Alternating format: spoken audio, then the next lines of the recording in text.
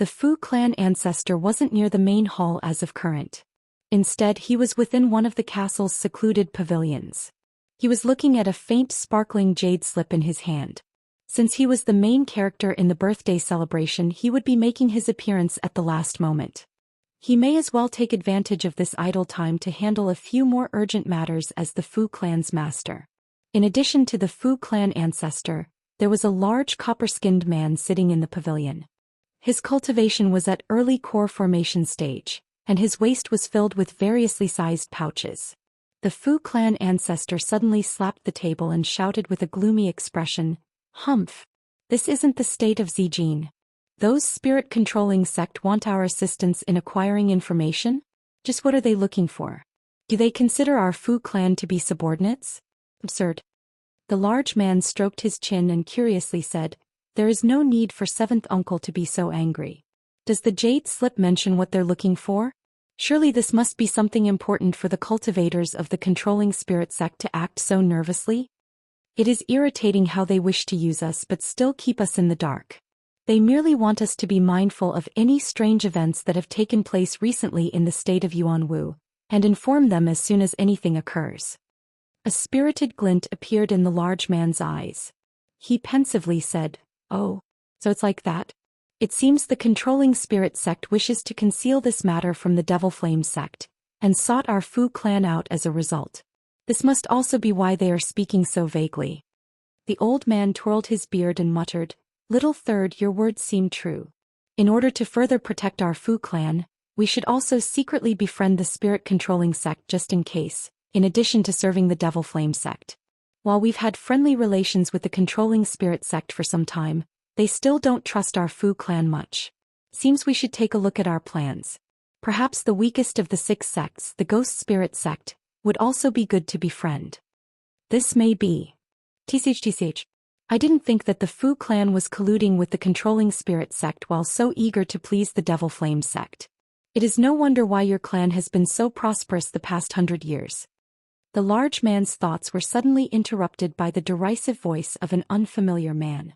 The Fu clan ancestor and the large man felt shocked and simultaneously jumped up from their chairs. After glancing at each other in shock, the Fu clan ancestor loudly asked, "Who is the lord that honors the Fu clan with his presence? I, Fu Tianhua, hope Senior will forgive me for not welcoming him."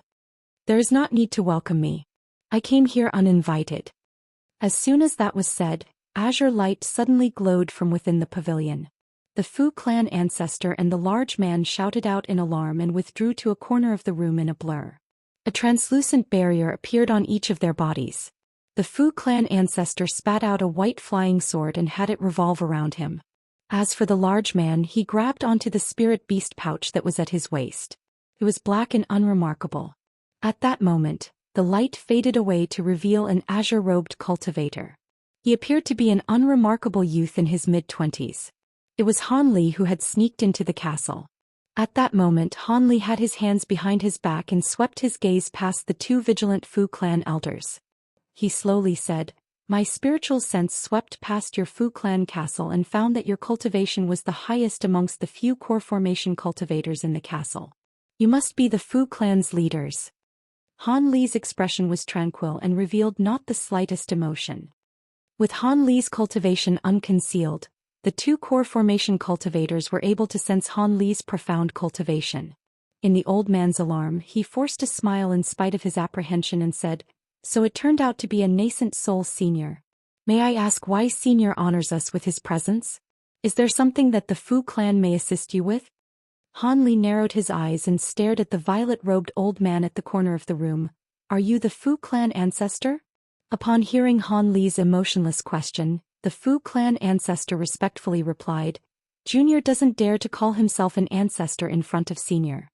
Junior's name is Fu Tianhua, the current Fu clan master." The unease in his heart only became more fervent.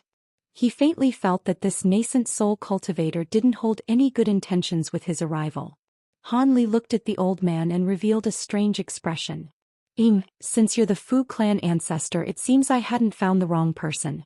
Since I've come to the Fu clan for reparations, it is better to first speak with your esteemed self." When the Fu clan ancestor heard Han Li, he felt his heart drop down an endless abyss. Reparations? Senior must be joking. This is the first time Junior has ever seen Senior. Is Senior mistaken? When the large man at the side heard this, his complexion became bloodless and he couldn't help but grasp the spirit beast pouch with greater force. To hear of a nascent soul cultivator demanding reparations was a matter that was far from good. Han Li casually glanced in the direction of the large man and beamingly smiled. Mistaken? That can't be. Originally, I thought to give you an explanation to avoid having you become wronged ghosts, but you've had a long history of dirty behavior, so I won't waste my breath. You two will be the first to go. I'll promptly send the rest of the Fu clan to accompany you on the other side. As soon as Han Li finished speaking, the Fu clan ancestor furiously shouted, "What? You wish to exterminate the entire Fu clan?" He took out a yellow talisman and quickly withdrew into the wall in a flash of light as if it were an illusion. It appeared to be a rarely seen earth movement talisman. Just where could you possibly run away? Han Li scoffed, but he didn't chase after him. Instead, he flicked his finger in a different direction. A streak of azure light appeared as quickly as it disappeared, penetrating through the chest of the large man at the corner of the room. His barrier had been instantly shattered. But in the instant the large man died, the spirit beast pouch flickered with light before soon fading away, releasing a faint roar. The large man's corpse fell to the floor, but Han Li didn't bother to look at him. As of current, killing an early core formation cultivator was child's play. However, he was somewhat interested in the spirit beast pouch in his hand and casually took it with a wave of his hand. Han Li then glanced at the wall the Fu clan ancestor had disappeared in and smirked. With a wave of his sleeve, a white fox flew out and appeared before Han Li. Han Li ordered the small fox, "Use your earth movement technique to deal with the Fu clan ancestor. With your illusions and cultivation as a tool spirit, it should be quite easy for you to deal with a mid-core formation cultivator." "Of course, master. It will take just a moment. I will return quickly." The small fox revealed a proud appearance and it disappeared from the pavilion in the flash of yellow light. At that moment Han Li patted the storage pouch at his waist, releasing countless black-tainted gold-devouring beetles in the air. A moment later, a huge cloud of black, gold, and silver swirled above him. "Go!" Suddenly, the cloud of beetles separated into countless strands, instantly forming 100 small blades swarming out from the window. Han Li then sat cross-legged inside the pavilion and began to use the Great Development technique to envelope the entirety of the Fu clan castle in his spiritual sense. The direct descendants of the Fu clan were easily identifiable. Regardless of what they wore, they all cultivated several of the same techniques, all of which were revealed underneath Han Li's spiritual sense. As for the Fu clan mortals that were lacking any spiritual roots, Han Li took no notice of them. He merely directed the tricolored flying swords to devour the Fu clan cultivators. An instant later, miserable screams, shouts of alarm and the dense smell of blood filled the air. As this was occurring, the Fu clan ancestor was deep underground and was quickly flying through the earth through the use of the talisman. His only thought was to escape into the distance. As for disciples and juniors in the castle, he had no intention of thinking about them. Although he didn't personally see his large nephew die, he had already imagined what happened. Even with the Fu clan's sect protecting Beast, escaping from a nascent soul cultivator was simply a pipe dream. However, the Fu clan ancestor would be perfectly content if he occupied his attention for even just a moment. As for the other Fu clan members, he wished to save them, but he lacked the strength. He would merely become another casualty. As such, he may as well just preserve himself. So long as the Fu clan ancestor still remained, the Fu clan could be considered to be alive. Apart from the Fu clan castle, there were many other Fu clan estates in the state of Yuanwu. Provided that he survived, the Fu clan would eventually rise once more. However, he was particularly depressed and puzzled about how the Fu clan had possibly attracted the ire of an unfamiliar nascent soul cultivator. He actually declared that the Fu clan would be exterminated as soon as he began speaking. Although this nascent soul cultivator was entirely emotionless, the old man felt his heart tremble upon recalling his expression. When the Fu clan ancestor flew out of scope of the Fu clan castle, he heard woman's soft voice speak. "Your earth movement technique is truly slow.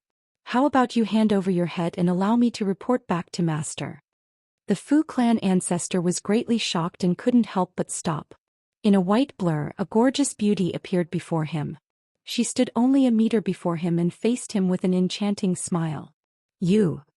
Just as the Fu clan ancestor was about to cry out in alarm, the woman parted her sweet lips and blew out a pink fragrance mist, enveloping the vulnerable Fu clan ancestor in an instant. The Fu clan ancestor inwardly cursed. He hastily attempted to cast a spell and flee, but the sweet scent rendered his body lax and powerless. Before he could do anything to defend himself, he fell unconscious. When Silvermoon saw that her prey had fallen unconscious, she faintly smiled and casually waved her hand, sending a white crescent streak towards his neck. Blood splattered. Inside the large hall of the Fu clan castle there were several hundred guests that were festively chatting. Several core formation cultivators that had personally come to pay their respects were kept company by a few of the higher-grade cultivators in the Fu clan. Friendly relations flourished between the guests and hosts. But suddenly, there were several screams of anguish that could be faintly heard from outside the hall. The bustling voices in the hall came to an abrupt stop, and many guests looked at each other in dismay. A few of the more quick-witted cultivators immediately turned their gazes onto the Fu clan cultivators. The blue-robed old man sitting at the side of the two Devil Flame sect enforcers also appeared shocked, but soon he wore a calm expression and loudly shouted, "Everyone, please do not worry. It is possible it is but a small matter. I will call over someone and see what's going on." He was the younger cousin of the Fu clan ancestor and was the third Fu clan core formation cultivator. At that moment he excused himself from the company of the two Devil Flame sect enforcers and turned to the two Fu clan cultivators standing behind him. He immediately gave them orders to quickly rush out the hall and report back. The two Devil Flame core formation cultivators both appeared calm, but they glanced at each other with a trace of doubt. Two more miserable screams came from the outside. It was clear that the two Fu clan cultivators that were sent outside had met a vicious attack. The guests in the hall had clearly heard this and their expressions vastly changed. The blue-robed old man's expression grew unsightly and he deeply sighed before standing up.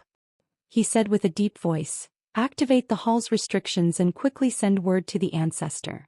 When a nearby Fu clan cultivator heard this, he acknowledged the order with a pale complexion. He then took out a sound transmission talisman from his robes and whispered a few words before releasing it. The talisman shot out from the roof in a streak of red light, but a moment later, the cultivator spoke with a raspy voice, "Not good." The sound transmission talisman was shot down. "We seem to be surrounded." When this was said, even the core formation guests couldn't remain calm. The pockmarked Devil Flame sect enforcer frowned and said, "Fellow Taoist Fu, it seems enemies have snuck into your castle. Brother Sun and I will go out with you and have a look." The blue-robed old man's anxiousness was greatly relieved upon hearing him. He immediately rejoiced and said, "I am greatly thankful for your assistance. I will have to trouble you to do so." The middle-aged man surnamed Sun frowned as if disapproving of his companion's actions, but he followed him nevertheless. As for the remaining four core formation cultivators in the hall, they glanced at each other and didn't reveal the slightest intent to help. The others in the hall grew completely silent, watching the three core formation cultivators walk out from the hall. As the three calmly approached the hall door, loud buzzing suddenly came from outside the hall. The three couldn't help but halt their steps upon hearing this. In the blink of an eye, a 30-meter-long beam of azure light swept inside and wrapped around the three core formation cultivators. A dozen lines of fine azure light then shot out from the azure beam in a display of blinding brilliance, forcing the cultivators in the hall to momentarily close their eyes. In that instant the azure beam spiraled throughout the hall. The blue-clothed old man and the two Devil Flame sect cultivators halted and their bodies grew motionless as if from shock. As the cultivators in the hall were stunned in their awe, they were completely oblivious to what was happening. The sudden shriek of a female cultivator attracted the attention of all in the room. The paled female cultivator was sitting at the side of a Fu clan steward whose head had tumbled down at an unknown time. The headless corpse was still sitting upright as blood sprayed from its severed neck. The other cultivators then discovered that tens of Fu clan cultivators, regardless of their rank, had their heads tumbling onto the ground in a silent death. The azure light. Someone is using a magic treasure to attack them. Fellow Taoist Fu, you must A cultivator who had decent relations to the Fu clan loudly shouted in alarm as if to warn the 3 core formation cultivators. But soon his words came to a sudden stop and his face became ashen. At that moment, the blue-robed old man and company suddenly split into pieces as if they were made of paper. Their bodies had collapsed into piles of gore. When this occurred, the guests of the birthday celebration felt their breath turn cold. Although these cultivators were able to somewhat keep their calm previously, they were now in a complete panic. Each of them enveloped themselves in a colorful barrier and filled the room with the bright glow of various colored lights. Magic tools of all sorts began to float in front of many cultivators. Even a few of the cultivators who held more than friendly relations to the Fu clan gathered together restlessly with terrified expressions. 4 3-core formation cultivators and tens of Fu clan disciples to be killed in the instant. How could it be anything else apart from the fearful existence known as a nascent soul cultivator? If it was truly a nascent soul cultivator, killing everyone else in the hall should be an extremely easy matter. As fear filled the hearts of those present, none dared to make any noise. Many guests presently felt vast regret for attending this Fu clan celebration. Wouldn't they be caught in the crossfire? Deathly silence filled the hall. A few of the core formation cultivators with stronger spiritual senses thought to stealthily release their spiritual sense to observe the outside. However, the Fu clan had placed down many spiritual sense restrictions in order to protect their secrets from prying eyes. As a result, they were blocked and couldn't help but resentfully curse the Fu clan. As anxiousness filled the hall, the voice of an unfamiliar man spoke. Those present are restricted from leaving this hall for 2 hours. Those who disobey will be killed. After those 2 hours are over, you may leave as you wish. The man's voice was simple and cold, but it also carried an indescribable malice, shaking the hearts of those who heard it. Once those words were said, the cultivators in the room were greatly relieved. From his tone, it appeared that he had no intention of killing them. However, they clearly understood that they were spared most likely because they hadn't seen the man's true appearance. As such, none dared to disobey him. As for taking revenge for the Fu clan, the thought itself was a joke. Even if one had the capability, who would feud with a nascent soul cultivator over the mere Fu clan? The 2 hours passed by neither fast nor slowly. During this time, apart from a few whispers, screams of anguish occasionally came from the outside. They were curt and lasted only a moment. It was clear none in the Fu clan castle was able to retaliate as they were killed. The cultivators in the hall felt their heart tremble upon hearing these screams. Each of them guessed that the Fu clan had offended an expert or great power and was being exterminated as a result. There were many in the hall that felt schadenfreude or pity for them. After the time it took to finish the cup of tea, the screams in the Fu castle had ceased and the outside became as silent as within the hall. The guests then glanced at one another, but none of them dared to act rashly. Once the 2 hours had passed, the man's voice didn't return. In the end, one of the braver core formation cultivators decided to leave the hall and he safely left. In the following moment, the other guests began to rush out with relief.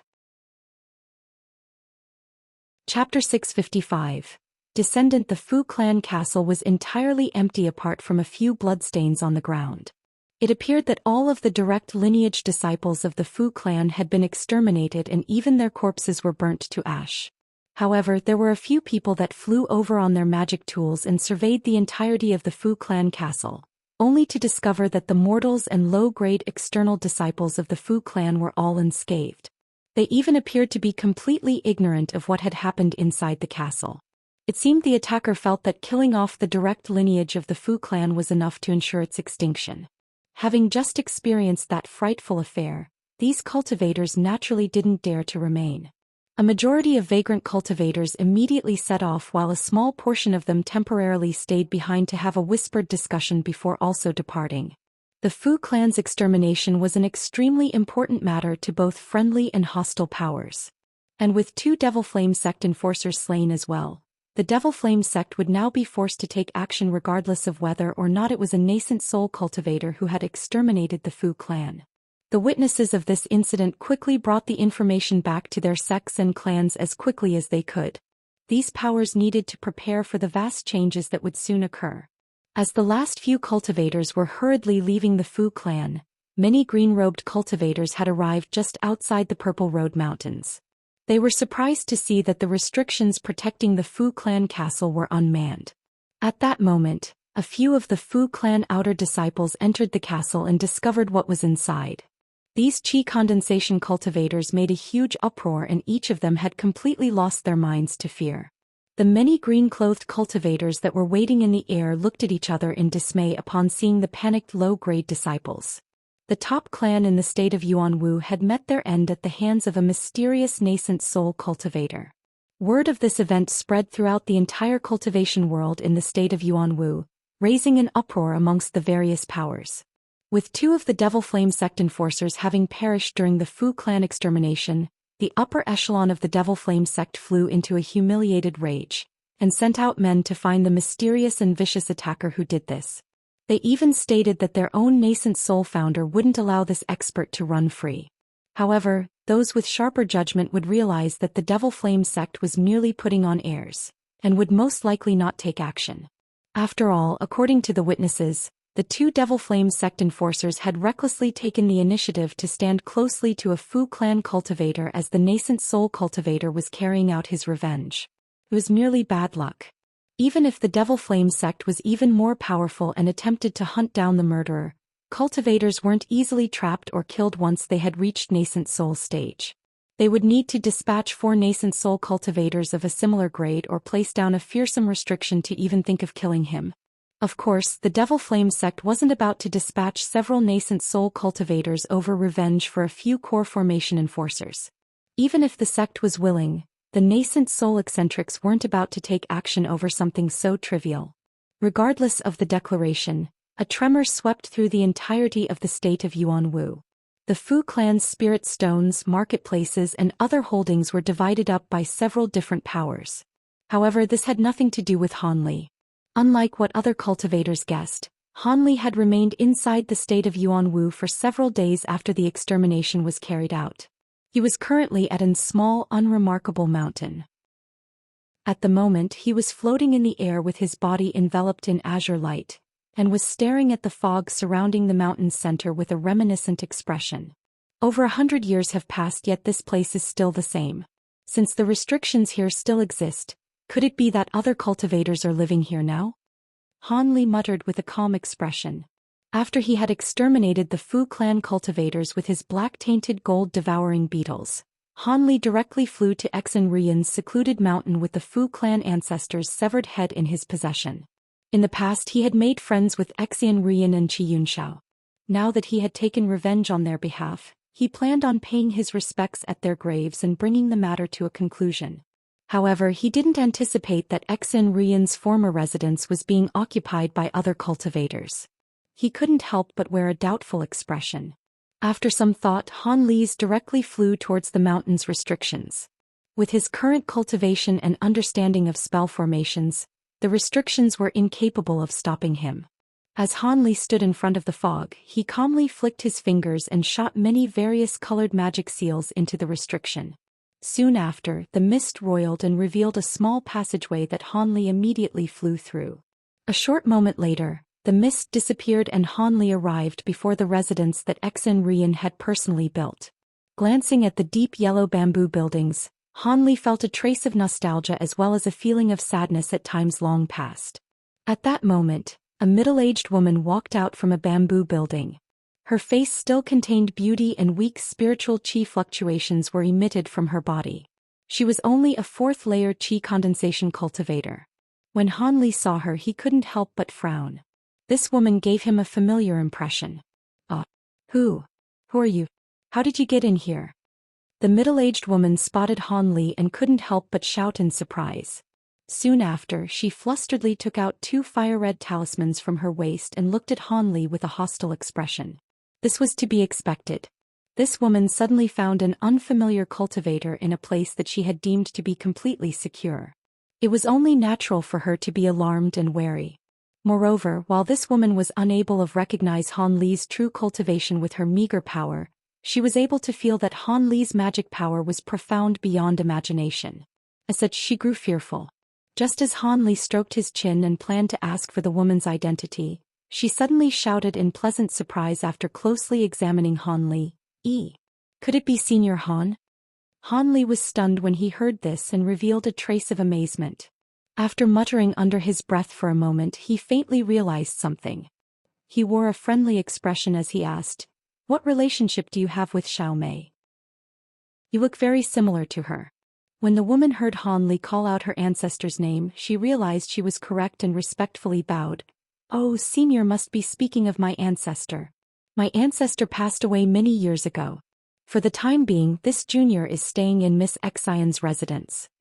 Han Li wryly smiled and said, "Your servant Mei's descendant? To think that the silly little girl is now an ancestor."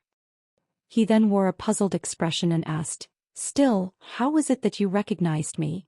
The woman blushed and embarrassingly said, "In the past my ancestor personally drew Senior's portrait. I've looked at this portrait since I was small. That is why I was able to recognize Senior at a glance." "Oh, a portrait? I had no idea." A trace of amazement appeared on Han Li's face. He then curiously asked, "Could I take a look at it?" "Of course, Senior. How about Senior first head inside? I'll bring it to you there." The woman stepped to the side and respectfully invited Han Li in. After a moment of hesitation, Han Li walked into the bamboo building and noticed that the interior was unremarkable. But upon seeing that it was clean and well kept, Han Li nodded his head. Once Han Li took a seat, the woman hastily steeped a pot of tea. Although it couldn't be compared to the spirit tea that Xianxia once made, it was still pleasant and exceptional. As he began to drink the tea, the woman excused herself and went to fetch the portrait. Han Li casually swept his spiritual sense around and immediately spotted the woman. As expected, she was walking towards a pavilion. The first floor of the pavilion was completely empty, but on the second floor Han Li saw a long wooden table. The table had 2 pitch-black memorial tablets that were inscribed with the names of Qi Yunxiao and Xianxia. When Han Li saw this, his heart grew dim while he recalled the smiles the two wore in the past. It was a pity the two had passed so long ago. After the woman deeply saluted the memorial tablets, she took a rolled-up foot-long scroll from the table drawer. She then hurriedly descended and ran directly towards Han Li's building. Chapter 656. A parting gift. Han Li received the portrait and gently unrolled the scroll in his hand to reveal a meter-long portrait of a smiling azure-robed man. It was a lifelike image of himself. After taking a look at the scroll, Han Li sighed and rolled it back up. After a moment of thought, Han Li stared at the woman and slowly asked, "Might I ask why your ancestor left behind a portrait of me? Is there a deeper meaning behind it?" When the woman heard this, she wore a hesitant expression. With some thought, she carefully replied, "Senior Han, before Junior answers this question, may I ask whether or not you remember your promise with Miss Xian?" "Of course I remember. You also know of the matter?" Han Li asked with a trace of astonishment. With a heart filled with apprehension, the woman looked at Han Li and softly said, "In fact, Junior has continued to stay here in large part due to Senior. However, I hope you'll forgive me as I cannot speak forthrightly until your promise with Miss Xian is fulfilled." Han Li expressionlessly tossed a wooden box onto the table from his storage pouch. "This." The woman felt her heart jump as she wasn't sure what Han Li intended. Han Li calmly said, "There is no need for fellow Daoists to be so flustered. The box contains the head of the Fu clan ancestor. The direct lineage of the Fu clan have been exterminated, and only a few distant Fu clan members remain. The Fu clan no longer holds any power in the state of Yuanwu. Is the promise considered fulfilled?" The woman cried out in shock. "What? The Fu clan ancestor has already been killed." She looked at the box with gritted teeth and opened the lid, filling the air with the scent of blood. The woman's face paled, but upon recognizing the face of the head she smiled. "It truly is the Fu clan ancestor. Many years ago I stealthily caught sight of the villain from a distance." Han Li smiled and said, "Because I killed him several days ago, word should have already spread. So long as you talk to someone you're familiar with or go to a market city, you should be able to verify this." "Then Senior must have brought the head here too." "That's right. I came to this old place to honor Miss Xian and fellow Daoist Qi. I haven't made many friends in my life, and now that I've taken revenge on their behalf, I may as well follow it to completion." Han Li's voice grew sullen and his expression became earnest. "When Miss Xian and Sir Qi learn of this in the underworld, they will certainly be pleased. Please wait for a moment, I will be right back." The woman's expression became dim, but something soon came to mind and she hurriedly left. Han Li was baffled but nodded his head and watched as the woman rushed out of the room. This time the woman walked to a building in the back and began to dig below a tree, eventually taking a faint green jade box from within the dirt. She then carefully brought it back into the room and placed it on the table in front of Han Li. "What's this?" Han Li narrowed his eyes and waited for her explanation.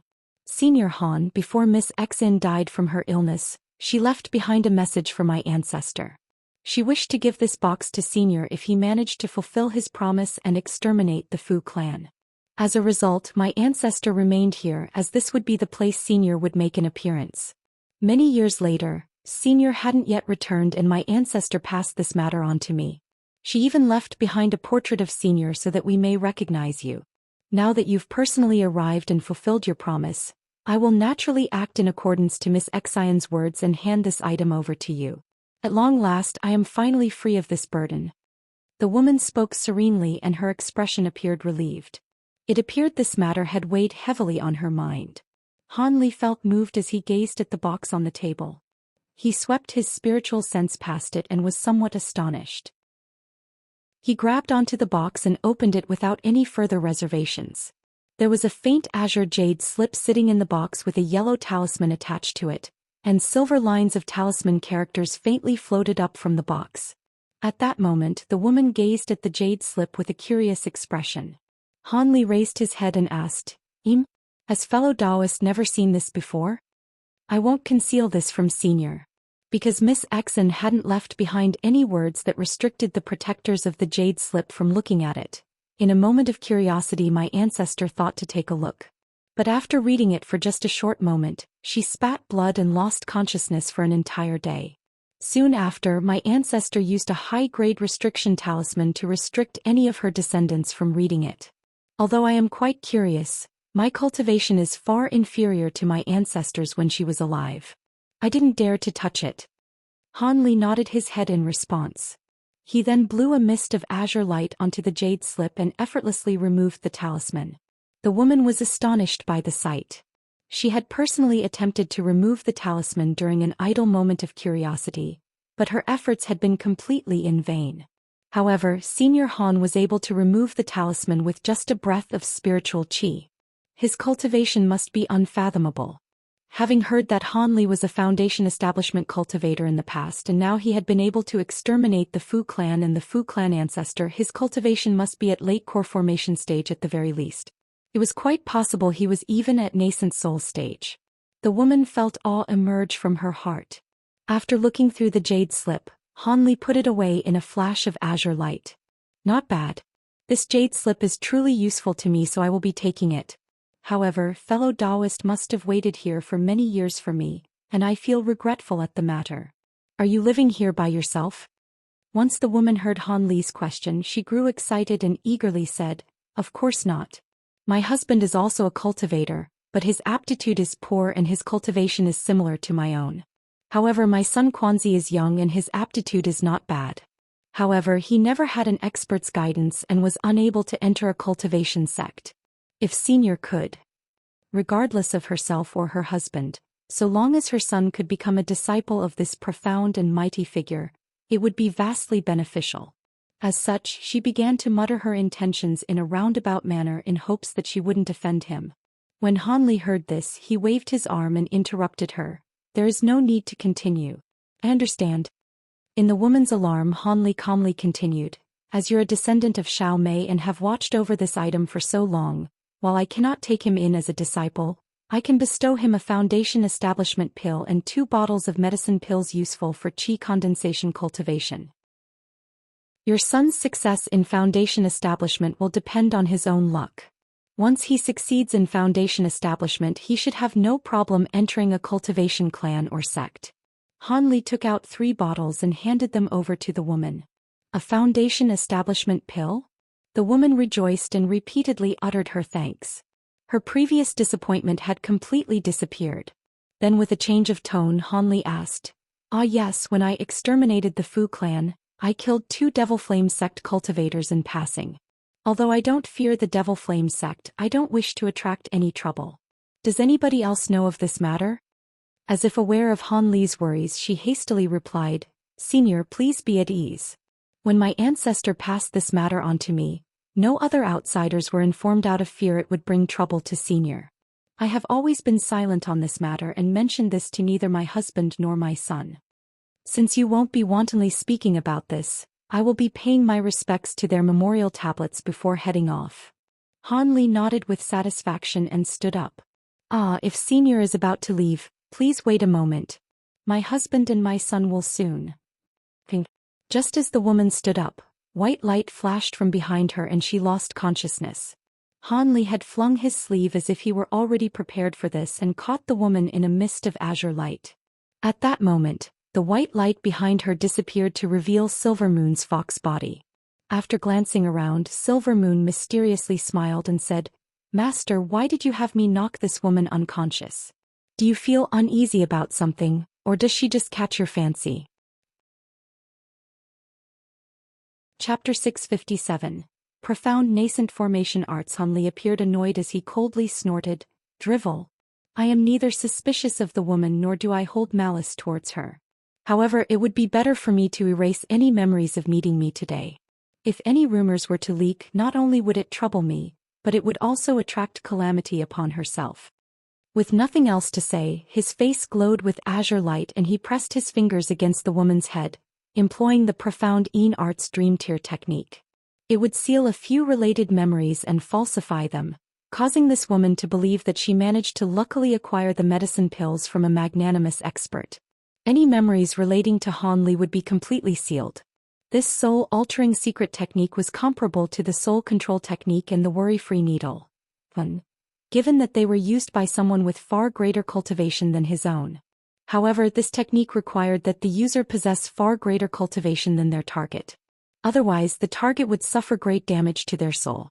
As for Han Li, he had no problem using this technique on the woman as her cultivation was far too shallow. A quarter of an hour later, Han Li was finished and the woman remained asleep.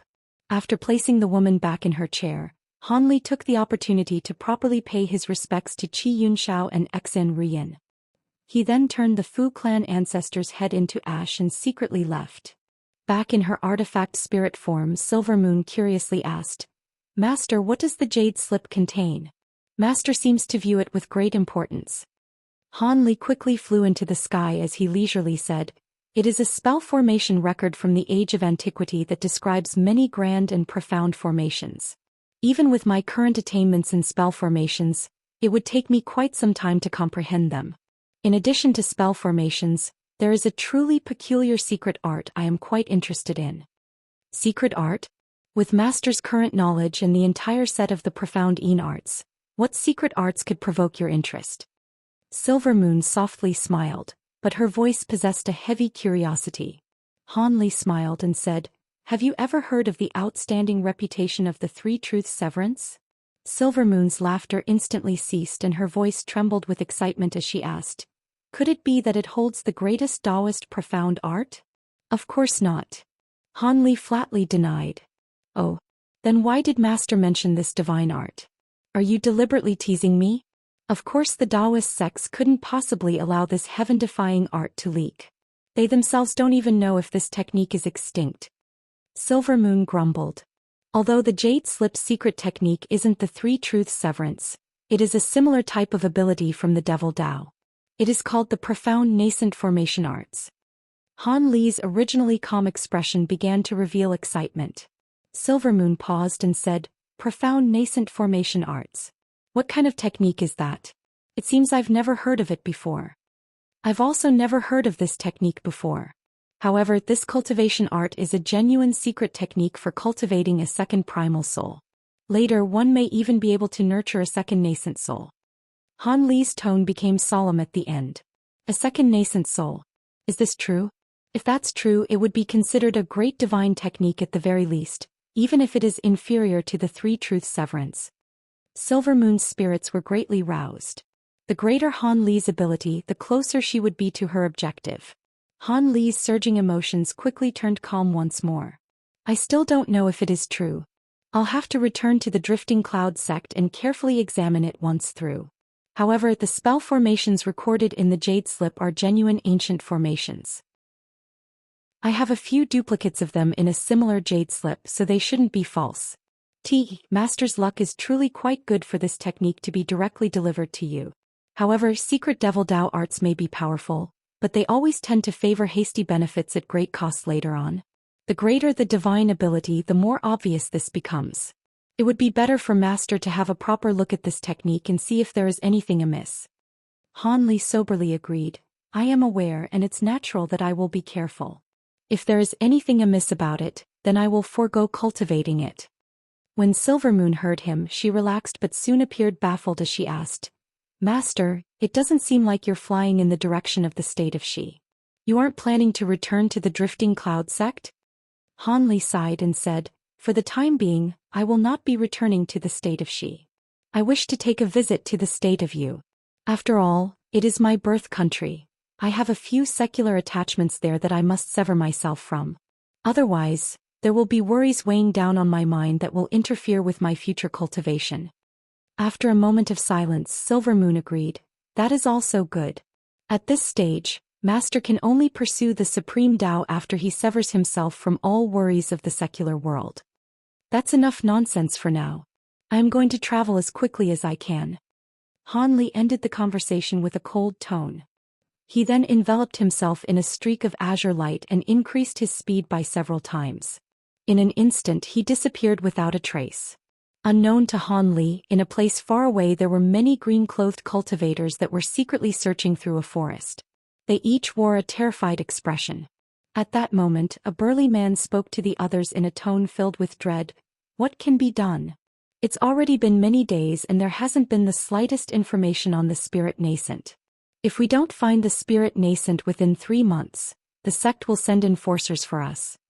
A stern-eyed, middle-aged scholarly man said with an icy tone, Humph. The declaration to find the spirit nascent in 3 months was merely said in a moment of anger. Everyone knows that recapturing the wood spirit nascent was no longer a matter that a Foundation establishment cultivator could handle. But if we don't find even a trace of its whereabouts, I fear calamity will fall upon us all. A green-robed woman with a common appearance fearfully said, This matter wasn't even our fault. It was Marshal Uncle Ding, the guard of the spirit nascent, that sent us away and attempted to merge with the spirit nascent against orders. He even died from the backlash. Let's hurry, the spirit nascent's tracks have already vanished. Although we have a few magic tools to track and restrict it, the spirit nascent was far too quick and we were unable to chase it down. Now that the spirit nascent is isolated from restrictions, we are even more hopeless. The scholarly man snorted and said, Junior Marshal Sister should leave those words for when an enforcer comes.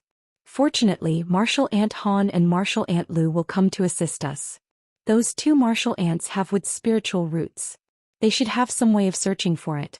However, I am quite curious how someone could possibly control something as fierce as the wood spirit nascent without a special magic tool. It is truly inconceivable. Enough. Regardless of who restricts the spirit nascent, we must find its whereabouts in order to save our own lives. Did you not hear the voice transmission that Martial Ancestor Kwang personally sent? The burly man frowned and revealed a trace of anxiety as he said, Second Senior Martial Brother is right. It would be considered good if we managed to preserve our lives. However, the transportation formation along the way was broken and the 2 martial ants will need 2 days to arrive at the next transportation formation. Do you think that the cultivator who captured the spirit nascent will have left the state of Yuanwu during this time? After all, we don't even know what country this cultivator is from. Hee. Junior Martial Brother seems to not know. Martial ants Lu and Han were candidates to fuse with the spirit nascent. Many years before, they cultivated a secret technique in preparation to fuse with it, and are able to sense the direction of the spirit nascent from far away. The cultivator that restricted the spirit nascent won't be able to escape the awareness of these martial ants. The old man spoke with a sullen tone, but his words seemed to hold confidence. Once they heard the old man, the other 3 appeared relieved.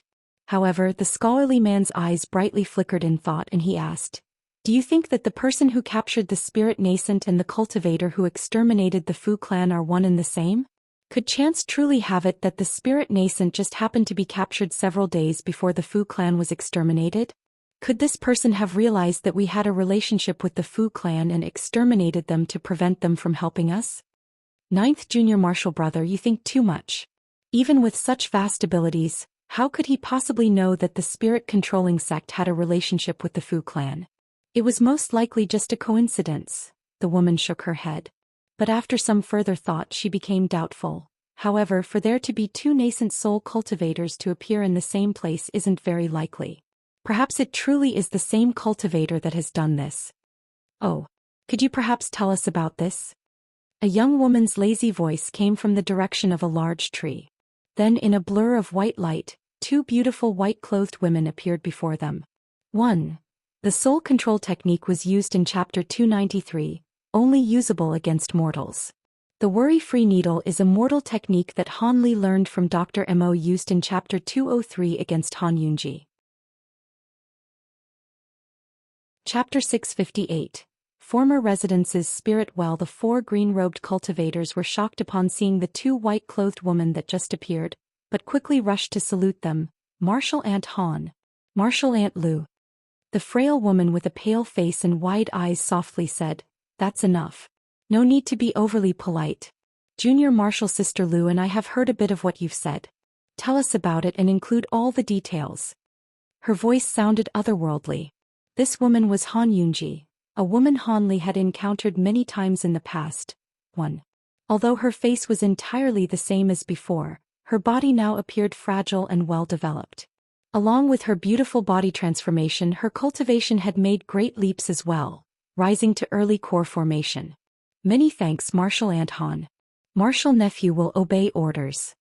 The old man in charge of the four green-clothed cultivators replied on the group's behalf.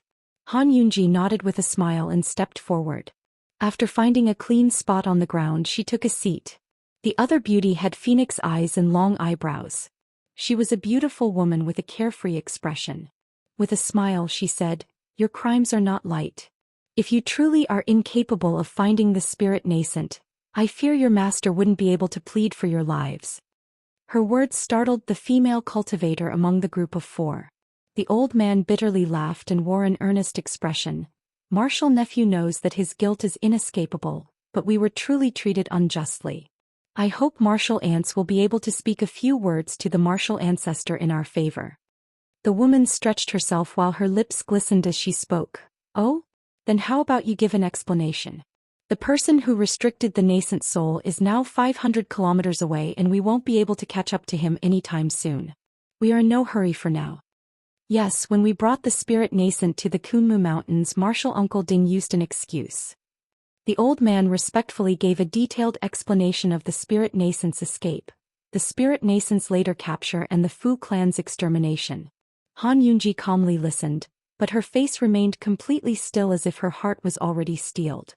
In contrast, the woman surnamed Lu occasionally revealed a curious expression and her gaze flickered as if she held great interest in the old man's words. A streak of azure light flickered over the border between the state of Yuanwu and the state of Yu. According to information Han Li had acquired, the state of Yu had fallen under the rule of the Ghost Spirit sect, and their headquarters were at the previous location of the Masked Moon sect. As for the Taiyu Mountains of Yellow Maple Valley, it had become the location of a side branch. After Han Li entered the state of Yu, he flew straight in the direction of the Taiyu Mountains. Nothing has changed. As Han Li stood on a huge pile of rocks, he felt an expression of faint loneliness. In the past, he had destroyed the mountain housing his previous cave residence over fear that the Devil Dao cultivators would discover it. Now that so many years had passed, it appeared to have become a desolate area. Of course, who could have possibly thought that there was a cultivator's residence concealed underneath the rubble?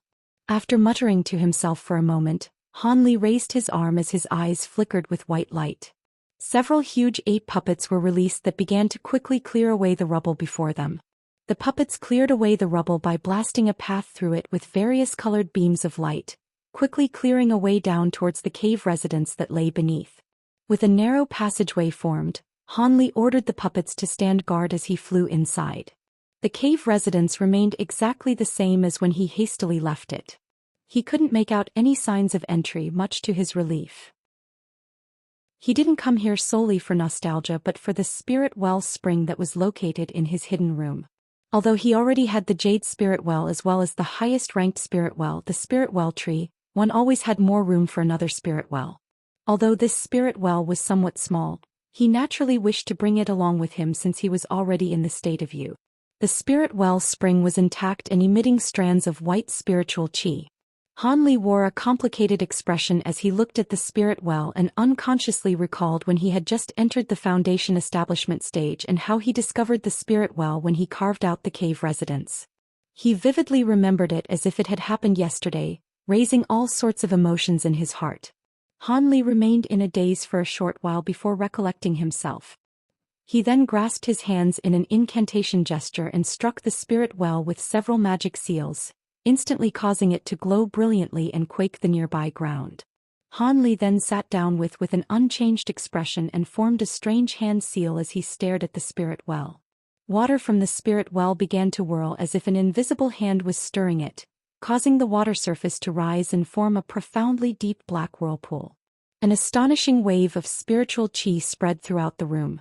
Han Li's expression stirred. This spiritual qi was beyond what he had anticipated. But after a short moment he recovered from his surprise and quickly began to resume the extraction. The trembling of the nearby ground became increasingly severe and a blinding yellow light began to envelope the spirit well. This yellow light faintly deformed as the spirit well shrank and shined even more brilliantly. A short moment later the light faded away and Han Li let out a sigh. The deep yellow fist-sized ball floated in the air. There was now a huge pitch-black hole beneath it where the spirit well had been. Han Li smiled upon seeing this, but his expression suddenly changed and became sullen. The puppets he had placed outside were under attack. Although they had not yet been destroyed, they were at a clear disadvantage and wouldn't last for long. Han Li instantly took out a jade box and carefully placed the yellow ball inside. He then flew out as quickly as he could. Once he arrived outside, he saw several black-clothed cultivators that had surrounded his 8 puppets about 100 meters away. A sullen, gray-clothed middle-aged man wore a puzzled expression as he observed the battle. Han Li's sudden appearance instantly shocked the cultivators at the scene and the gray-clothed cultivator shouted for the attack to stop. The black-clothed cultivators hastily ceased their actions and withdrew to the man's side. An azure light arrived in midair and faded away to reveal Han Li. He expressionlessly gazed at the several cultivators in silence and revealed his nascent soul cultivation in an imposing manner. The gray-clothed man glanced at Han Li and felt his heart drop. His shock was soon replaced by a smile. "Senior, please do not misunderstand. Us juniors hold no malice. We merely felt that the spiritual qi here became abnormal and we curiously thought to take a look. I am the ghost spirit Sex Yu Hun, disciple of Master Splintered Soul. We do not hold any bad intentions." Master Splintered Soul. Han Li frowned and felt as if this name sounded familiar. After a moment of thought, Han Li suddenly recalled something. Wasn't this the name of one of the ghost spirit sect nascent soul eccentrics? He recalled that the Drifting Cloud sect's silver-haired old man had mentioned that this person was ruthless and wasn't to be trifled with. As Han Li's mind wandered, the gray-clothed old man noticed that Han Li reacted to his master's name and he grew far more at ease. However, he was still apprehensive and forced a smile. "Senior recognizes my master. Could he be an acquaintance of him? I must have acted far too rashly. I had no idea that Senior was handling business here, else I wouldn't have dared to bother you. If there is anything that I may do to assist you, I will do my utmost to obey. Otherwise, I would like to ask for myself to be excused so that I may get out of your way." Although the gray-clothed man had an intimidating appearance, he was rather cunning and sly. After asking a few probing questions, he acted extremely deferential. In the end, the appearance of an unknown nascent soul cultivator had caused his back to run with cold sweat. Han Li expressionlessly stared at the gray-clothed man and didn't respond. Instead, he released his spiritual sense within the scope of 100 meters and found that there were no other cultivators. It seems that this party had truly discovered the nearby disturbance by chance, and they had come alone. If that was the case, Han Li suddenly felt an urge to kill. Regardless of his previous identity as a Yellow Maple Valley cultivator, he was now a Drifting Cloud sect elder. He couldn't possibly release these ghost spirit sect cultivators from his grasp. In addition, the young master of the ghost spirit sect had once nearly taken his life, and the stifled grudge was still buried within his heart. There was also the fact that he had entered the state of you in secret. If his entrance to the state of you reached the ears of the ghost spirit sex eccentrics, he would attract their attention, producing nothing but trouble. He didn't wish for several nascent soul cultivators to chase him throughout the state of you. This person is. Just as Han Li prepared his silent attack, an old man amongst the party of black-clothed cultivators suddenly cried out in shock at the sight of Han Li. Last seen at the end of the Trial of Blood and Fire in Chapter 203 when Han Li removed her memories. They previously met when Han Li acquired the golden sincerity brush from her. Chapter 659. The Disciples of Splintered Soul. The Jing province was located in the northwest of the state of Yu. Because it was a remote region, there were few cities but many small villages and many small mountains and hills within the province's borders, as well as many desolate areas few ever came across. As a result, the Jing province was also home to far more bandits than other provinces, and was also where Jianghu martial artists lingered the most.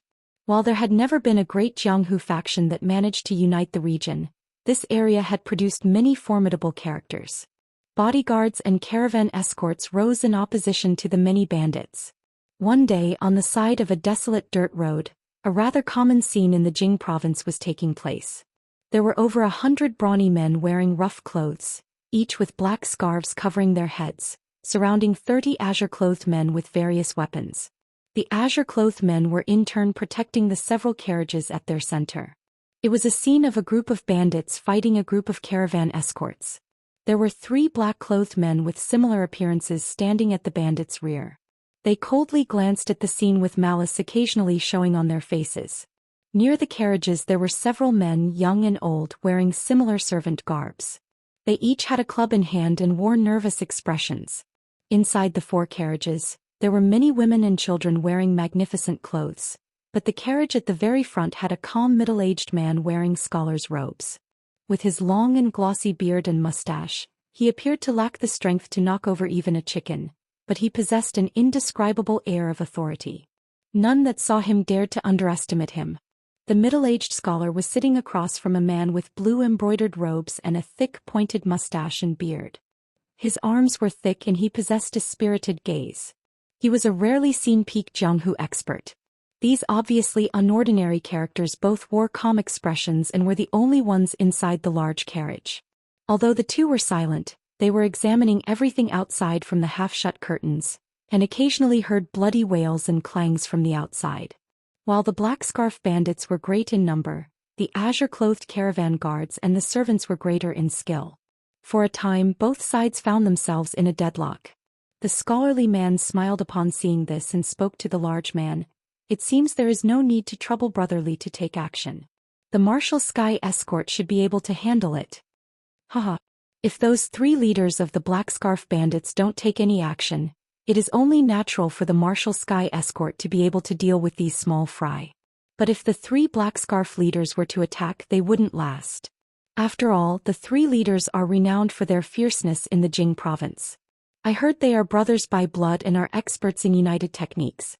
Ordinary experts are no match for them.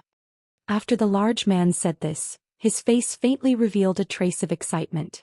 He bent his stretched finger, producing loud cracks from his hand. It was clear the man was highly skilled in external martial arts. When the scholarly man saw this, he unconsciously laughed. Brotherly, your eagerness to fight is exactly the same as your father. The large man responded with a helpless smile.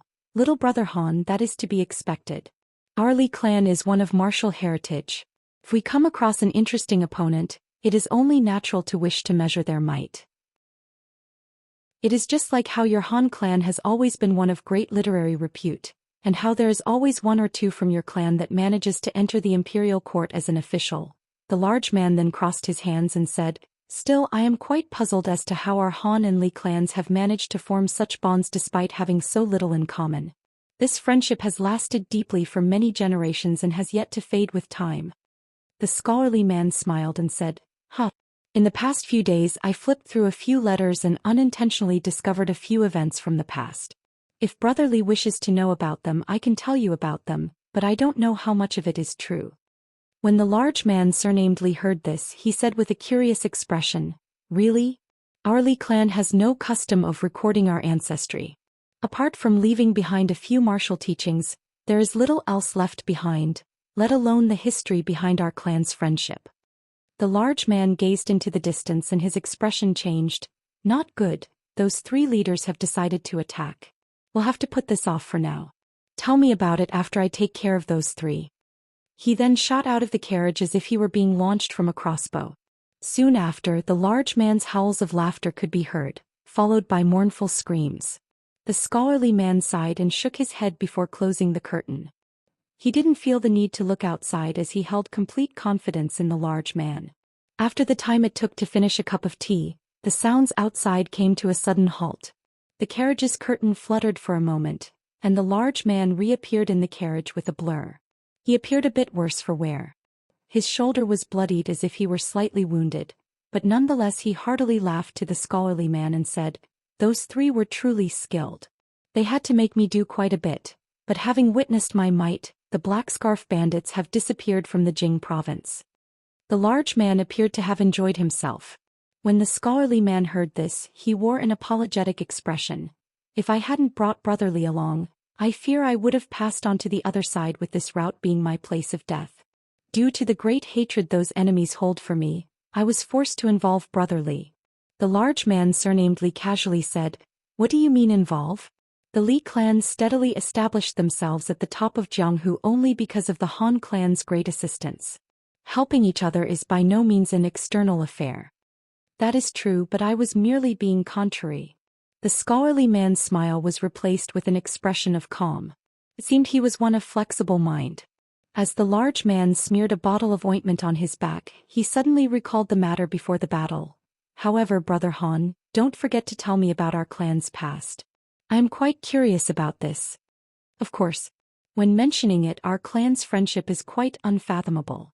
Do you recall the Seven Mysteries sect, the hegemon of the Jing province many decades ago? Our ancestors were martial brothers inside this Jianghu faction. According to what was said in the letter, my great-uncle was sworn brothers with your ancestor.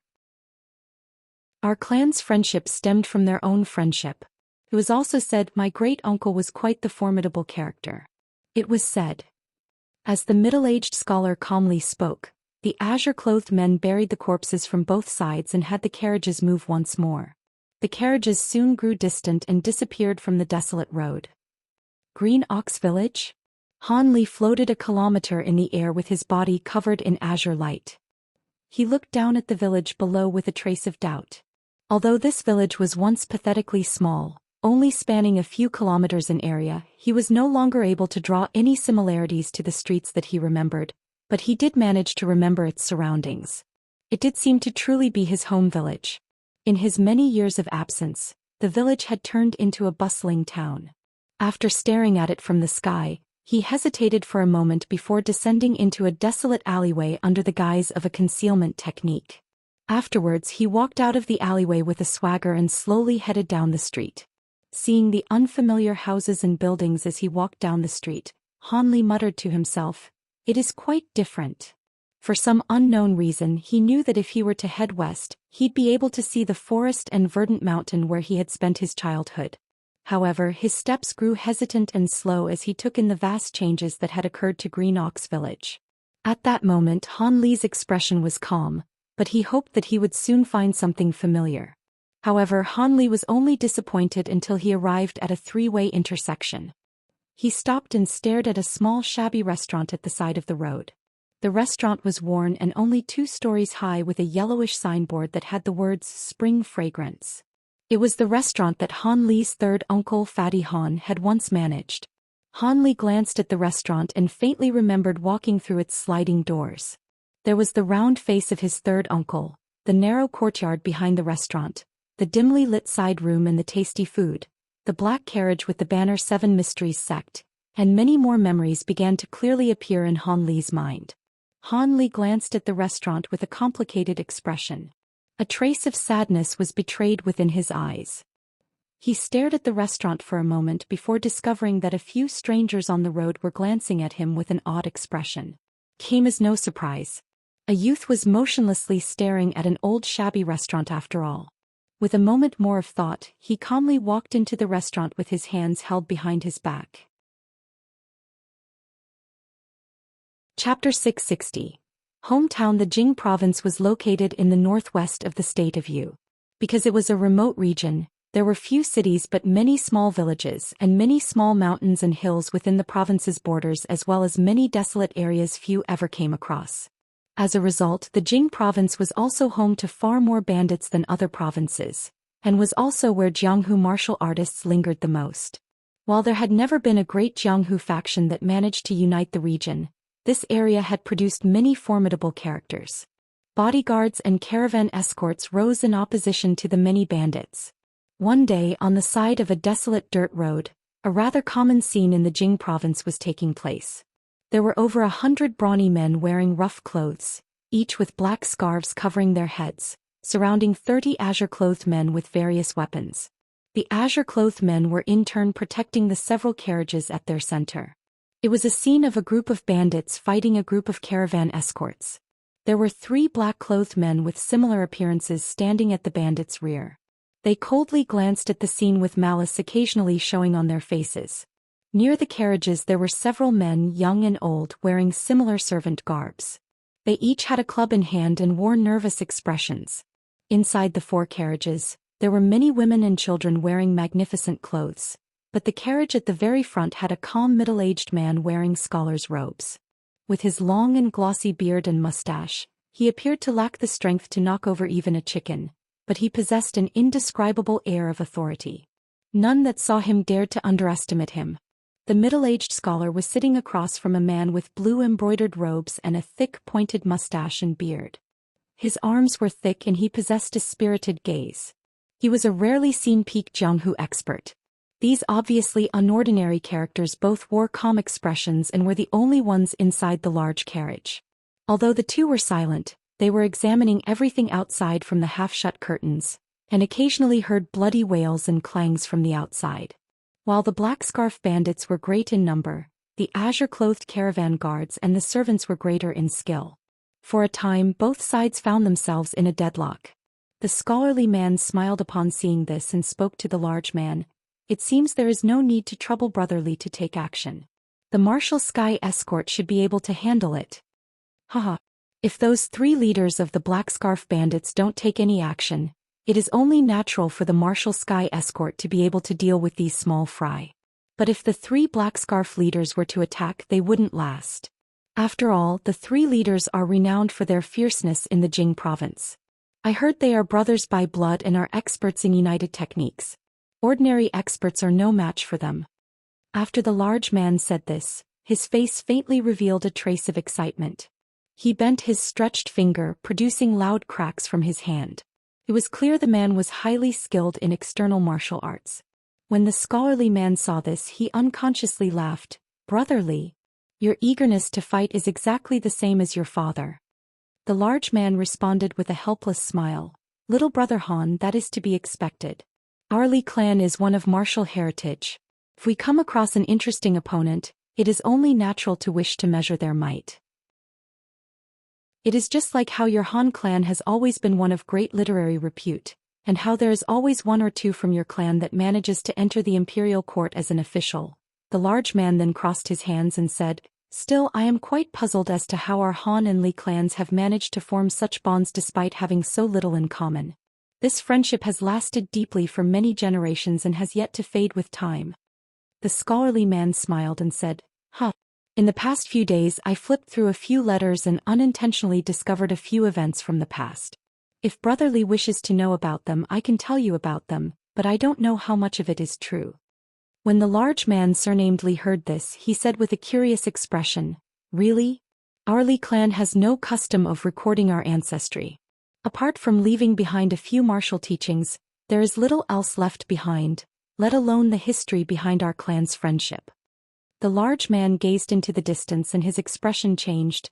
Not good, those 3 leaders have decided to attack. We'll have to put this off for now. Tell me about it after I take care of those 3.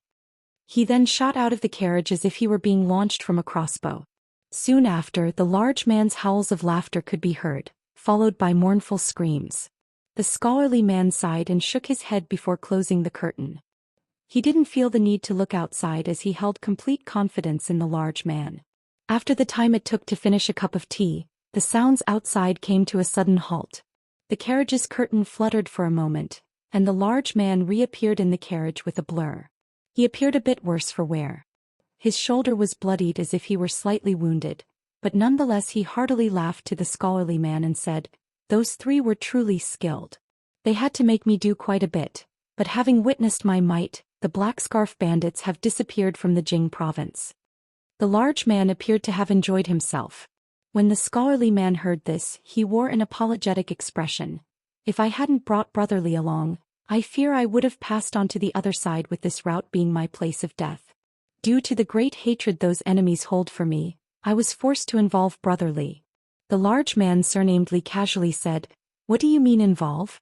The Li clan steadily established themselves at the top of Jianghu only because of the Han clan's great assistance. Helping each other is by no means an external affair. "That is true, but I was merely being contrary." The scholarly man's smile was replaced with an expression of calm. It seemed he was one of flexible mind. As the large man smeared a bottle of ointment on his back, he suddenly recalled the matter before the battle. "However, Brother Han, don't forget to tell me about our clan's past. I am quite curious about this." "Of course. When mentioning it, our clan's friendship is quite unfathomable. Do you recall the Seven Mysteries sect, the hegemon of the Jing province many decades ago? Our ancestors were martial brothers inside this Jianghu faction. According to what was said in the letter, my great-uncle was sworn brothers with your ancestor. Our clan's friendship stemmed from their own friendship. It was also said my great-uncle was quite the formidable character. It was said." As the middle-aged scholar calmly spoke, the azure-clothed men buried the corpses from both sides and had the carriages move once more. The carriages soon grew distant and disappeared from the desolate road. Green Ox Village? Han Li floated a kilometer in the air with his body covered in azure light. He looked down at the village below with a trace of doubt. Although this village was once pathetically small, only spanning a few kilometers in area, he was no longer able to draw any similarities to the streets that he remembered, but he did manage to remember its surroundings. It did seem to truly be his home village. In his many years of absence, the village had turned into a bustling town. After staring at it from the sky, he hesitated for a moment before descending into a desolate alleyway under the guise of a concealment technique. Afterwards he walked out of the alleyway with a swagger and slowly headed down the street. Seeing the unfamiliar houses and buildings as he walked down the street, Han Li muttered to himself, "It is quite different." For some unknown reason he knew that if he were to head west, he'd be able to see the forest and verdant mountain where he had spent his childhood. However, his steps grew hesitant and slow as he took in the vast changes that had occurred to Green Ox Village. At that moment Han Li's expression was calm, but he hoped that he would soon find something familiar. However, Han Li was only disappointed until he arrived at a three-way intersection. He stopped and stared at a small shabby restaurant at the side of the road. The restaurant was worn and only 2 stories high with a yellowish signboard that had the words "Spring Fragrance." It was the restaurant that Han Li's third uncle Fatty Han had once managed. Han Li glanced at the restaurant and faintly remembered walking through its sliding doors. There was the round face of his third uncle, the narrow courtyard behind the restaurant, the dimly lit side room and the tasty food, the black carriage with the banner Seven Mysteries sect, and many more memories began to clearly appear in Han Li's mind. Han Li glanced at the restaurant with a complicated expression. A trace of sadness was betrayed within his eyes. He stared at the restaurant for a moment before discovering that a few strangers on the road were glancing at him with an odd expression. Came as no surprise. A youth was motionlessly staring at an old shabby restaurant after all. With a moment more of thought, he calmly walked into the restaurant with his hands held behind his back. Chapter 661. Han Family Shrine. After entering the small restaurant, a sharply dressed waiter welcomed Han Li. Han Li didn't head to the second floor and chose to sit in a remote corner of the first floor. He ordered a few dishes and silently observed everything that was occurring in the restaurant. There were people from all backgrounds sitting on the first floor. It was as Han Li saw from other restaurants. Regardless whether it be hard laborers or small business merchants, they were all present. The only thing that stood out of place was the table full of burly men. These 6 burly men were all effortlessly carrying a meter-long cloth bag at their side. Han Li didn't need to use his spiritual sense to guess that they were blade weapons. From their similar uniforms, they clearly belonged to some sort of organization. However, this greatly aroused a feeling of familiarity from Han Li, recalling his days in the Seven Mysteries sect. He swept his spiritual sense past the people and he clearly heard their words. As expected, they were killers belonging to an organization. Han Li soon lost interest and turned his gaze to examine the others. At that moment, two young scholars walked into the restaurant. They were walking slowly and were chatting with smiles on their faces. I heard that Assistant Minister Han had arrived back to the home village to pay his respects to his ancestors. Not only are grand characters of the province coming to pay an official visit, but the Fan and Li clans are also sending men over. It seems the Han clan truly wish to have this matter to be bold and grand. Exactly so. I heard that for this ancestral offering, the Han clan sent out many letters summoning their side branch clansmen regardless of distance. Even the government officials of little repute are each sending men to pay their respects. From how I see it, the Han clan, Fan clan and Li clan will soon become the three great families of the Jing province. Tch. It is rather inconceivable that the Han clan's abrupt rise in power took place over a span of just over 100 years. What is so odd about that?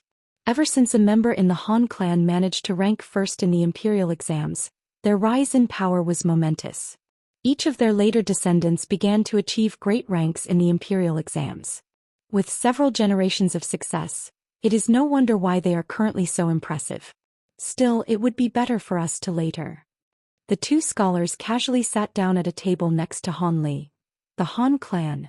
When Han Li heard them, he hastily thought to continue listening to them, but the two scholars quickly changed the subject and began to discuss literary works, much to Han Li's annoyance. After some thought, he suddenly stood and walked towards the scholars. Brothers, my name is Han Li. Might I ask which Han clan you were referring to? I've arrived here after receiving an invitation to pay my respects to the clan's ancestors. However, I've grown up from a small countryside and am extremely unfamiliar with the main clan, nor do I know where to pay my respects. Could you two brothers give me a few directions? The two scholars were stunned, but after seeing that Han Li also wore a scholar's robes and spoke with refined words, the two replied without any suspicions. So it turns out that brother is a Han clan disciple. We've been quite rude. However, this is only one Han clan, the Han clan of the 3-kilometer valley. The 3-kilometer valley. This entire area was the small village where the Han clan once resided. Because the entire village only spanned 3 kilometers over the mountains, it received this unsophisticated name. It seems the Han clan they spoke of most likely were related to him. With a calm expression, Han Li insipidly said, "If that's the case, then this Han clan is truly my own. Could you two tell me about the finer details of the clan? I've never participated in the clan's ancestor offering. I'd rather not make a fool of myself." The two scholars glanced at each other and then examined Han Li. Feeling that he wasn't holding any ill intentions, he agreed. We can only give a few general details. They are things that are known by everyone. Many thanks. Han Li smiled. One of the scholars began to speak. If brother is participating in the ancestral offering, it would be best for you to not immediately head to the 3-kilometer valley. Several decades ago, the Han clan have changed their location to the Han clan castle. They will only return to their ancestral home in 3-kilometer valley on the day of the ancestor offering. The Han clan. Han Li's expression remained calm as he listened, but his heart stirred with excitement. For hours later, Han Li appeared above the verdant mountains of the past. He didn't descend, merely glancing down below in silence. Was this the same small village from the past? The yellow earth roads, short walls, thatched huts and village children could no longer be seen. Instead, they were replaced with large courtyards, roofed buildings, pebbled roads and well-clothed servants. Not a single sign of the past remained. Han Li shook his head at the sight and thought to depart when his gaze suddenly arrived at the building at the very center of the residence. This building wasn't larger than the others, but it was only building to have more than a single story. It was rather eye-catching. The building's doors were closed shut and a pitch-black signboard appeared on the outside. The words Han Clan Shrine were written on it in silver paint. A strange expression appeared on Han Li's face. After some thought, he reappeared in front of the building in a blur. Several burly shrine attendants stood in front of the shrine, but with Han Li's invisibility technique, they were incapable of spotting him. He casually swept his gaze past them and entered without further thought. Once he entered the shrine, he spotted rows of memorial tablets, numbering over several hundred. They were arranged on long tables and had empty spots on them for future generations. After sweeping his gaze, he found many names, but none that he were familiar with. Without any further thought, he climbed to the second floor. The memorial tablets on the second floor were clearly more grand and important. Not only was there many lit incense burners, there was also a huge cauldron at the center. It was filled with scented oil and had a huge candle wick that was brightly burning from it. It made for a solemn sight. This time Han Li blankly stood in place as he read the several memorial tablets at the center. Han Zhu, Han Tai, Han Tianxing. These familiar names were all coldly written on the pitch-black memorial tablets. Han Li's heart grew heavy and he found it difficult to breathe. As the saying goes, the great Tao was emotionless. However, that was only a self-deceiving lie. Han Li may be an immortal from this land, he was incapable of severing his emotions. He was only able to bury them deep inside his heart. Han Li eventually moved, slowly walking towards the memorial tablets at the center of the room. He stopped and expressionlessly stared at the memorial tablets as images of his close relatives began to continuously appear in his mind. An unknown amount of time slowly passed by. The heavy sound of the opening building door woke Han Li up from his reminiscent mood. However, he merely stood in place without making any moves.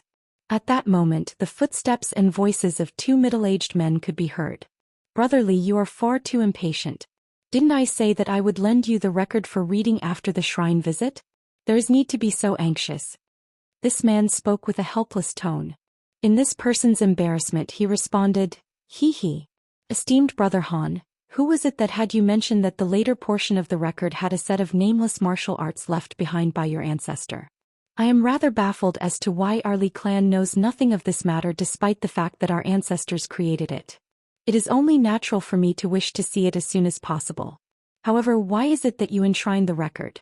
It would be an absolute shame for someone to steal it." The first voice sighed and spoke with a voice of complete confidence. "Who would possibly think of stealing something from a clan's ancestral hall? While our Han clan isn't necessarily a nest of dangerous characters, we have many skilled martial artists standing guard. Ordinary people wouldn't even be able to approach it. Even if they succeeded, they would also have to fear our retaliation." "That's true," the other man agreed. As the thuds became clear, a scholarly man and a man with thick facial hair appeared on the stairs of the second floor. The two initially arrived with a smile, but after spotting Han Li, their expressions froze. In their alarm, the large man stepped forward and covered the front of the middle-aged scholar. With a fluttering mustache and beard, he softly roared, "What a clever villain to think OT waiting here in ambush, but you will not be leaving alive." Once that was said, the man's hands tightened into a fist and he ferociously pounced towards Han Li. But before he arrived, a gale with astonishing pressure suppressed him. Han Li remained motionless as he stood in place with his back facing them. Chapter 662, Fourth Great Uncle. With a muffled thump, the large man's fist struck Han Li's back. The large man was stunned, but his face vastly changed upon seeing an azure light flicker from Han Li's body. As the man attempted to land another blow, he was sent flying. The middle-aged scholar instantly revealed an expression of amazement.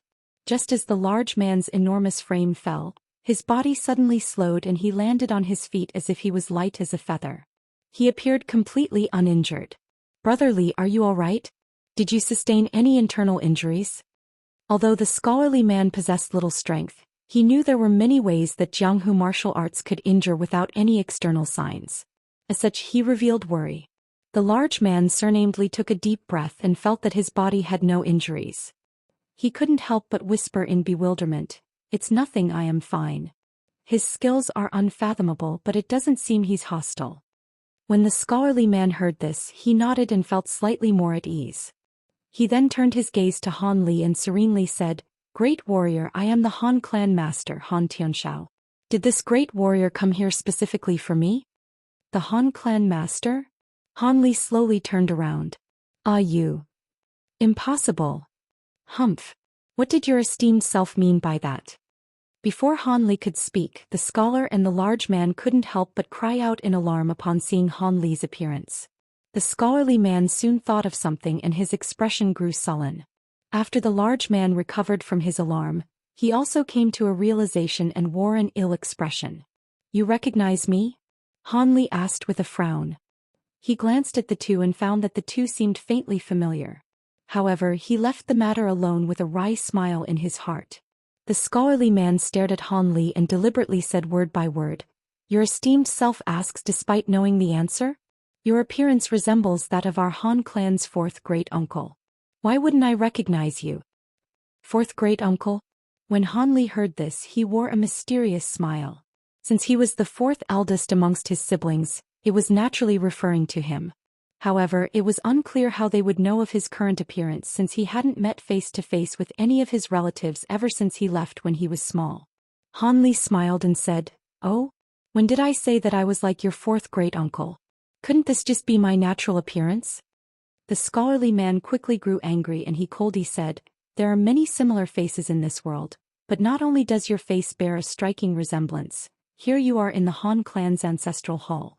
What else does that leave for your esteemed self? Han Li's expression relaxed and he said with an impressed tone, Your reply is spot on. You are worthy of being an official of the royal court. The Han clan's current prosperity is undoubtedly a result of the later generation's efforts. A harsh expression flickered over the man's face and he angrily said, What? Does your esteemed self truly plan on pretending to be my ancestor? Pretend? Why would I want to do that? How about you mention how you know of my appearance? I seem to recall that ever since I left home, my family had never seen my appearance. Could it be the members of the Seven Mysteries sect drew a portrait for you? Han Li's gaze then dropped onto the large man with thick facial hair. He narrowed his eyes, eventually realizing why he found the man to be familiar. Your surname is Li. Could you be related to Li Feiyu? The large man revealed furious alarm. How do you know the name of my clan ancestor? Turns out you know quite a bit about my Li clan. When Han Li heard this, he nonchalantly smiled. The scholarly man was alarmed upon hearing the words, Seven Mysteries sect, and Li Feiyu. He bewilderedly said, Since your esteemed self repeatedly claims that you are my ancestor's younger brother, you must certainly know that our Han clan's great-uncle has disappeared. But now your esteemed self has shown up 200 years later, but I fail to see any indication of your great age. The scholarly man had only recently found out about the Han and Li clan's history from a letter. Could it be that this person had also seen this letter? With that thought, the scholarly man couldn't help but look at the table with the memorial tablets. The letter was hidden somewhere between them. Seeing that the scholarly man's gaze grew odd, he swept past the memorial tablets with his spiritual sense and discovered the letter hidden within. Han Li raised his hand without any reservations and beckoned towards the table. The two men were dumbstruck by what happened next. Light flashed from the table and a yellow booklet enveloped in a mist of azure light flew out from the table towards Han Li. Han Li grabbed the booklet and the light scattered with a faint shake of his hand. He then casually flipped through it. As the scholarly man had long since been part of the bureaucracy, he was long accustomed to keeping his calm in the face of astonishing events. However, he couldn't help but dryly swallow in a panic as he glanced at the large man. The large man wasn't faring much better, but his expression grew odd as if it contained both happiness and fear. While the scholar still felt confused, the large man cupped his hands and deeply bowed towards Han Li as he hesitantly said, Might I ask if your esteemed self is an immortal cultivator of legend? As an immortal, you are unlikely to trifle with the affairs of us mortals. Would Senior happen to have any keepsakes to verify his identity? After all, this matter is rather significant. My esteemed brother Han and I cannot easily believe others based solely on words. The scholarly man was stunned upon hearing the large man, but the legend soon came to mind and he felt his blood run cold. He began to look at Han Li with an expression of awe. Oh, I didn't expect for you to know of immortal cultivators. Impressive. From the record, it seems that you truly are Li Feiyu's descendant. Truly inconceivable for Li Feiyu's children to form a bond with my Han clan. As for regards to keepsakes, I can't recall having any. At the time, I was in complete pursuit of the Tao and departed from my homeland in a hurry. I even left without bidding goodbye to Brother Li. I merely left behind a slip of paper for him and a few bottles of medicine pills. Han Li casually said. The large man surnamed Li spoke with slight astonishment. Medicine pills? Were the bottles that we enshrined at our sect's shrine left behind by Senior? Han Li sighed and dimly said, long ago your ancestor used essence extraction pills without any hesitation in order to excel in martial arts. Even with the medicines I left behind, I fear he wouldn't have been able to live to an old age. After a moment of hesitation, the large man carefully said, I don't know of this matter. However, my father still lives and perhaps he might know something of the deceased ancestor. After all, these secret matters are only known by each generation's clan lord. If Senior will allow it, I will quickly send word to inquire whether or not these words are true. At that moment he was already mostly convinced. The Li clan's establishing ancestor had met with an untimely death at an early age. Han Li waved his arm and spoke with a tone of melancholy. There is no need. I didn't come back to make a disturbance. I merely wished to free my mind of mortal worries. Now that I see both the Han clan and the descendants of my dear friend are doing well, I am well at ease. Having heard this, the large man instead became nervous and began to wildly signal to the scholarly man with his eyes. He clearly knew what it meant to the Han and Li clans to have an immortal cultivator ancestor. The scholarly man naturally knew far better of what there was to gain or lose from this. After pondering for a moment, he respectfully said, if your esteemed self is truly my great-uncle, I have a method of immediately verifying your identity. Our Han clan shrine contains a few possessions of our ancestors from the past. If Senior is able to identify these items, Junior will naturally be convinced of your background. Only the Han clan master from each generation is qualified to personally care for them, and they are incapable of being identified by others. Past possessions? Let's take a look at them. It's only that I left home at a rather early age, so I may not be able to identify them. Han Li indifferently said. If it wasn't too troublesome, he definitely wouldn't refuse to be recognized by the descendants of the Han clan. Please be at ease, Senior. These items were left behind as keepsakes from their times of poverty, so Senior should be able to recognize them. I will bring them now. After bowing to Han Li, the scholar descended from the second floor. After a bit of clamor from down below, the scholarly man shortly walked back up with a tray covered by red cloth. He then respectfully presented it to Han Li. Han Li took the plate and removed the red cloth, revealing the worn items before him. Han Li spoke with pleasant surprise. Oh, so it turned out to be these items. I didn't expect to see them again in this lifetime. Senior recognizes these items?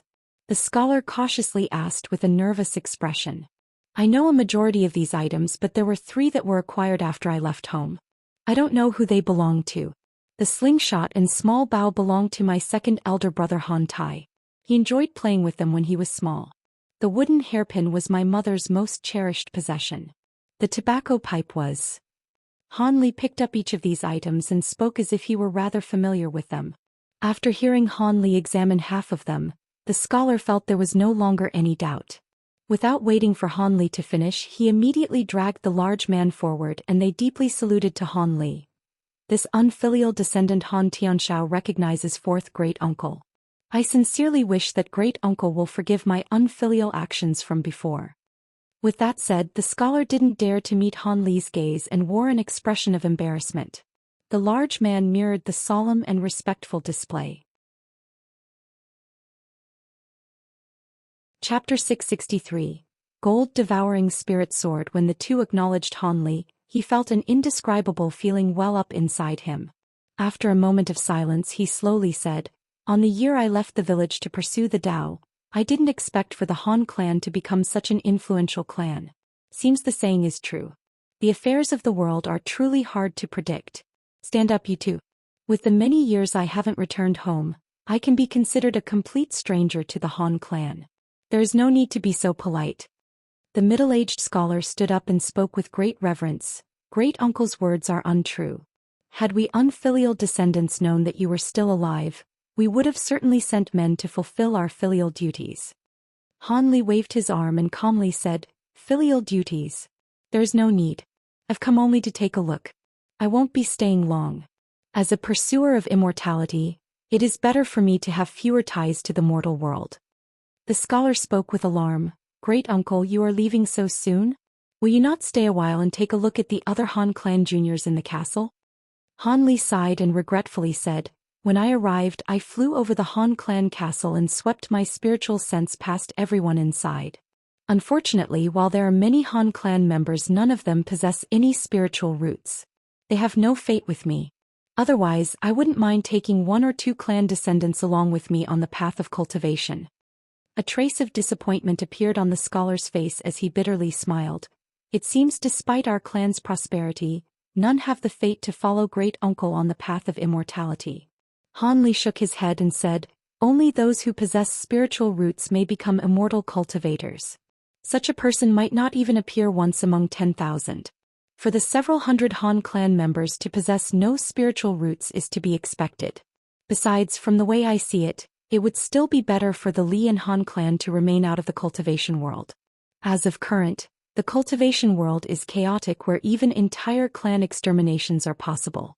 It would be terrible if the Han clan were to be implicated.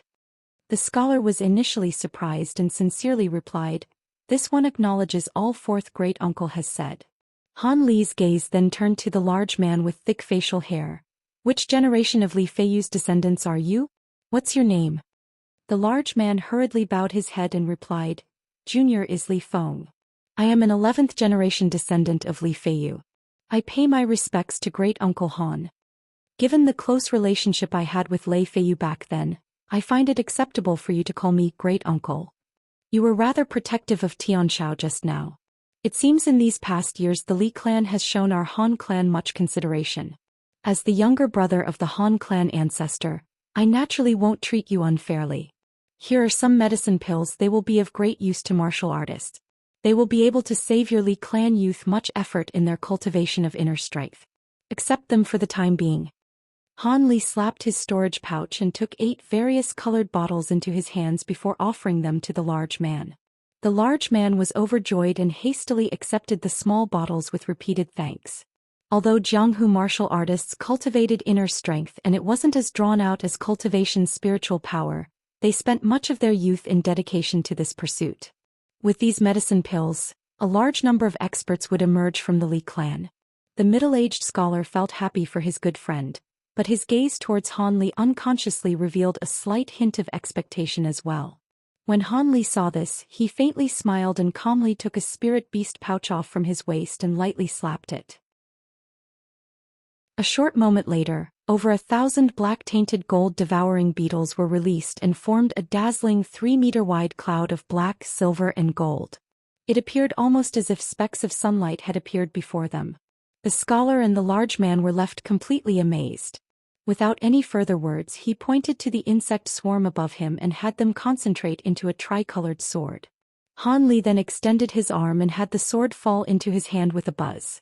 This strange scene left the two at an even greater loss for words. Han Li caressed the sword while his expression wavered for a long while. Then with a sigh, he spat an azure mist onto the sword. In a flash of azure light, a simple green scabbard appeared on the sword's blade. Han Li then horizontally held the sword in front of him with both his hands and took out a piece of fine, polished jade. Han Li gravely said, "This sword is something I refined from spirit beetles. It is capable of killing others of its own accord. I will be leaving it inside the clan shrine in case the Han clan one day faces extermination. The Han clan will be able to hide inside the shrine and rely on this sword to escape calamity. However, you had best remember that this sword isn't something that I personally control. Once the sword is drawn, anybody outside of the ancestral shrine that is within a 5-kilometer radius will be killed. As such, you must treat it with the utmost caution. This is a jade pendant that holds a sliver of my essence. Without it, the sword cannot be drawn. Leave the jade pendant in the care of the Han clan's later generation clan lords." Having seen this inconceivable event occur before him, the scholar no longer held a trace of doubt towards Han Li. He hastily replied with delighted surprise, "This nephew will commit great uncle's instructions to memory." Han Li smiled in response, but he didn't immediately hand over the sword and the jade pendant. Instead, he continued speaking with a solemn tone, "There is something else you must remember. Because the scabbard sealing the sword is made from spiritual qi, the gold-devouring sword may only be drawn 3 times. The scabbard will thin with each use and disappear on the third. Afterwards, the sword will turn back into spirit beetles and disappear. I'm sure that giving the Han clan 3 opportunities to escape calamity is a worthy gift as your ancestor's younger brother. After all, there are no fortunes in this world that last eternally. In order to prevent the sword from being used for any evil intentions or opportunistic tricks, the sword will be incapable of leaving the ancestral shrine while it is sheathed. Else, it will disappear from existence. As such, I hope you will properly use this sword to allow the Han clan to flourish for many years to come. Even if the Han clan were to later return to their status as commoners, that wouldn't necessarily be a bad thing. Once that was said, Han Li handed the sword and jade piece over to the scholar. The scholar repeatedly uttered his thanks and accepted the items with a bowed head. He carefully placed them at the center of the memorial table before returning to await further instructions from Han Li. Han Li was rather satisfied by the scholar's deferential attitude. After some thought, he took out 2 faint yellow medicine pills and handed one to both the scholar and the large man. He smiled upon seeing their surprise and said, "Those 2 items were left for the Han and Li clans. Since you 2 are also my juniors and have personally recognized me as your great-uncle, it can be considered that you have some fate with me. I will also give you 2 a few benefits as well. While these 2 bottles of medicine pills have no effect on me, they will extend the lifespan of mortals who take them and strengthen their bodies. When you 2 take them, you will both live to at least 100 years. Many thanks, 4th great-uncle." "Many thanks, great-uncle Han." When the scholar and the large man heard this, they accepted the small bottles with repeated thanks. They both appeared pleased beyond expectation. Han Li nodded his head and took another look around. Then with a curious expression he asked, "From how you 2 recognized me, it seems there should be a portrait of me left behind. If it is in the ancestral shrine, could you let me take a look at it and tell me who drew it?" The scholar immediately replied, "The portrait is actually on this floor. Please wait a moment." He walked up to what seemed to be a common wall and gave it a push. With a creak and a thud, a portion of the wall flipped over to reveal 6 suspended silk portraits. Han Li stepped forward and examined the portraits with complete stillness. He saw the image of a smiling 17-year-old youth. It was a portrait of Han Li from long ago. The middle-aged scholar stood behind Han Li and gave an explanation with a soft voice. It was said that this portrait was given to our Han clan by the deceased Li clan ancestor. However, no one knows of its creator. As if he hadn't heard, Han Li's gaze shifted several times and it fell onto a portrait of Han Li's father wearing noble clothing. Although he appeared far more aged than when Han Li left the village, he appeared completely happy. A trace of sadness appeared on Han Li's face. He then swept his gaze past each of the other portraits. The other portraits were all of white-haired old men. It took him quite some effort before he could match their appearances with his brothers as he remembered them. He felt a flood of emotions storm within his heart as he stood in place. The scholar and the large man both tactfully kept silent. Some time later, Han Li began to mutter to himself in a whisper. The 2 wished to hear what he had to say, but the 2 were blinded by a sudden surge of azure light. By the time they refocused their gaze, Han Li could no longer be seen, but his voice echoed in their ears. "Although I am a rather capable immortal on this continent, I also have many ferocious enemies. Do not speak of today's matters with anyone else. So long as this matter does not spread and you do not allow the gold-devouring spirit sword to be seen by outsiders, those from the immortal world will pay you no notice and will not bother you. I will now absorb myself in the pursuit of the great Tao and immortality, so I won't be involved with the affairs of the Han clan. Take care of yourselves." Once that was said, Han Li's voice came to an abrupt end, leaving behind what seemed to be echoes. The scholar and the large man were left staring at each other in dismay. Chapter 664. Exposed tracks. By the time the last word was spoken, Han Li was already 10 kilometers away from the 3-kilometer valley while flying across the sky in a streak of azure light. Although he had something of a relationship with the Han clan members, he had always viewed his true family to be his parents and siblings. Although the scholar and the large man had treated him with great respect, Han Li felt no real intimacy towards them. After all, the distance of many generations and the vast changes to Green Ox Village and the 3-kilometer valley caused Han Li to strongly feel as if he were an outsider. However, this trip to his hometown had weakened the last worries he held in his heart. He was sure that with the passage of time, these worries would truly disappear and his distant ties with these descendants would truly fade away. As such, Han Li quickly gained his bearings and set off.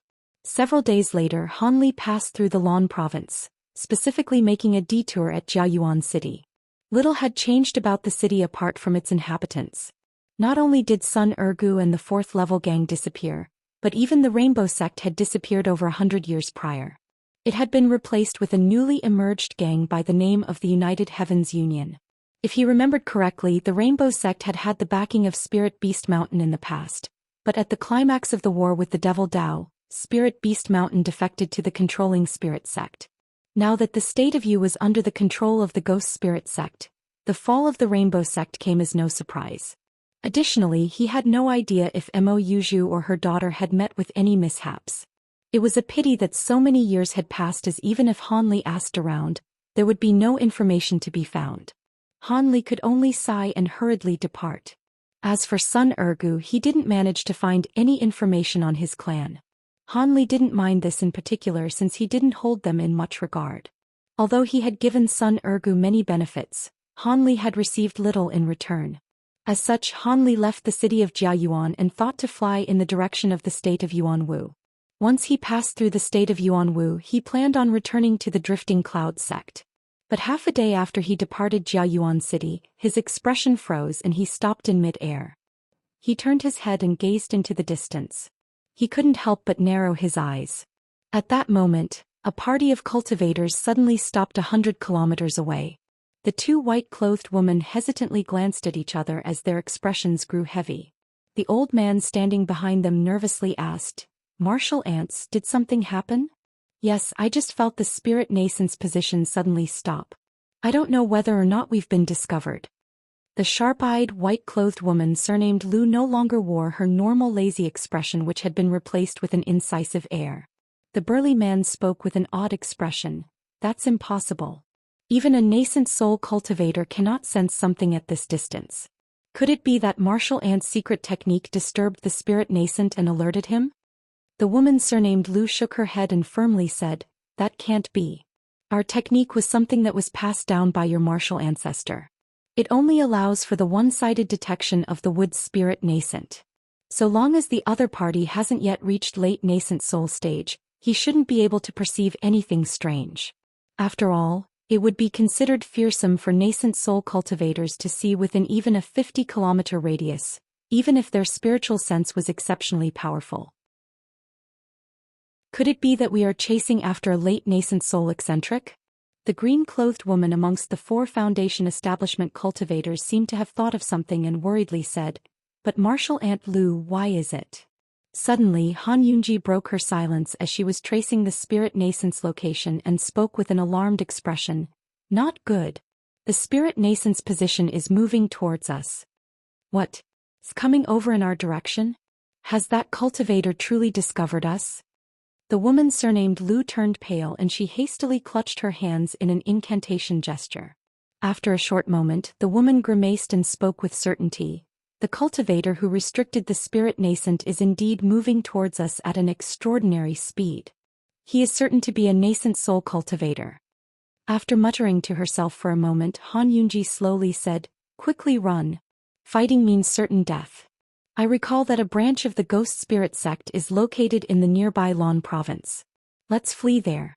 Although we do not get along well, we are still on the same side. We will draw on the support of their spell formations to fight this unknown nascent soul cultivator. Besides, the nascent soul cultivator might not necessarily dare to brazenly attack the Ghost Spirit sect branch. It will greatly increase our chance of escaping. Martial Aunt Han speaks true. Let us quickly go or else it will be too late." When the large man heard that a nascent soul cultivator was about to arrive, he felt his mouth turn dry in alarm. The woman surnamed Lu raised her eyebrows and coldly glanced at the large man. "Humph!" Panicking and spouting unnecessary words. "We will use the spirit joining arts to combine our magic power into one. This way we will increase our speed by nearly half. Let us hurry." The large man felt his heart drop and he didn't dare to say any more. Under the lead of Han Yunji and cultivator Lu, The six immediately made use of the spirit-joining arts and flew off on their magic treasures and tools as a single streak of yellow light. With their united spiritual chi, their speed was amazingly fast. At that moment, Han Li immediately noticed this, and his expression grew sullen as he flew forward at full speed. Han Li didn't entirely understand just how powerful his spiritual sense currently was.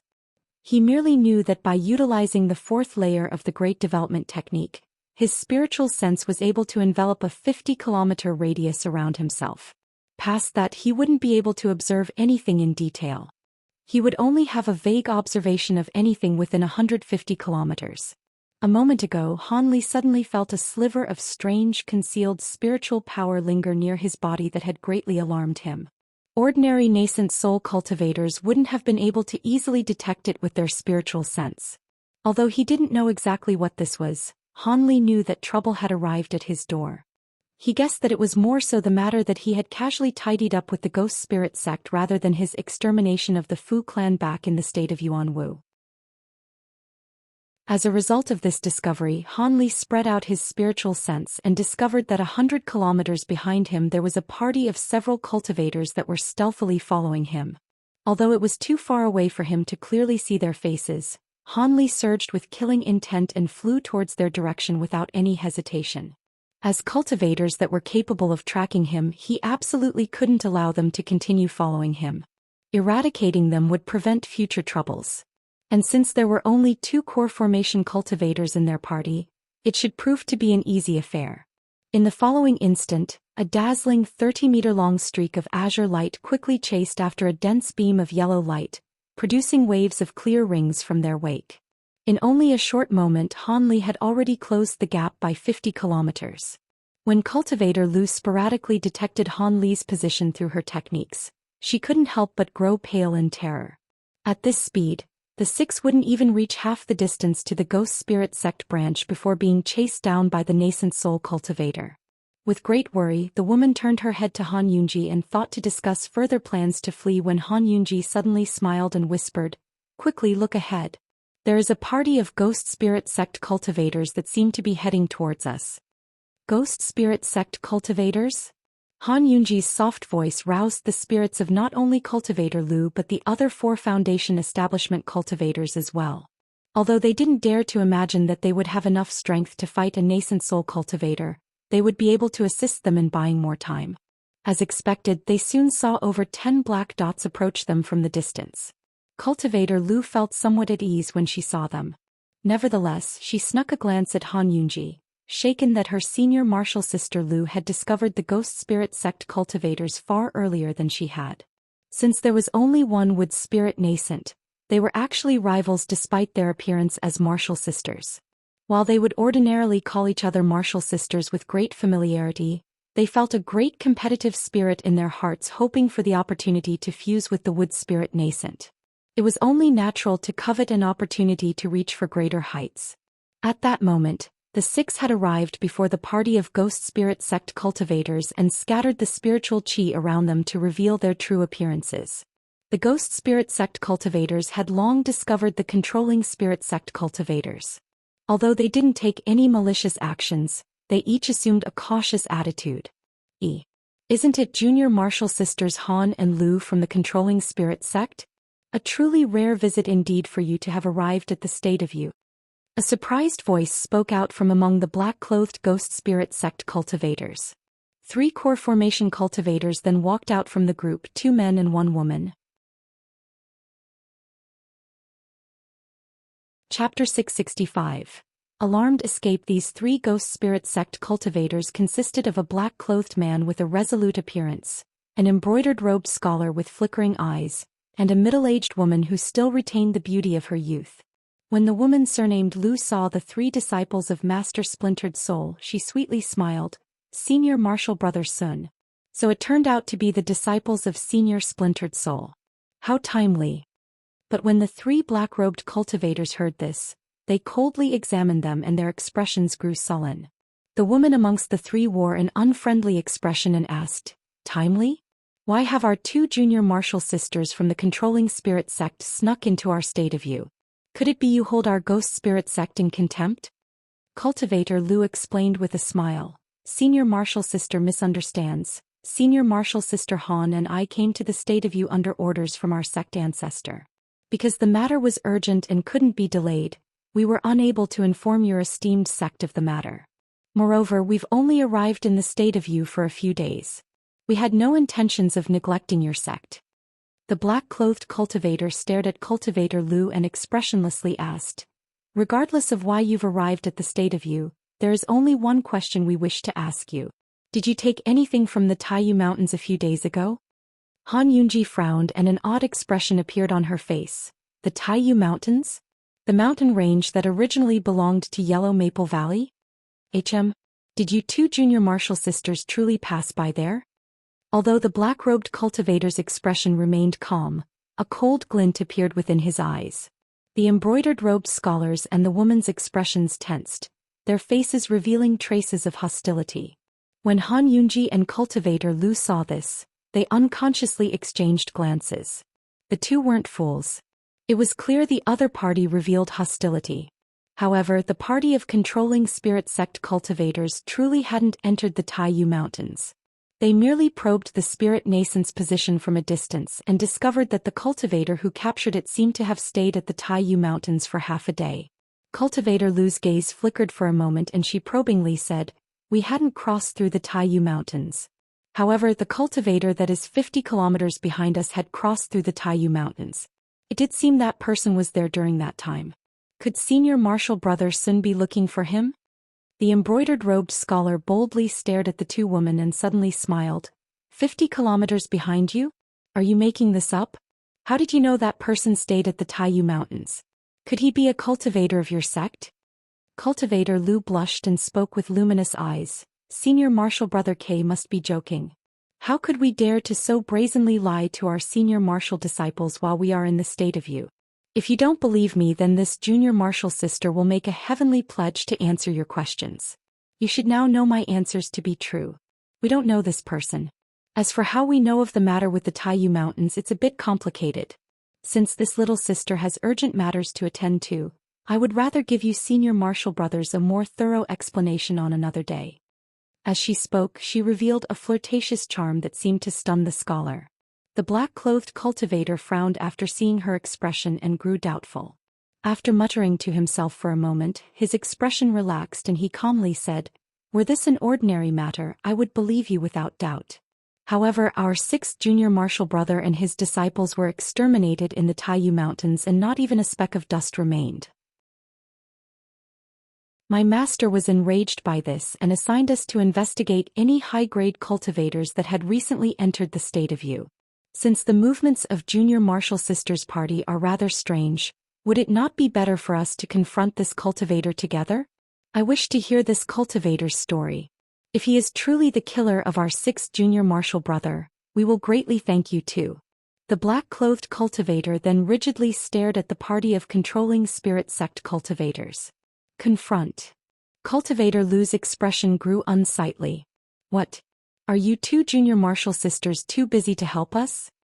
The black-clothed cultivator seemed to speak lightly of the matter, but the group of ghost spirit sect cultivators behind them all formed a semicircle blocking their front. It appeared that if the controlling spirit sect cultivators didn't agree, they would be attacked. Upon seeing this, Cultivator Lu's expression changed and she thought to say something, but suddenly she turned her head around with fright. It wasn't just this woman, but all the cultivators present felt an icy spiritual sense suddenly sweep over them, enveloping them all within it. Although the spiritual sense's owner wasn't yet seen, they unmistakably felt a harsh bone-chilling intent. In furious alarm, the middle-aged woman couldn't help but shout, "A nascent soul cultivator! The person you spoke of was actually a nascent soul cultivator. You wanted to lead us to our deaths. Cut the rubbish. Immediately flee. Everyone escape if you can." Although the black-robed man surnamed Sun was also furious, he knew that now was not the time to pursue the matter. As soon as he finished speaking, he immediately flew off as a streak of black light. In the embroidered-robed scholar's alarm, he hesitantly said, "That person isn't necessarily the killer of sixth junior martial brother. There's no need to fear him." The woman snorted and coldly said, "If senior martial brother wishes to leave his life at the mercy of others, Then please forgive your junior martial sister for not joining you. She then tore through the skies as a streak of red light. The scholar's expression grew extremely unsightly and he regretfully glanced in the direction of his fellow Ghost Spirit Sect members before flying after the other two. When the Ghost Spirit Sect Foundation establishment cultivators saw this, they scattered, fleeing for their own lives. They were fundamentally incapable of withstanding the fearsomeness of a nascent soul cultivator. With a raised brow, Cultivator Lu furiously whispered, "Those people were truly useless. Not only did they not help us, but they also wasted time for us to flee. No, it is far better now. There are more people to give us cover, greatly increasing our own chances of escape. May each of our fates be safe." Han Yunji revealed an extraordinarily calm expression and patted the storage pouch at her waist, summoning a large snow-white bird in the air.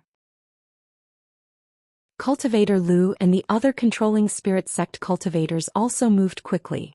They each fled using either their magic tools or their own spirit beasts. But regardless of whatever method they used to escape, no one ran in the same direction as another. In their fear, they hoped to use their numbers to avert the gaze of death from behind them. According to their thoughts, the nascent soul cultivator wouldn't be able to pick them all off one by one, fast though they may be. As such, the many cultivators fled as quickly as they could. Having arrived 50 kilometers away, Han Li was amazed to discover that yet another wave of Devil Dao cultivators had appeared. But when he saw them scatter, he couldn't help but frown. He felt the matter had become far more troublesome. A harsh expression appeared on his face and he took a deep breath. Silver lightning arced from his back, followed by roars of thunder as two silver wings emerged from his back. After infusing a sliver of divine Devilbane lightning into the thunderstorm wings, Han Li instantly disappeared in an arc of lightning. A moment later he reappeared several kilometers away.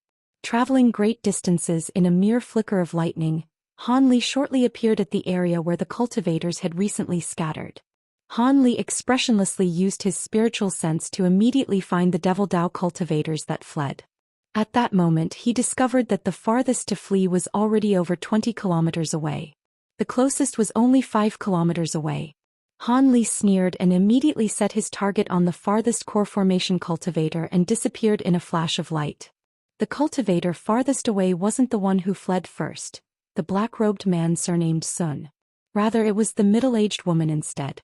Her body pulsed with red light as she tore through the sky as a huge fireball, much like one would imagine of a demon spirit.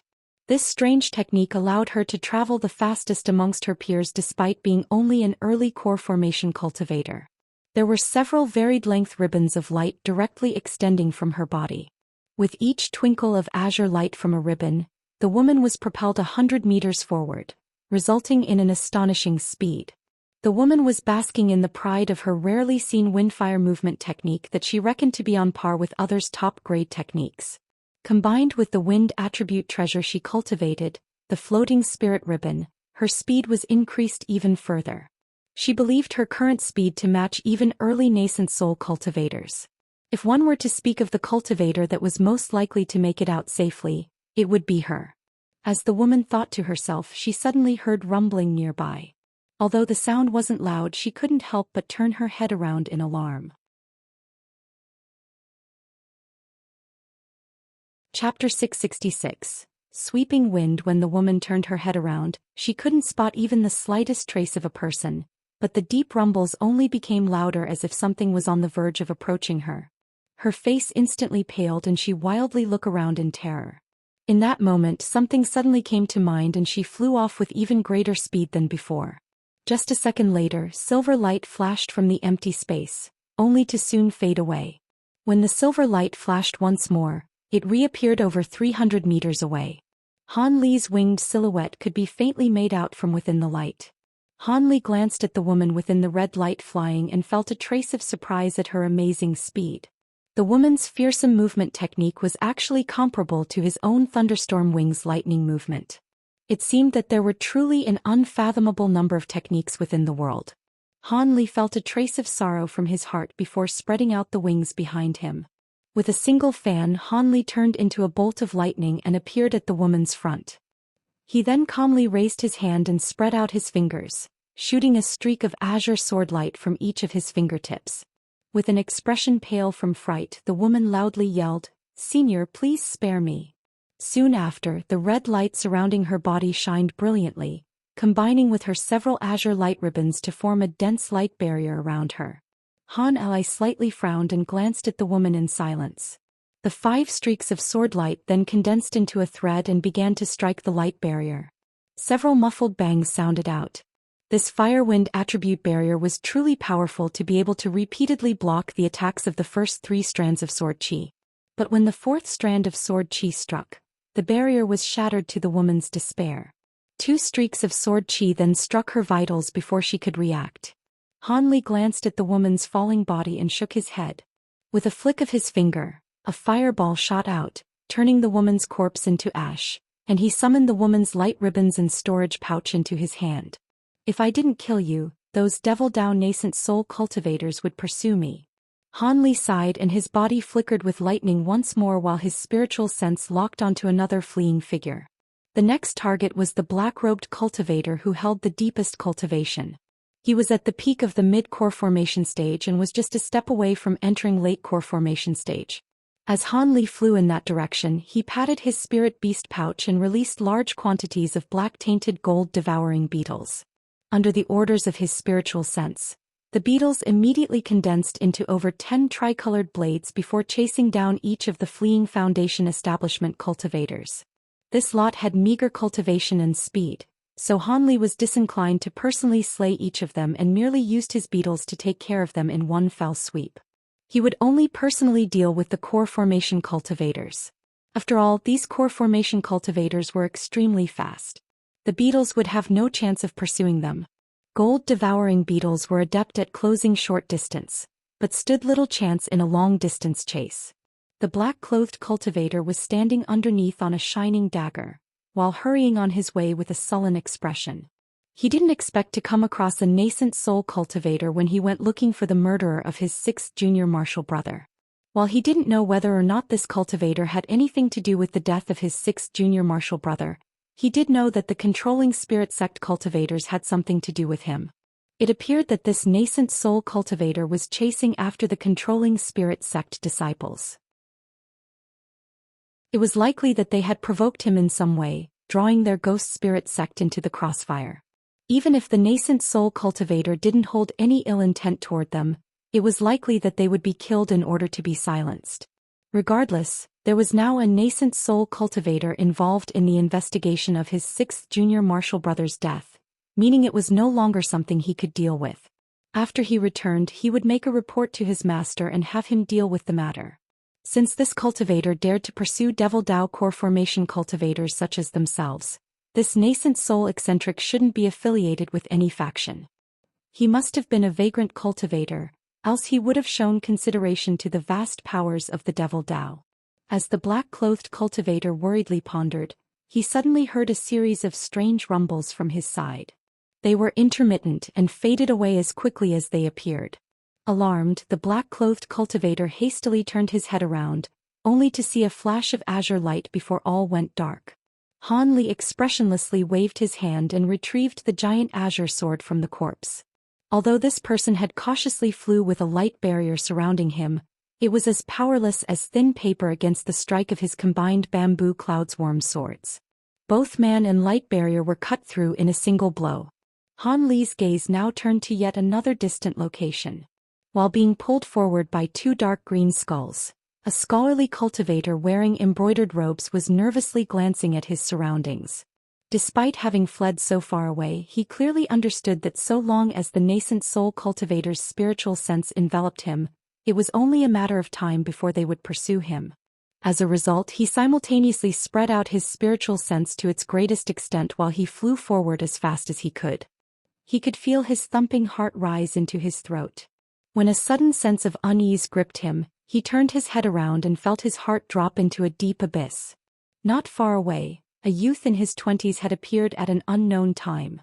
He wore azure scholar robes and smiled towards him, revealing glints of his perfect teeth. But before the embroidered-robed cultivator could turn his head back and run, the youth said with a friendly tone, "It must have been quite taxing for fellow Taoists to have run so far. It's only proper for me to send you on your way." When Han Li said this, he flung his sleeve and scattered countless gold specks across the sky. These specks instantly formed a huge golden cloud and enveloped the sky with a fearsome presence. The embroidered-robed cultivator released a wretched scream and was engulfed by the golden cloud alongside his magic treasure. A moment later, the golden cloud scattered, leaving no trace of the cultivator behind. Han Li's expression changed upon seeing this, and he muttered, "The evolved gold-devouring beetles are far more fearsome. In a mere instant they were able to even clearly devour magic treasures. Their repute of being able to devour anything is well deserved." Soon after, he flung a spirit beast pouch from his sleeve, and the gold-devouring beetles reluctantly flew into the bag after spiraling through the air several times. Han Li frowned at the sight and inwardly sighed. With their vast increase in strength, the beetles could no longer be as smoothly controlled as before, resulting in a trace of helplessness dampening his previously high spirits. Leaving another wave of thunder in his wake, Han Li disappeared yet again in a flash of silver light. Han Yunji was mounted atop a pure white spirit bird that was hurriedly rushing through the sky as a 15-meter-long streak of white light. At that moment, both bird and rider were enveloped in a soft light. When combined with the woman's flawless appearance, she appeared all the more otherworldly. However, her brow was currently furrowed and she held a palm-sized jade disc in her hand. She was carefully examining it with a fluctuating expression. The polished jade disc pulsed with an astonishing emerald chi and was deeply engraved with many decorative designs.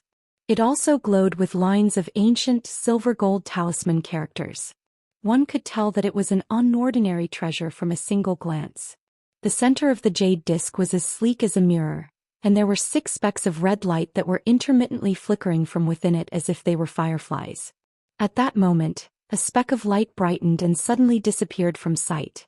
When Han Yunji saw this, she pursed her lips in concern and attentively stared at the disc in her hand. However, after a short moment, 2 more lights brightly flashed and disappeared from sight. Han Yunji's calm demeanor suddenly changed. When yet another red speck of light disappeared, there were now only 2 specks that still remained on the jade disc. Han Yunji gently brushed away a strand of her hair from her face and bitterly smiled, muttering in an inaudible voice, "Apart from junior marital sister Lu and I, there are no other survivors. The 4 Foundation establishment disciples have already died. Could it be that this person is capable of doppelganger techniques or possesses some other inconceivable technique? It seems we've underestimated what a nascent soul cultivator is capable of. I reckon those ghost spirit sect cultivators aren't any better off. Had I known of this earlier, it would have been better for us to travel together and stake it all together." Chapter 667. Six-Winged Frost Centipede. Although Han Yunji felt slight regret at her previous decision, she knew there was nothing she could do about it now. She could only put away the jade disc with a sigh. She then spat out a translucent, glowing pearl. The pearl revolved once around her and then fell onto the large bird's head, rigidly staying in position without any movement. The woman clutched her hands in an incantation gesture and pointed to the pearl with a solemn expression. As the pearl released a blinding radiance, the bird raised its head and cawed. With a shake of its wings, the giant white bird left a trail of white light in its wake, shooting forward with even greater speed. Han Yunji didn't cease using the technique, and her complexion paled as a result.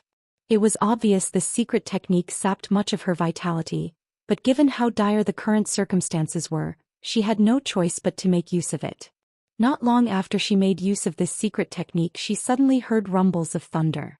Alarm appeared on her face, knowing that the nascent soul cultivator had finally caught up to her. She had already reached the greatest speed she could muster. There was nothing else she could do apart from hastily covering herself in a barrier. In order to easily enter core formation, she had previously cultivated a cultivation technique lacking any powerful abilities. With 2 further claps of thunder, an arc of silver lightning flashed at the woman's side. A winged silhouette appeared about 40 meters ahead of her, while an azure light obscured the man's face. The man wordlessly raised his arm, summoning several streaks of blinding azure light. Han Yunji revealed an expression of despair and closed her eyes in the face of certain death. When the silhouette clearly saw Han Yunji's appearance, he shouted out in surprise. The light from his arm dimmed in an instant. Han Yunji was baffled by this. When she thought to examine the other party's appearance, his figure flickered with silver light and disappeared. Han Yunji was at a loss for a moment, but when she heard thunder roar from behind her, she regained clarity of mind. Just as the woman thought to hastily turn around, her light barrier was shattered, followed by the strike of a sliver of golden lightning. Han Yunji suddenly felt herself turn numb and her limp body fell off the bird. At that same moment she felt as if she were being carried in a man's embrace. With shameful fury stirring inside her, she fell unconscious. Han Li glanced at the woman in his bosom and wryly smiled with a trace of helplessness. After an unknown amount of time passed, Han Yunji slowly opened her eyes to a blue, cloudless sky. She then glanced around in alarm and hurriedly stood up, discovering that she was currently at some small mountain. Her large white bird was crouching nearby as if it had lost consciousness. Han Yunji hastily walked over to take a look at it. Fortunately, the bird was merely affected by a simple restriction that was easy to dispel. The woman then awakened the bird with a breath of relief and flew it into the air, intending to observe her surroundings.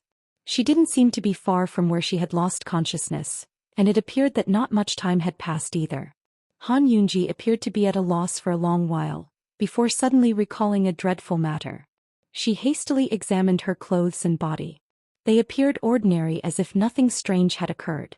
Additionally, the magic treasures within her body and her storage pouch were untouched. This truly dumbfounded Han Yunji. Not only was she not killed, but she wasn't assaulted either. She was completely lost as to what was going on. Han Yunji recalled that before she fainted, the nascent soul cultivator yelled in shock, revealing an expression of bewilderment. Could it be that nascent soul cultivator had recognized her? Were they friends? However, she couldn't recall ever having met any nascent soul cultivators from another sect. Unfortunately, this person moved far too quickly and she wasn't able to see his appearance while his stature appeared rather ordinary. However, she wasn't able to make out anything from his cry of alarm. Han Yunji pondered for a while, but she was unable to come up with any answers. She soon took out the jade disc from her robes and formed an incantation gesture with a single hand. After muttering a few words, a streak of white light struck the jade disc and a flicker of green light revealed that only single speck of red light remained. Han Yunji tensely frowned at the sight. She began to feel trepidation when she recalled how she had been effortlessly restrained by the nascent soul cultivator. Her junior martial sister Lu was either killed or left the range of her magic treasure. From the nascent soul cultivator's previous killing spree, it seemed likely to be the former. She faintly sighed and put away her magic treasure before flying away on her bird. At that same moment in a faraway place, Han Li was flying through the air as he held a young woman in his arms. He looked down at the intact woman in his arms with an entirely calm expression. Not long after he knocked Han Yunji unconscious, he immediately changed direction and chased down the other controlling spirit sect cultivator. When this woman saw Han Li chasing after her, she wore an expression of despair and threw several foot-long winged centipedes into the air. This centipede was quite unordinary. Its body glowed with a pitch-black light and had 2 snow-white wings on its back. As soon as they left the spirit beast pouch, they spouted out large breaths of frost, resulting in a fierce appearance. Han Li was initially stunned upon seeing them, but he soon grew elated. If he wasn't mistaken, these exotic insects were the 18th rank winged frost centipedes. These centipedes were the same as his gold-devouring beetles. They were also an insect species that existed during times of antiquity. Due to their partial lineage from frost attribute dragons, their bodies became snow-white upon full maturation, grew 6 wings, and could spew enough icy chi to freeze anything within 50 kilometers.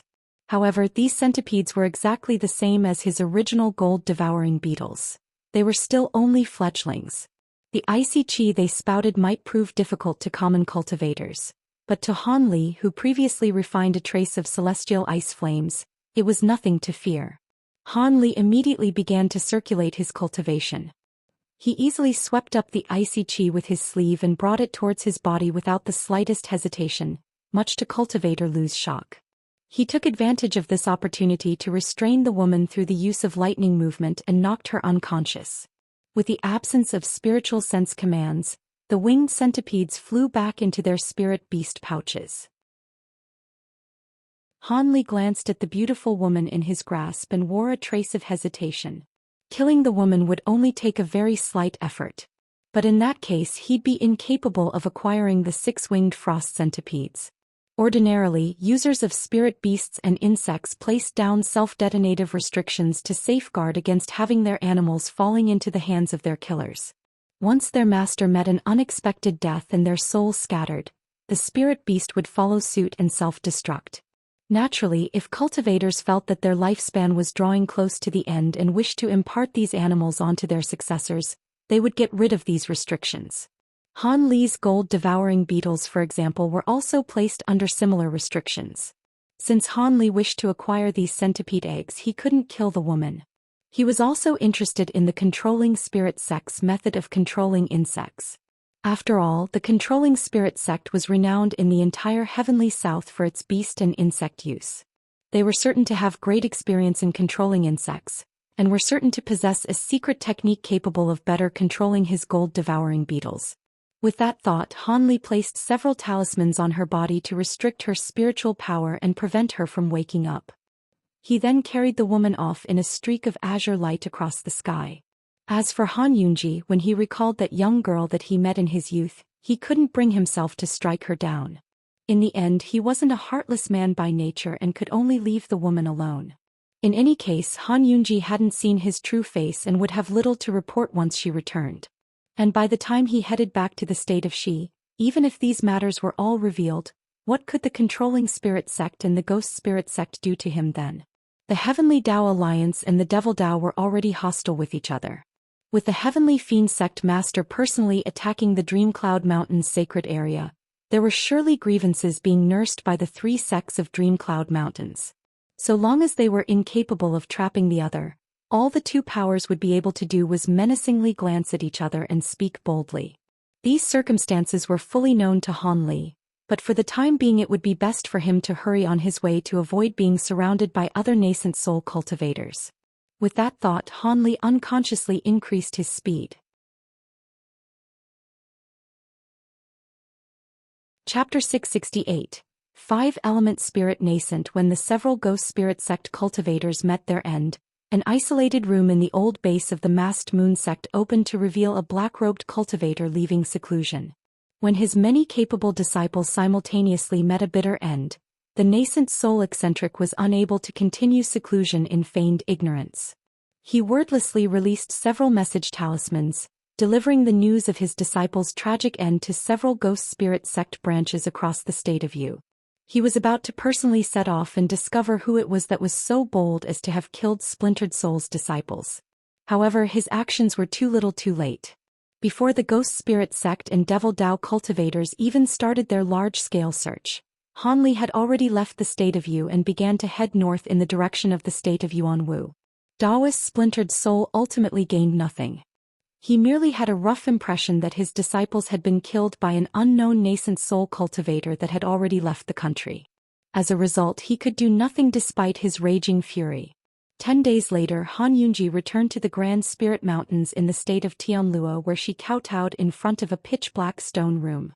She had personally delivered a rough explanation of what had happened and had presented herself before the old man, begging for forgiveness. "You were detected over 100 kilometers away? And you were the only survivor amongst our sect and the ghost spirit sect cultivators as well?" The old man's words were asked with an odd tone. "That is right, Marshal Senior. I and Junior Marshal Sister Lu each fled for our lives, but I was the only one who managed to escape. The others' whereabouts are unclear, but it is likely that they were also killed." For some unknown reason, Han Yunji decided to conceal the fact that this unknown nascent soul cultivator had recognized her. She merely mentioned her escape vaguely. Since this person was able to confine the spirit nascent, this person is most likely a nascent soul cultivator. But to be able to sense your movements past 50 kilometers is a fearsome feat indeed. According to what I know, there are but a few late nascent soul cultivators in the entirety of the Heavenly South. Could it be this person is one of those undying bastards? The old man's voice grew sullen and contained a trace of deep dread. This is something that is unknown to Marshal Nice. Because of this person's immensely powerful spiritual sense, I didn't dare to closely pursue him. I merely felt him leave the state of Yu from far away. He headed north through the state of Yuanwu, towards the direction of the righteous Tao and the Heavenly Tao Alliance. As such, Marshal Nice didn't dare to follow him. In the end, I was unable to identify who it was and could only return to the sect. Please forgive me, Marshal Senior. You aren't at fault. What is there to forgive? If this person was truly a late nascent soul cultivator, the result would be the same even if I personally went. It must have been hard to survive. Because I didn't give it enough thought, I sent you and Lu Yu to track down the other party because of your secret sensing techniques. I didn't think of the possibility that you'd encounter a late nascent soul cultivator. As of current, we are incapable of detecting the spirit nascent's location, as wondrous as your secret technique may be. For the time being, just take some rest. Additionally, it seems Junior Marshal Brother Han has left seclusion. Why don't you pay him a visit? Many thanks for Marshal Senior's understanding. Marshal Nice will be taking her leave. With a curtsy and an inward sigh of relief, she respectfully departed. When Han Yunji was no longer in sight, silence filled the room. A moment later, the old man turned to an empty corner of the room. Do you believe your junior marshal sister to be telling the truth?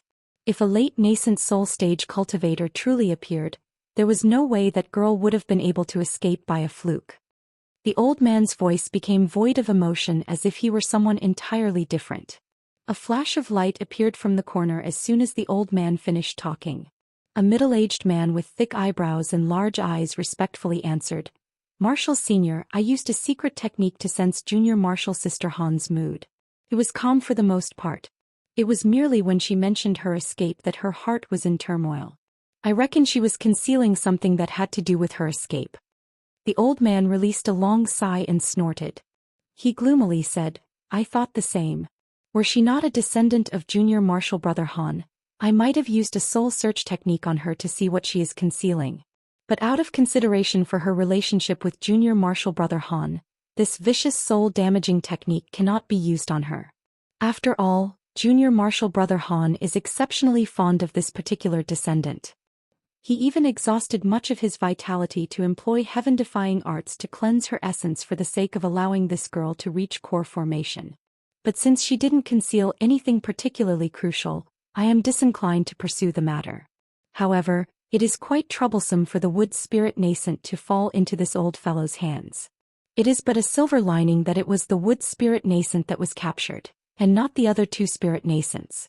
I recalled the wood spirit nascent to only be a spare. Although it was slightly inferior, it was nurtured at the time for observation. I truly don't know whether or not there will come a day where a 5-element spirit nascent will come into existence. The middle-aged man earnestly said, the secret art of the 5-element spirit nascence is a magnificent technique that was originally lost by the sect. Were it not for the earth spirit nascent that Marshal Senior unintentionally refined a few years ago, I fear that the sect would still be unable to gather together the 5-element spirit nascents. So long as the spirit nascents are properly prepared, they are able to merge into a single disciple's body through the use of a secret technique. Not long from now, our controlling spirit sect will come to suddenly possess 5 nascent soul cultivators, allowing us to contend with the harmonious bond sect for the chief position in the Devil Tao. However, it is a pity that while they will possess a nascent soul cultivator's abilities, they will lack the lifespan of one. As for the wood spirit nascent, it turned out that the spirit nascent was truly refined too early. It was the most violent amongst them and was tremendously brutal and difficult to tame. It was reported to have devoured the nascent soul of one of our sect's nascent soul cultivators long ago. It would have been extremely difficult to fuse it with a body, so it's actually rather fortunate that it was the one that was lost. Hee. I am well aware. That wood spirit nascent had somewhat managed to gain a consciousness over 1,000 years ago. Moreover, it had snuck into the hidden scriptures pavilion and snuck a glance at many secret techniques, allowing it to acquire vast and powerful abilities and escape its restrictions. If there hadn't been a late nascent soul cultivator elder that was standing guard at the time, and had he not suppressed it in one fell swoop, a calamity would have been unleashed upon this world. However, I reckon that if this spirit nascent were to fuse with a disciple, they would possess the abilities of a mid-nascent soul cultivator. Although it isn't very likely to occur, it still isn't something that can easily be given up. It's rather funny. Not only is it impossible to strengthen the 5-element spirit nascent's spiritual power, but it is actually required to constantly weaken the spirit nascent's cultivation to prevent backlash to the disciple's soul when they merge with it. For that very reason, we sent a party to bring the wood spirit nascent to cleanse its body of gold and wind in gold-scarce valley in the state of Yuanwu. When the middle-aged man heard this, he thought to say something as consolation, but he thought better of it and remained silent with a bitter smile on his face. A month later, Han Li had finally arrived in the state of Xi and returned to his own cave residence. Han Li sighed and placed the woman surnamed Lu inside a meditation room before paying a visit to Mu Peeling. Greatly satisfied to see that she was still in secluded cultivation, Han Li decided to pay a visit to the two elders of Drifting Cloud Mountain instead and let them know that he had returned. The two nascent soul cultivators were happy to see Han Li and asked him what he was doing on his travels. Han Li skirted around the question and merely mentioned that he had killed a few Ghost Spirit Sect and Devil Flame Sect core formation disciples on his travels. Rather than display any sign of worry, the two nascent soul cultivators praised him instead. It appeared the two held deep grudges against the righteous and Devil Dao. The silver-haired old man in particular had been forced to use a secret technique to preserve his life in a previous battle. This had caused great harm to his vitality that still hadn't recovered, so Han Li's actions had allowed them to vent their resentments vicariously. Han Li felt even more at ease about the matter and had a chat with them for a long while before he returned to his cave residence. On his way back, he began to ponder over how he should deal with the white-clothed beauty. When cultivator Lu slowly awakened, she was absent-minded and her eyes were half-opened. When she saw that there was a face so close to her own, she couldn't help but jump up and walk back until her back hit a wall. At that moment, she discovered the owner of the face belonged to a beautiful young woman that was sweetly smiling at her. She glanced around to find herself in a sealed room. There was nothing in the room apart from a circular praying mat. The woman happily said, "Fellow Taoist has awakened.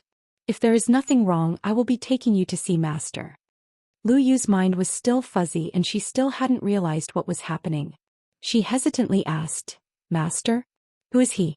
Where is this place?" Silvermoon examined the woman's startled figure and slowly said, "If you follow me, you'll have your answers.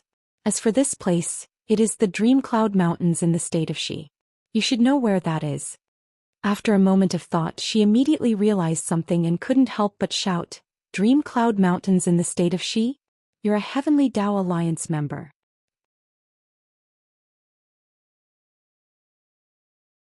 Chapter 669.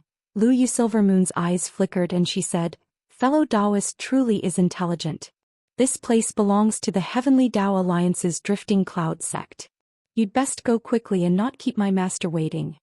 "Fine. This young woman also wishes to see this senior. I will trouble fellow Taoist to lead the way." The white-clothed woman was able to quickly regain her calm, showing herself to be an unordinary character. Silvermoon faintly smiled and elegantly walked out of the room as the white-clothed cultivator silently followed after her. A short moment later, the two women arrived before a large hall.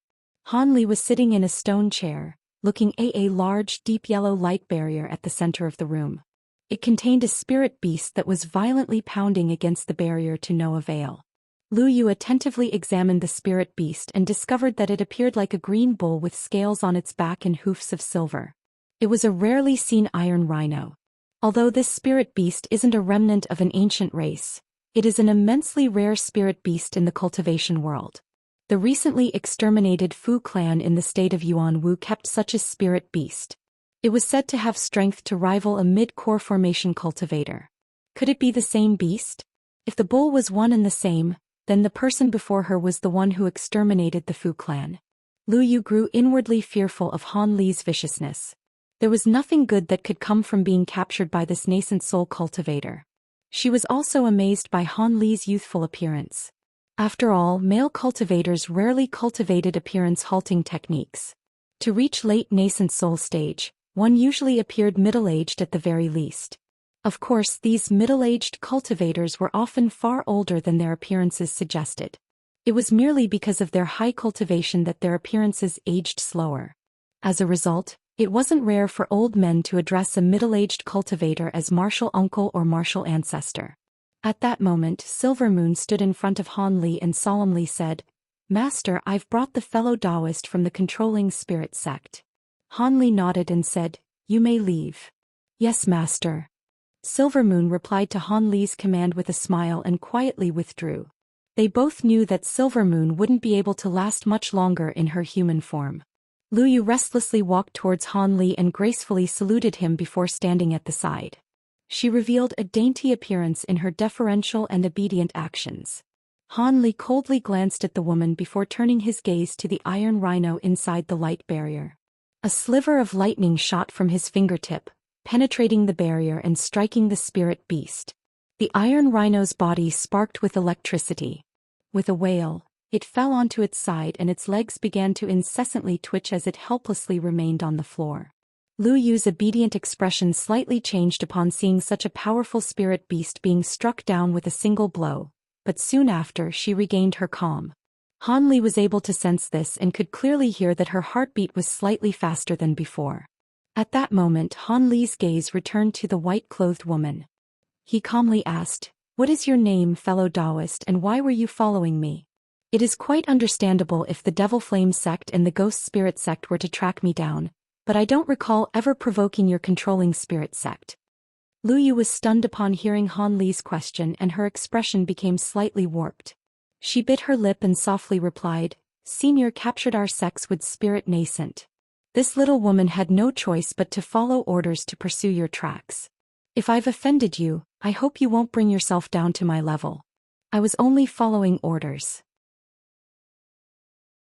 Given the amazing abilities of a nascent soul cultivator, this woman clearly understood that if she didn't speak the truth, her knowledge could be forcefully obtained through a soul scouring technique. She had no intention of having her soul damaged and then turning into an idiot. Han Li frowned and immediately recalled the monstrous little silhouette. "Would spirit nascent? You're talking about that green demon nascent?" Lu Yu explained with a bitter smile. "That's right. That is the spirit nascent. It was originally refined by our controlling spirit sect with immense care and effort. It is extremely important to our sect, but we didn't expect that it would manage to flee and end up being captured by you." Han Li's gaze flickered and he coldly said, "Refined? I originally believed this to be a demon spirit's incarnation. However, this small thing was truly troublesome. If I hadn't come along, your group definitely wouldn't have been able to deal with it." Lu Yu revealed a trace of embarrassment and was at a loss of what to say. Fortunately, Han Li was able to make out her true thoughts and pensively asked another question. "How were you able to track down the captured spirit nascent so quickly? Could it be something was done to it? If that's the case, I should have been able to detect it with my spiritual sense." Junior reports that there are no pursuing restrictions placed on the spirit nascent. Rather, my senior martial sister and I cultivate a particular secret technique that is able to sense the approximate location of the wood spirit nascent from afar. As such, my martial senior sent us to track it. Of course, we are only able to sense it from a certain distance. If it is too far away, say 100,000 kilometers, my senior martial sister and I would be unable to perceive its location. Not only did Lu Yu appear to be completely truthful in answering Han Li's question, but she also took the initiative to mention some relevant information. When Han Li heard this, he nodded his head. Regardless of whether she was telling the truth, this woman's tactfulness was rather pleasing. However, his following question came as a great shock to her. "Since your controlling spirit sect has spent such vast resources on this spirit nascent, it must be extremely useful. Why don't you tell me about it?" When Han Li said this, he narrowed his eyes as he silently stared at her. A cold glint was present in his gaze.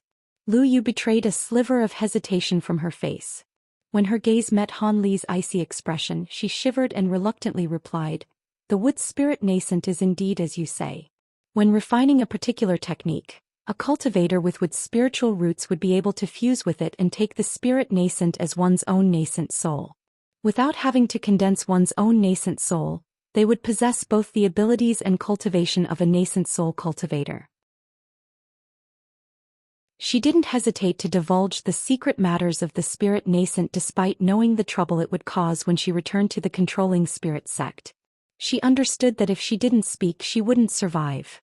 This nascent soul cultivator definitely wasn't the sort to pity the fairer sex, and she could only be concerned for her safety at the time being.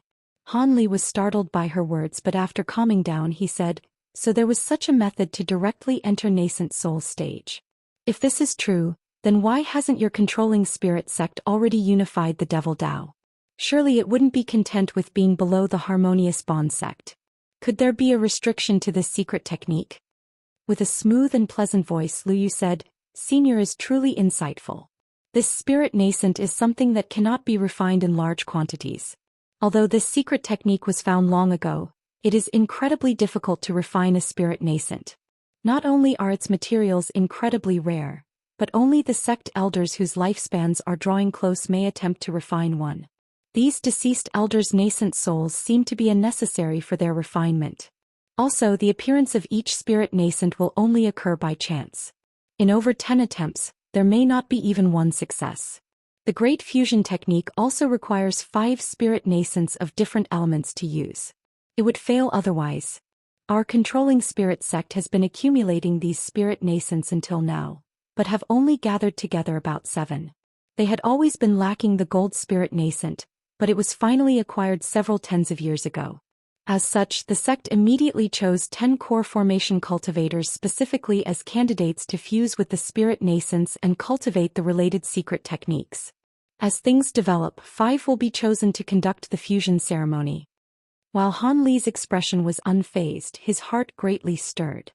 He held his chin in hand and began to mutter to himself. A long moment later he slowly said, Since these cultivators were able to cheat their way into nascent soul stage, there are certain to be a few flaws. Han Li couldn't help but draw similarities to fiend cores. Nurturing spirit nascents should also prove to be an incredibly difficult matter. Senior is right. Although I don't know of the other flaws, I do know that cultivators that merge with a spirit nascent will still only retain their lifespan as a core formation cultivator. One also forfeits their true opportunity to condense a nascent soul by using this secret technique. Their cultivation will also remain stagnant and so will their lifespan. However, there are still many advantages to be had. Since this point had been reached, the woman resolved herself to give the full details. After all, speaking more wouldn't make matters worse.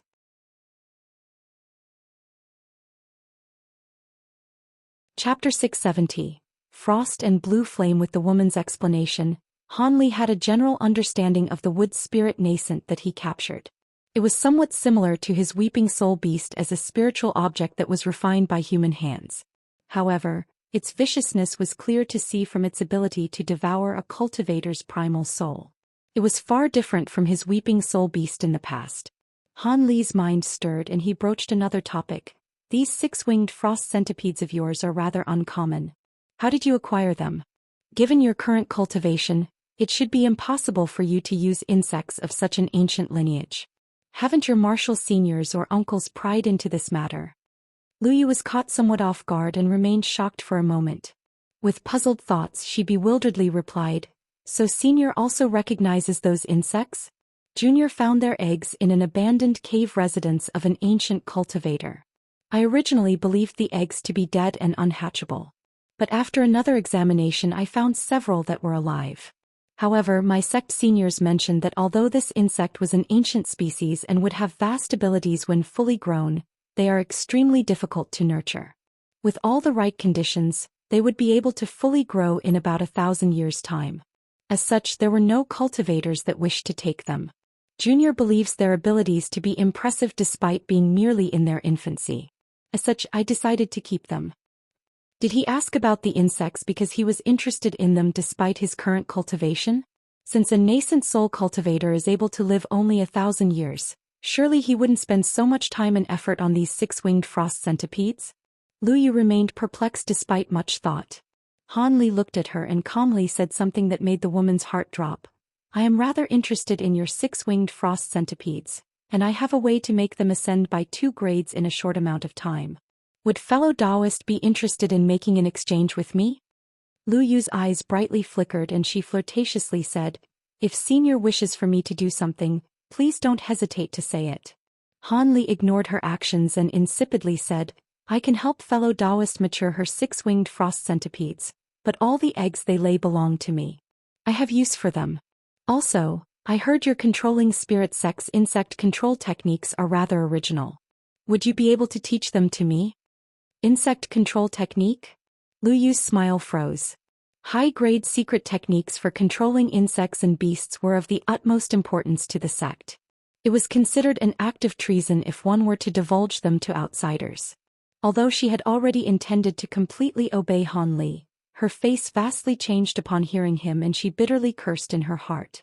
Lu Yu looked at Han Li and anxiously said, "Senior should know that if I were to leak the sect's techniques without permission, I would have my soul refined.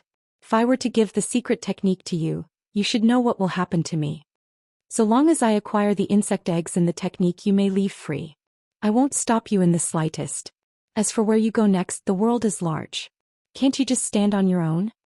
Han Li spoke of the matter as if it were trivial. Lu Yu's expression wavered upon hearing him. A long while later she wryly smiled and spoke with a distressed tone. "Senior speaks of it rather lightly, but I understand my own situation well. If I were to become a vagrant cultivator, I would have no chance of reaching nascent soul stage. Also, I already know of Senior's identity and background. How could Senior allow me to easily leave? I fear I'd be dead when I leave." Han Li remained entirely indifferent before her words and said, "What do you mean? Are you accusing me of making a false vow, or are you trying to blackmail me?" Lu Yu shook her head and said, "Blackmail? I wouldn't dare. I am merely looking for a way to defend myself." "How do you plan on doing that?" Lu Yu gracefully bowed her head. "If Senior doesn't find it distasteful, this little woman would like to become your disciple. Does Senior find me acceptable?" "You wish to become my disciple?" Han Li was truly shocked. "Yes, with Senior's cultivation, I am more than willing to become your disciple. As your disciple, I would be granted your protection and would have no qualms about divulging the techniques of the controlling spirit sect. Else, if Senior doesn't kill me, the controlling spirit sect would surely pursue me for the rest of my life." The white-clothed woman revealed a trace of dread.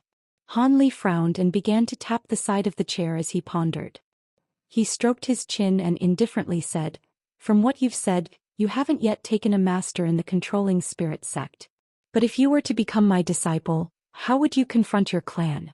Surely you understand that the Heavenly Tao Alliance and the Devil Tao are hostile to one another?" Lu Yu calmly answered, "From foundation establishment to core formation, this junior relied on chance every step of the way and never took a master. As for my clan, I am its last member. Cultivators appear in so few numbers after all, and all the others have passed away, leaving behind only me." Han Li mysteriously smiled and said, "If you're only becoming my disciple for the sake of protection, it isn't an impossible matter, but I must first mention that I will place a soul restriction on you. I also won't be involved with your cultivation. In short, you will only be my in-name disciple. You will enter the Drifting Cloud sect and cultivate on your own. What do you think?" Lu Yu replied without hesitation, "Placing down the soul restriction is only natural. After all, I was a controlling spirit sect cultivator. So long as Senior shelters me from danger, I will have no complaints. As for cultivation guidance, I never dared to have hope for that, considering that I only managed to preserve my life by a fluke." She seemed to follow the same path of bitter cultivation that Han Li had experienced. With the woman's blunt agreement, a strange expression flickered from his eyes and he grew silent for a moment before nodding. "Good. Since you've agreed to these conditions, I will naturally uphold my end of the agreement. Tomorrow I will bring you to the two other elders of Drifting Cloud Mountains and have you enter the sect under a different name. Many thanks for your kindness, Senior." Lu Yu felt greatly relieved with the knowledge that her life was secure, and hastily saluted Han Li. Han Li waved his arm and said, "Return to the silent room and rest. I will be placing a soul restriction on you later and will remove the restrictions to your magic power as well." After expressing her thanks once more, she respectfully took her leave from the hall. A flash of yellow light came from one of the hall's walls, revealing Silvermoon in her human form. Han Li glanced at Silvermoon and asked with a flat tone, "You still haven't reverted back to your original form?" This servant has made great progress in cultivating her fox body. Of course, this led to an increase in the time I can take this form. However, Master, do you truly plan on taking this girl as a disciple? I recall that Master was never fond of the idea, fearing it would cause problems through implication and interfere with your cultivation. Are the six-winged frost centipedes so important to Master? If you're talking solely about the secret insect control technique, you can simply draw it out through the dream tier technique.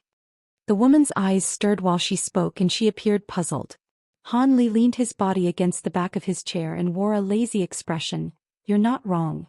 I truly do hold the six-winged frost centipedes in high regard. At my current pace of refining the celestial ice flames only a sliver at a time, I reckon it will take quite a while before I will be able to complete refine it. Silvermoon hesitated for a moment and asked, do you know how long? To tell the truth, it will take 200 years at the very least to refine all the flames, given that there needs to be a buffer of a year between each sliver. This would take far too long, which is where the six-winged frost centipedes come in. Their icy chi would be able to greatly shorten the amount of time it would take to refine the flames. Furthermore, it will have a certain fantastical effect when applied to the celestial ice flames. Han Li then raised his hands and extended a finger from each. Under Silvermoon's astonished gaze, each of his fingertips flickered with a white and a blue light. There was a frost that was white as snow along with an icy flame that glowed a brilliant blue. They then nimbly hovered off of his fingertips. Silvermoon yelped in surprise. This. Han Li calmly breathed out, spitting a small cloud of azure chi onto the frost and the blue flames. The frost and blue flames then turned into specks of starlight and began to mix together. Soon after, a muffled boom sounded out and a blinding white-blue light illuminated the room. A small violet flame bird appeared from within the azure chi and began to flap its wings. It appeared quite graceful as it flew in circles. Han Li revealed satisfaction upon seeing the thumb-sized violet bird. There was even a trace of excitement that was betrayed from deep within his eyes. Silvermoon, do you remember the sacred azura flames that the old devil bone sage used?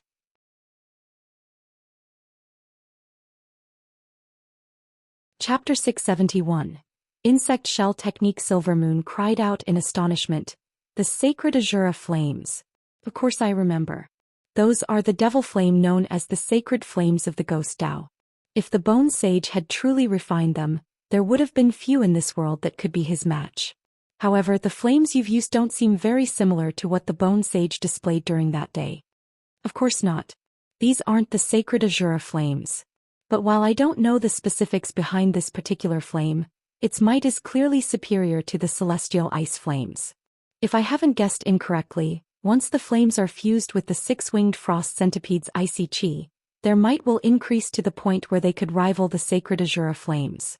This was something I had unintentionally discovered after I absorbed the centipede's icy chi. A fortunate coincidence indeed. Once that was said, Han Li twirled his finger and had the bird disappear into his hand. Silvermoon was initially stunned, but soon she revealed delight.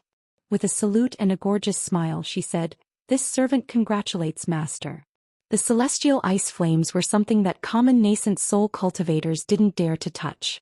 With these newly fused devil flames, Master would be able to dominate the entirety of the heavenly south. Han Li shook his head and sullenly said, "Dominate the heavenly south? Those words are too bold.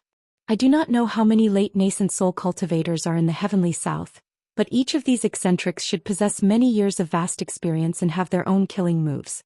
Perhaps one of them might have something to restrain my devil flames." Silvermoon pursed her lips and revealed a careless expression. Master is being too modest. How could such an opportune matter occur in this world? Han Li smiled and said, "It's hard to be sure. The gold-devouring beetles may be incisive and are highly ranked, but the bloodjade spiders happen to be able to restrain them despite their vastly lower rank. If I were to run into a cultivator that knows about these beetles and possesses jade or wooden treasures, it would prove vastly disadvantageous for the beetles. There will also be something that can restrain these devil flames. In this entire world, there is no such thing as a treasure or technique that is unrivaled. Master is still quite a careful and cautious person. From what you're saying, you must want to prepare several killing moves to prevent yourself from being restrained by others." As if not yet finished speaking, Han Li unhurriedly continued, "I've previously never accepted disciples because my cultivation was lacking and I was a wanderer, with my residence ever-changing. It would have been burdensome to take a disciple. But now that I am firmly established at the Drifting Cloud sect, it is natural to nurture a few sources of influence of my own. Although one's own strength is extremely important in the cultivation world, it is more dangerous and inconvenient to stand alone. At the very least, useful information will make its way to me. For example, There was no one who had taken the initiative to inform me of the trade meet that would take place in the state of Yu in 2 years. Although those 2 elders would notify me at the last second, I wouldn't be able to make any preparations. As for Lu Yu, while her cultivation isn't very high, she doesn't seem to be someone that is only able to diligently cultivate. After entering the Drifting Cloud sect, I reckon she would strive her hardest to develop her own influence without my orders. Silvermoon smiled and added on, with the sole restriction placed on her, she will be unable to betray you until her cultivation surpasses masters. Her influence will therefore naturally be your own. This is far more advantageous than accepting an ordinary disciple. Han Li glanced at Silvermoon and indifferently said, "It's good that you know." He then turned his gaze towards the iron rhino. The spirit beast had managed to unsteadily raise itself, but its aggressiveness was vastly reduced. It now gazed at Han Li with a trace of fear. Although this spirit beast isn't very useful for me, I am able to directly control it through the use of a magic tool since it belonged to a clan. I will be able to trade it for very good materials. After you train it, shut it in the spirit beast room. Once the trade meet in the state of Yu takes place, I'll see whether or not I can exchange it for a few rare materials. I'll be leaving now to place a sole restriction on Lu Yu. Han Li took a black command talisman from his storage pouch and handed it over to Silvermoon. Silvermoon took it into her hands and respectfully replied, "As you command, master." Han Li then stood up and wordlessly left the room. Silvermoon fiddled with the command talisman in her hand and muttered to herself with a pensive expression as if pondering about what Han Li just said. A moment later she raised the command medallion towards the light barrier with a smile. A beam of yellow light then shot out. Soon after, a series of miserable bellows filled the hall. After Han Li placed the sole restriction onto Lu Yu, he brought her to the silver-haired old man. Of course he didn't give the complete truth. He merely mentioned that they had a bit of relationship and he had brought her back to the state of Shi from the controlling spirit sect, intending to take her in as a disciple and look after her. When the old man heard this, he was initially stunned before laughing with an expression of realization. I was wondering why Junior Marshal Brother Han made a trip to the Devil Dao's domain. So it turned out to be for Marshal Niece Lu. Good, very good. This sect could always use another core formation cultivator and a woman at that. The silver-haired old man accepted Lu Yu into the Drifting Cloud sect without a problem. Han Li was very satisfied by this and chatted with the old man a while more before departing with the woman. Lu Yu then officially changed her name to Lu Mei and officially became Han Li's in-name disciple. Although Han Li said he wouldn't personally guide the woman, he wasn't about to be stingy when taking a disciple underneath him. He gave the woman 2 magic treasures and several bottles of demon core refined medicine pills. If Lu Mei had been reluctant about taking Han Li as a master, she was now more than happy to pay her respects to him after such magnanimous gifts. For the first time she felt that leaving the controlling spirit sect to become Han Li's disciple wasn't such a bad thing. Fortunately, this woman was rather quick-witted and soon handed over a jade slip containing all of the insect controlling techniques that she knew of. She also handed over her 6-winged frost centipedes. Han Li accepted these items with a calm expression and concluded the disciple acceptance ceremony. After departing Han Li's cave residence, she established her own cave residence at the Drifting Cloud sect's White Phoenix Mountain and became a member of the Drifting Cloud sect's high-grade cultivators. Unclear as to whether or not the silver-haired old man was paying face to Han Li, Lu Mei was appointed as Deputy Mountain Lord of White Phoenix Mountain, giving Mountain Lord Song an assistant. When Han Li heard of the matter, he merely smiled. After Han Li acquired the centipedes, he used the rainbow skirt grass to mature them. Given that they had this effect towards the gold-devouring beetles, they should also affect the 6-winged frost centipedes as well. Of course, he also entered a secluded room and began to study the insect control techniques alongside the profound nascent formation arts that Xian Rian had left behind. Han Li sat motionlessly on the floor with his eyes shut as an azure light began to flow around his body as if he were cultivating a technique. A long while later he opened his eyes and his eyes brightened. He promptly grabbed onto the storage pouch at his waist and wordlessly pointed, uttering, "Execute." Suddenly, Several thousands of black-tainted gold-devouring beetles flocked from the pouch and hastily turned into a 3-meter-large cloud that spiraled above Han Li. Han Li stood up without any hesitation and began to move his feet in a pattern as he muttered to himself. He raised his hands and shot a mist of azure light, enveloping the beetle cloud. The gold-devouring beetles suddenly stopped buzzing and began to hover back and forth in tight formation. However, none of them made contact with one another, making for a bizarre sight. Han Li's gaze brightly flickered as he watched the beetle cloud. He stared for a time before forming an incantation gesture with a single hand. He then extended his free hand as if reaching for the beetles and softly shouted. Azure light flickered from the beetle cloud and they immediately fell onto Han Li, enveloping him within them. The beetles were several times quicker than before and began to frantically fly circles around him, forming an impenetrable barrier. Han Li smiled at the sight, but that smile soon disappeared as he began to utter profound and cryptic incantations. Suddenly, the insect cloud suddenly charged towards Han Li with a sudden eruption of blinding azure light.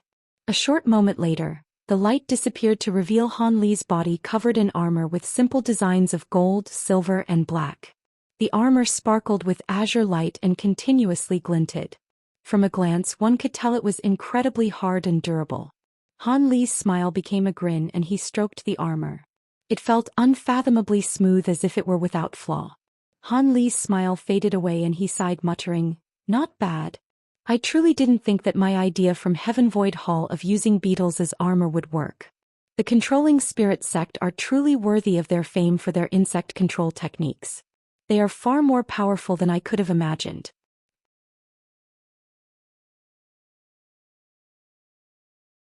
Chapter 672. Second Nascent Soul. The insect control techniques weren't difficult to cultivate, and given Han Li's current cultivation and comprehension, they were easily learned. Even so, these secret techniques greatly broadened Han Li's horizons, and the many recorded methods to direct insects to attack were fascinating and impressive. The insect armor technique in particular had allowed him to act on his previous musings of the idea. Previously, he was able to concentrate the black-tainted gold-devouring beetles into simple forms such as blades. However, objects as complicated as battle armor were still out of reach. It was a difficult matter that couldn't be resolved. With the insect armor technique contained within the jade slip, he was able to skillfully learn how to condense battle armor in only a month. Han Li was brimming with delight. He was convinced the expert that founded this technique was likely to have possessed insects as hardy as the gold-devouring beetles, whose defensive power wasn't inferior to true armor-type treasures. Additionally, this technique wasn't well known considering there were so few insect cultivators. In the hands of Han Li, and with the incredible durability of the black-tainted gold-devouring beetles along with their particular transformation abilities, this technique could create battle armor that was well suited for himself and possessed immense defensive ability that surpassed those of common armors. Moreover, once his pure gold-devouring beetles fully matured and he was more skilled with the insect control techniques, Han Li was confident they would be able to transform into even more impressive armor. With the thought of the fully evolved gold-devouring beetles, he found it difficult to contain his excitement. A short moment later, Han Li eventually regained his calm. He stroked his armor in a moment of thought before blowing a mouthful of spiritual qi onto the armor. The armor quickly scattered back into the cloud of beetles and returned to the spirit beast pouch under Han Li's orders. He returned to sitting cross-legged on the ground and took out an azure jade slip from his storage pouch, the item that Xen Rian had left behind. He clasped it with both hands and narrowed his eyes before quickly immersing his spiritual sense into the jade slip. He skipped past the ancient formation spells for the time being and sought the profound nascent formation arts at the very end. This technique was founded by an unnamed Devil Dao cultivator in the Age of Antiquity. Not only was the incantation profound and cryptic, but its words were dense with hidden and rich meaning. Han Li studied each of the words with great deliberation. After half a year passed, Han Li had a greater understanding of the technique. This had led to him feeling great awe and respect towards the ancient cultivator that founded this technique. This technique did indeed have some similarities to the Righteous Dao's Three Truth Severance arts. As for precisely how much, Han Li had no way of knowing, as it would be impossible for him to access the greatest secret technique of the Righteous Dao. Still, it stood to reason that this technique was entirely different from the external incarnation technique. This heaven-defying technique truly created a second incarnation of one's self. Once this technique was fully cultivated, one would possess an entirely independent nascent soul. Although there was something of a master-servant relationship between the two, each one would be able to survive if the other met an unexpected end. It was merely that the secondary nascent soul suffer a great loss in vitality if the main nascent soul were to perish, before it could slowly take the place of the main nascent soul. If the secondary nascent soul were to perish, it would leave the main nascent soul completely unaffected. What made Han Li even more excited was that the second nascent soul could be fused into the body of a superior cultivator's corpse and form an incarnation. Once the incarnation was complete, it was a genuine existence outside of the main body. Even if his main body perished, Han Li would survive so long as the incarnation did. After all, both bodies would hold the exact same memories and emotions. This technique was entirely different from when he had Crooked Soul become a fiend core incarnation. Crooked Soul was merely a puppet that Han Li could control with a sliver of his primal soul. It had no emotions of its own nor independent ability. Furthermore, Crooked Soul had to be in range of Han Li's spiritual sense, else he would lose control. As for the incarnation created from the profound nascent formation arts, it could exist entirely on its own regardless of distance. It would take independent action without orders as if it were just another cultivator. Han Li felt his blood run cold when he read this. But after some further reading, he eventually reached the description of the technique's restrictions and flaws. Once Han Li read through them, it felt like he had been drenched in cold water. His fervent excitement had disappeared in an instant. The difficulty of condensing a nascent soul had left him completely speechless. It took common cultivators centuries to fragment their core and form a nascent soul. Cultivating a second nascent soul would require a second core to shatter, which would take far too much time. The only method would be to seize another cultivator's nascent soul and erase its consciousness. Once it is assimilated with one's own spiritual sense, it would become one's nascent soul. Although the Jade Slip mentioned the method to seize and wipe the consciousness of another nascent soul, needless to say it was an extremely dangerous matter with low odds of success. Even if this managed to somehow succeed in a fluke, the assimilation process was even more dangerous. Given that a nascent soul was temporarily seized, forcefully assimilating it with oneself still risked having one's spiritual sense being devoured by the target nascent soul in the process. Of course, if this managed to succeed, one would have a second nascent soul along with its many benefits. If one wished to take it a step further and create an incarnation, one merely needed to find a suitable corpse and have the second nascent soul possess it. Of course, the greater the cultivation of the original body, the better. It would be optimal if it were the body of a nascent soul cultivator so that the secondary nascent soul would be able to fully utilize its powers. Nevertheless, nascent soul cultivators couldn't speak lightly of killing a cultivator of a similar grade. It was an incredibly difficult matter, and even with Han Li's great might he doubted his own ability to do so. Of course, even if the profound nascent formation succeeded, one still wasn't free of worry. There was still a chance of backlash. An incarnation would be equivalent to refining another self.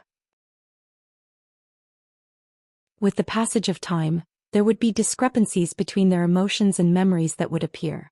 The incarnation may even strive its hardest to seize control over the main body. Especially when the incarnation possessed superior power to the main body, there was a chance it would take advantage of its special connection to the main body to restrain it, reversing their positions. As such, although an incarnation can be separated by vast distances and carry out the orders of the main body, it is best to not have it stray too far away. Every so often one must perform the profound nascent formation arts unification technique to dispel the inner demons of each soul and converge their primal souls into one, strengthening the primary soul's control over the incarnation. Of course, in addition to the incarnation backlash, the incarnation also possessed its own flaws, but they weren't nearly as significant.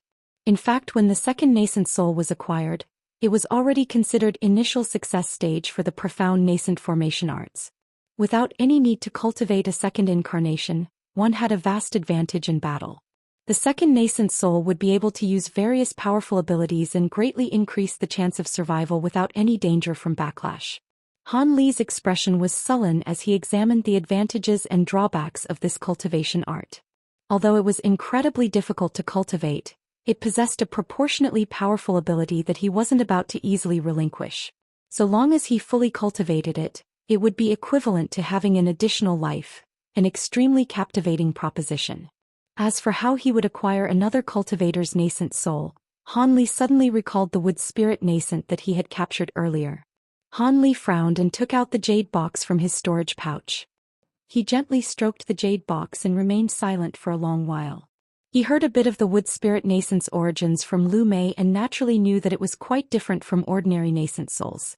However, it also stood to reason that the controlling spirit sect's 5-element spirit nascence technique had a few similarities with the profound nascent formation technique. Since this spirit nascent was to be fused with a core formation cultivator, refining the wood spirit nascent as a second nascent soul should follow the same principles and prove to be possible. Besides, he had no other uses for the wood spirit nascent, so there would be no harm in trying. As for the danger of seizing it and erasing the consciousness of the nascent soul, it shouldn't prove to be a problem with assistance from his other treasures and his powerful spiritual sense. The only problem he had to worry about was the assimilation of the formless nascent soul.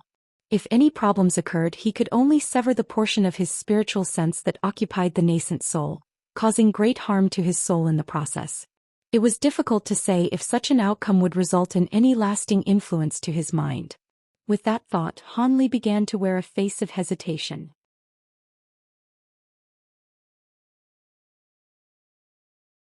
Chapter 673.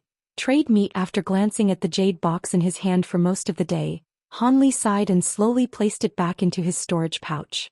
Azure light then flashed from his hands and the azure jade slip reappeared. Should he take the risk to refine a second nascent soul? He would put the decision off until he fully comprehended the incantations for the profound nascent formation arts. This matter was dangerous and extremely difficult, as such it would be better if he were cautious. With his mind made up, he sank his spiritual sense into the jade slip and entered a state of obliviousness. Not far away from Han Li, Silver Moon was peacefully cultivating in her own secluded room. All of the other miscellaneous tasks were being handled by Han Li's 8 puppets. Time quickly went by and yet another year had passed. One day, 2 streaks of light, one azure and one white, flew in the direction of Han Li's cave residence. 2 silhouettes could be faintly made out from within them. They were the 2 drifting cloud sect elders, a silver-haired old man and a sallow-faced middle-aged man. They couldn't help but exchange a smile when they saw that the restrictions around Han Li's residence were in full effect. The middle-aged man surnamed Lu flicked his finger and sent a previously prepared letter talisman into the restrictions in a streak of fiery light. Once the talisman disappeared from sight, he smiled to the silver-haired old man and said, "It seems ever since Junior Martial Brother Han returned, he remained within his cave residence in diligent cultivation." The silver-haired old man surnamed Qing spoke with a strange expression. "That is to be expected.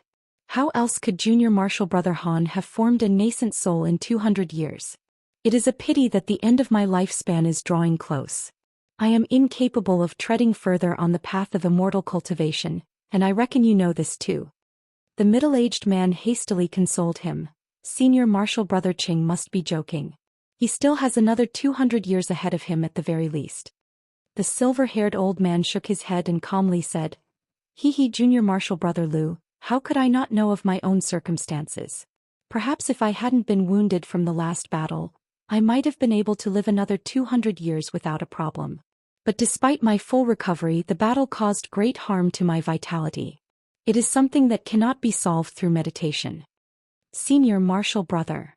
The middle-aged man's expression changed and he thought to say something, but the old man interrupted him with a wave of his hand. The old man slowly said, "Even if I enter no further battles, I will live only 60 years more at most, that much is certain. There is no need to comfort me. Why else would I have so painstakingly roped Junior Martial Brother Han into our drifting cloud sect? I have even done my best to befriend him. Normally, even if we were truly impatient about taking him into our sect, we would have done a meticulous investigation into his background. Fortunately, our hasty judgment has turned out to be correct. Although this person's history is somewhat complicated, he holds no ulterior motives towards our drifting cloud sect." The middle-aged man was stunned. Senior Martial Brother sent disciples to investigate Junior Martial Brother Han's background? That's right. Although Junior Martial Brother Han's background is rather vague, with his name and appearance, I've sent disciples to stealthily make some inquiries into the state of you, and ended up with a rough background of our Junior Martial Brother Han. You might not believe it, but over 100 years ago, our Junior Martial Brother was originally a Foundation establishment cultivator of Yellow Maple Valley. During that time he had earned a small reputation for himself. It was said that during the war with the Devil Dao he alone managed to kill many cultivators of the same grade. But when Yellow Maple Valley was later routed, that treacherous ghost Ling Hu abandoned him for some reason. Afterwards, there was no further trace of Junior Martial Brother Han. Perhaps he was cultivating in concealment and had only recently emerged when he reached late core formation stage. He then arrived at our Drifting Cloud sect and formed a nascent soul. It seems that during this missing period Han Li should have had some fortuitous encounters. The middle-aged man sneered. It is quite ridiculous for him to be abandoned at the time. Throwing away a sect disciple that happened to be such a rare cultivation genius. In a short amount of time he managed to cultivate from Foundation establishment stage to nascent soul stage. I reckon that old ghost Ling Hu would be driven mad if he knew about this matter. After all, Yellow Maple Valley hasn't been faring very well in the Nine Nations Union. It should be quite difficult for his sect to rely on him alone. If I recall correctly, he should have entered nascent soul stage the same time Senior Martial Brother Qing did. The end of his lifespan should also be drawing near. That's right. Old ghost Ling Hu is just a bit older than me, but he is quite a bit more proficient at extending his lifespan. Additionally, Yellow Maple Valley should also have no problem after his death. They can just rely on the repute of their allied nascent soul cultivators. I've also had similar worries for the Drifting Cloud sect when I passed, and feared that Junior Martial Brother would find it difficult to stand alone. Were it not for the sacred spirit veins of the Dream Cloud Mountains, Junior Martial Brother would have found it difficult to preserve the sect by himself. But even so, many would look at our sect with greed once it appears any weaker. My original thoughts were to urge Junior Martial Brother to take the initiative to withdraw from the Dream Cloud Mountains once I passed, avoiding any potential calamity the sect may encounter. But now that Junior Martial Brother Han has joined us, the situation has changed. Although Junior Martial Brother seems to be a cultivator who is wholeheartedly dedicated to pursuing the immortal Tao and is disinterested in sect affairs, I am actually relieved by this. So long as we carefully win him over, our sect will continue to exist without worry for another 1,000 years. The silver-haired old man twirled his beard in his hand as if he had a plan up his sleeve. The middle-aged man hesitated for a moment before worriedly saying, "But while Junior Martial Brother Han may be a cultivation genius, his age is too young and he just recently condensed his nascent soul. I don't know whether or not his skills are up to par." With a pensive expression, the silver-haired old man said, "Yes, I also share the same worries. After all, there are a few cultivators wholeheartedly dedicated to pursuing the Tao that are unwilling to spend much time cultivating powerful abilities. While this results in a deep cultivation, these cultivators may be unable to defeat cultivators that are a grade lower than them. Although I don't believe Junior Martial Brother Han to be such a cultivator, it would be better to test this. As such, I will be staying behind to guard the sect. You will accompany him to the trade meet. Does Senior Martial Brother mean to say?" The middle-aged man revealed a sudden trace of understanding. The old man smiled and thought to say something further when the mist in front of him suddenly parted. The old man immediately grew quiet as the middle-aged man followed suit. The two walked into the path that opened through the fog without any reservations and disappeared from sight. The largest trade meet in the heavenly south convened at the northmost country of the Nine Nations Union, the state of Yu. Deep within the mountains of this country laid soaring Heaven's City, the capital of the Nine Nations Union. Cultivators from all over the continent flocked to this country. Be it man or woman, young or old, all of those that resided within the city were cultivators. This city alone even had 7 cultivators at mid-nascent soul stage or higher stationed there, resulting in the immediate deaths of any cultivator who dared to cause trouble in the city. As a result, regardless of a cultivator's affiliation, none dared to act imprudently within. 2 months before the start of largest trade meet in the heavenly south, the Nine Nations Alliance activated a spell formation with a resounding reputation, the Greater Light Extinguishing Formation, to protect the city in place of a majority of its normal restrictions. Because a few cultivators have already made their way to the city out of impatience or otherwise, there were already stalls placed inside. Trade was already being conducted between cultivators. While the official days of the trade meet would have treasures of all kind in great number, they weren't something that common cultivators could afford. They would rather find a few suitable uncommon materials ahead of time instead. The quiet, cold soaring heavens city soon became bustling with activity as if it were filled with the liveliness of the marketplaces in common mortal cities. However, those walking the streets of the city were cultivators of high rank and the currency being used were spirit stones. The city only possessed a single auction house which was under the control of the Nine Nations Union. It had also begun to appraise and auction off all sorts of rare treasures, contributing to the liveliness of the city. Just as the trade meet was only half a month away, there were 3 streaks of light steadily flying through the sky several thousands of kilometers away. Once the 3 lights grew closer, they were revealed to be 2 men and 1 woman. The woman was a cool and elegant beauty. She flew at the side of a youth with a common appearance that wore a rather intimate expression. The third person in their party was a blue-robed middle-aged man whose clothes fluttered through the wind in a display of unordinary majesty.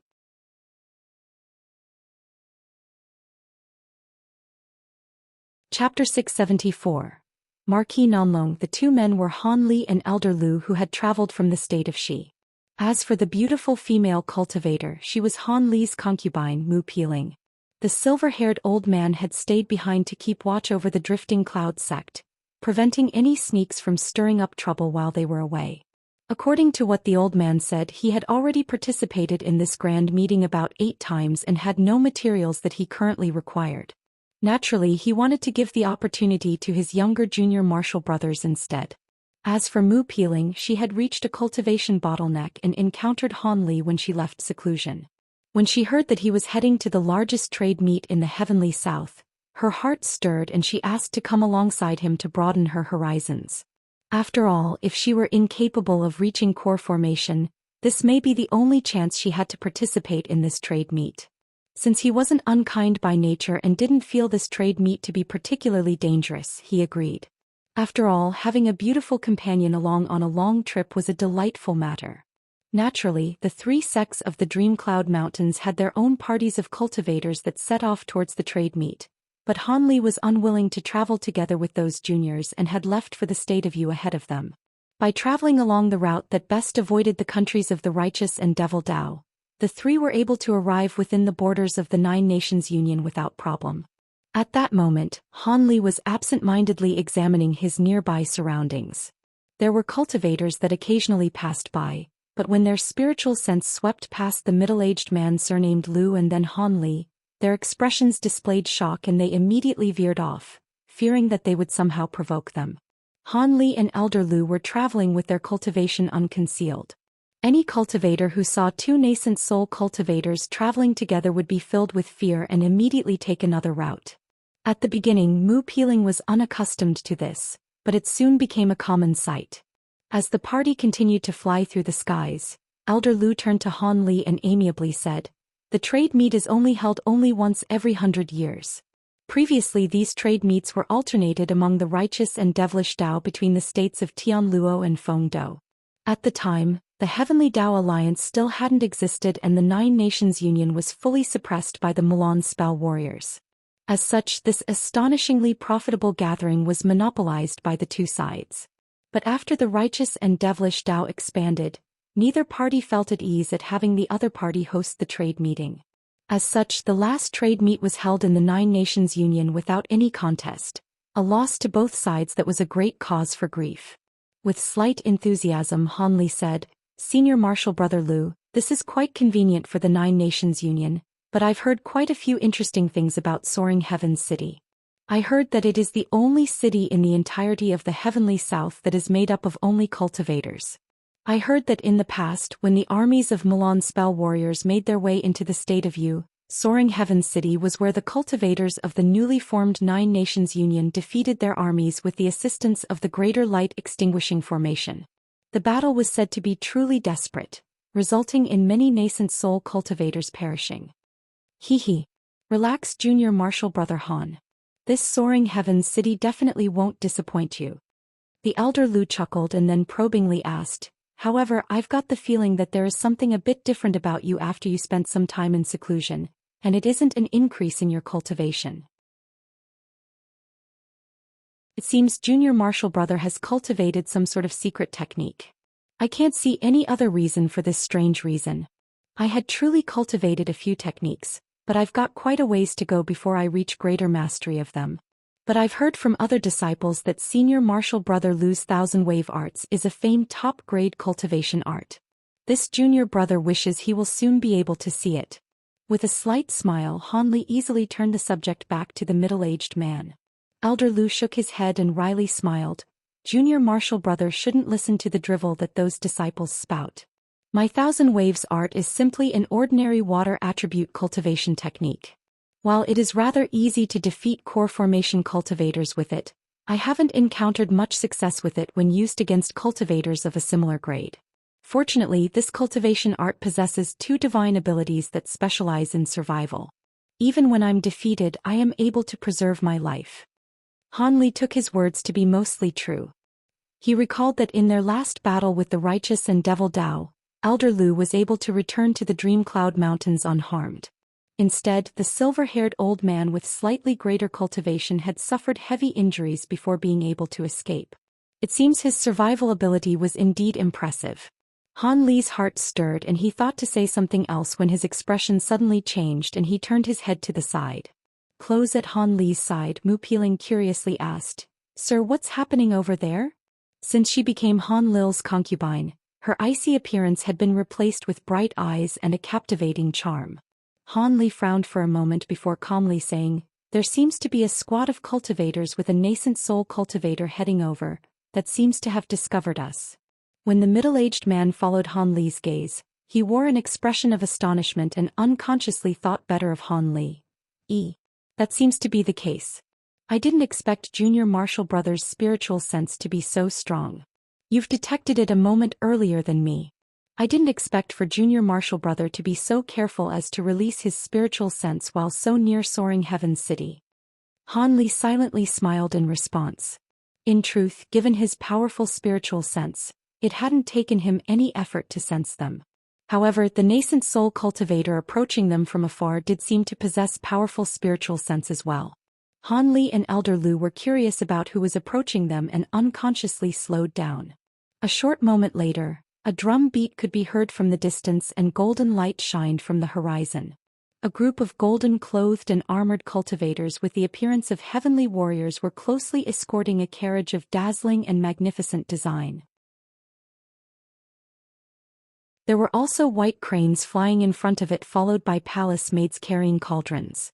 It appeared as if a monarch was making a tour in an imposing manner. Mu Piling was dumbfounded at the sight and her jaw dropped in astonishment. Han Li was also amazed by the sight, but he soon regained his calm. He was aware that cultivators were odd and fantastical to every description, particularly cultivators at the nascent soul stage. Perhaps due to the influence of their cultivation's arts or otherwise, their temperaments become strange and separated from reason. Since this was a common affair, he was surprised for only a moment. But when the middle-aged man saw this, he felt his blood turn cold and he harshly whispered, "Duke Nanlong, why is this old eccentric also participating in the trade meet?" Junior Marshall Brother Han, do not speak carelessly. His abilities are mighty and his temperament is strange. Since I've met him in the past, let me deal with him. With those hasty words, the middle-aged man called for Han Li to stop alongside him. He wore a serious expression as he respectfully waited for the group of cultivators to approach. Han Li's expression stirred from seeing the middle-aged man appear so nervous. He complied with his warnings and Mu Piling tactfully kept silent as well. A short moment later, the golden-armored cultivator soldiers and the carriage drew closer. Upon closer look, Han Li felt his heart tremble. The halberd-wielding soldier cultivators weren't much to behold. While their appearances were formidable and lofty, their cultivations were only at foundation establishment stage. Rather, what made Han Li's heart tremble were the two spirit beasts pulling the carriage. From the azure scale armor and the bizarre horn on its head, one of the beasts appeared to be a mythical Qilin. The other beast had fluttering wings of fire with long golden feathers. It was actually a fire phoenix. As Han Li grew fearful of the two spirit beasts, the carriage drew closer to them. Before the carriage approached, Elder Lu saluted in its direction and spoke with a clear voice. Is that Marquis Nanlong? I am the drifting cloud sex Lu Luo. It has been 300 years since I've last seen you in the company of my master, Monk Mu Li. It is truly my fortune to meet you again. Although Elder Lu's words were neutral in tone, Han Li could clearly hear a trace of fear in his voice and noted that he seemed to refer to himself as a junior. The huge carriage was obscured from sight by a barrier of golden mist. However, when Elder Lu called out to the carriage in greeting, the drumbeats came to a sudden stop. The group of cultivators stopped about 100 meters away from Han Li and company as silence descended. Han Li's eyes narrowed upon seeing this, but his expression soon returned to normal. A lazy tone came from within the golden light. Oh, so you're Mu Li's pedantic scholarly disciple. At the time, you seemed to only be a core formation cultivator. I didn't think in a mere 300 years, you've also reached nascent soul stage. I've heard your master had passed away in meditation during that time. It is truly a pity. However, the fellow Taoist at your side seems quite unfamiliar.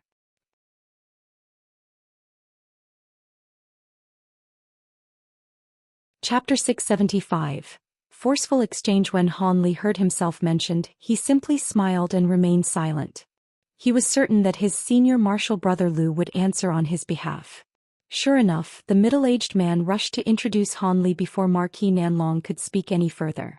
Marquis, this is my junior martial brother Han. He has just recently condensed a nascent soul and joined our sect. At his side is Lady Mu, his concubine. Junior martial brother Han, this is Marquis Nanlong, an old friend of my deceased master. I hope you will acquaint yourself with him. As his clothes fluttered in the wind, Han Li calmly saluted the carriage. It is a pleasure to meet you, Marquis Nanlong. Within the carriage, Marquis Nanlong indifferently said, Han Li? That name is completely unfamiliar. It seems fellow Taoist Han is truly a new nascent soul cultivator. Might we have an exchange of skill to gauge your abilities? Junior martial brother Han only condensed a nascent soul a few years ago. How could he possibly be a match for fellow Taoist Nanlong? Fellow Taoist Nanlong is already a mid-nascent soul cultivator.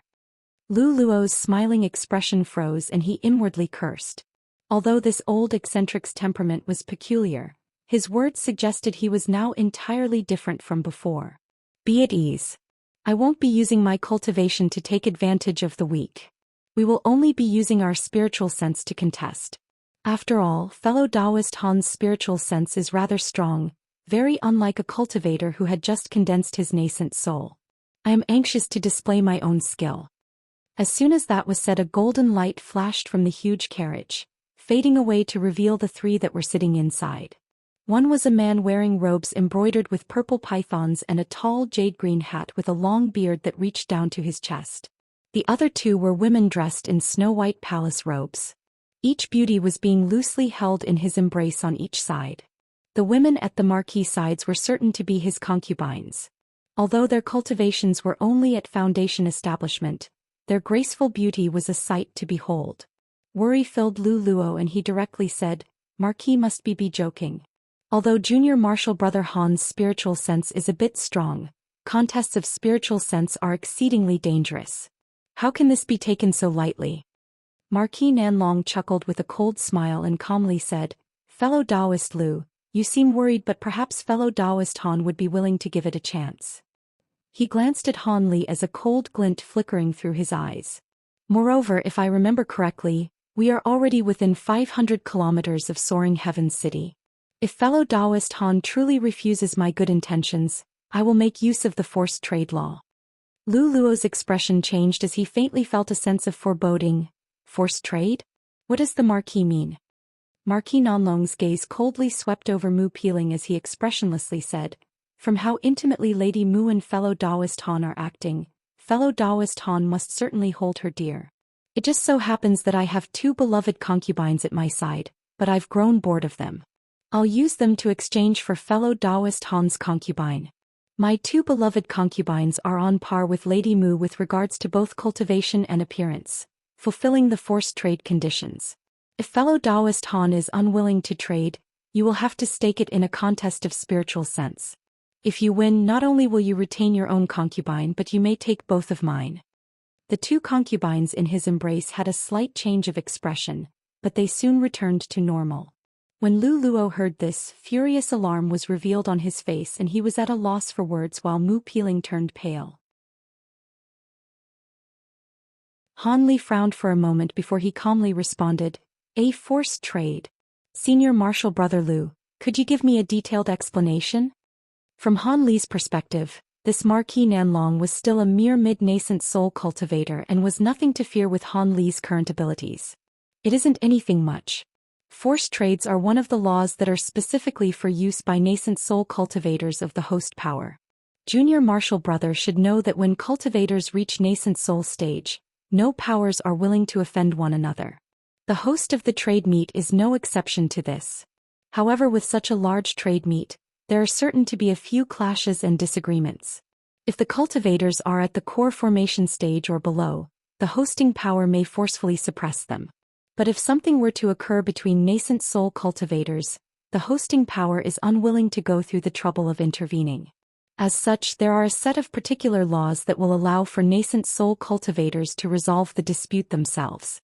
Forced trades are among the least used of these laws. Specifically, before the trade meet starts, any nascent soul cultivators within 500 kilometers of the city may use obviously superior goods to trade for something they require. If the other party refuses, both sides may settle the decision by comparing techniques and divine abilities. However, the conditions for use are harsh. Even if the initiator of the exchange wins, they still must pay the price to exchange. But if they lose, they will hand over their proposed goods to the challenged party free of charge.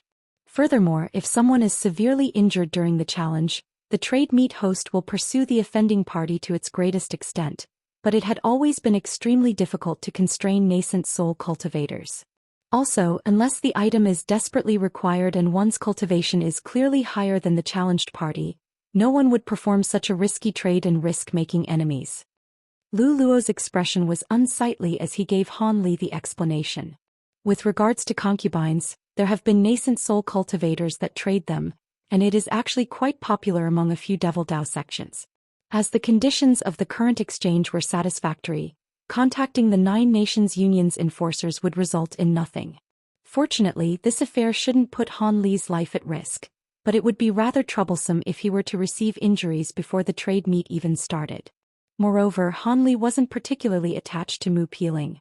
Even if he was forced to trade her, he would end up with 2 grand beauties. It shouldn't prove to be too much of a loss for him. Han Li's expression was completely calm upon hearing Lu Luo's explanation, but Mu Piling was full of regret. Had she known that the trade meet had such laws, she wouldn't have requested to accompany Han Li.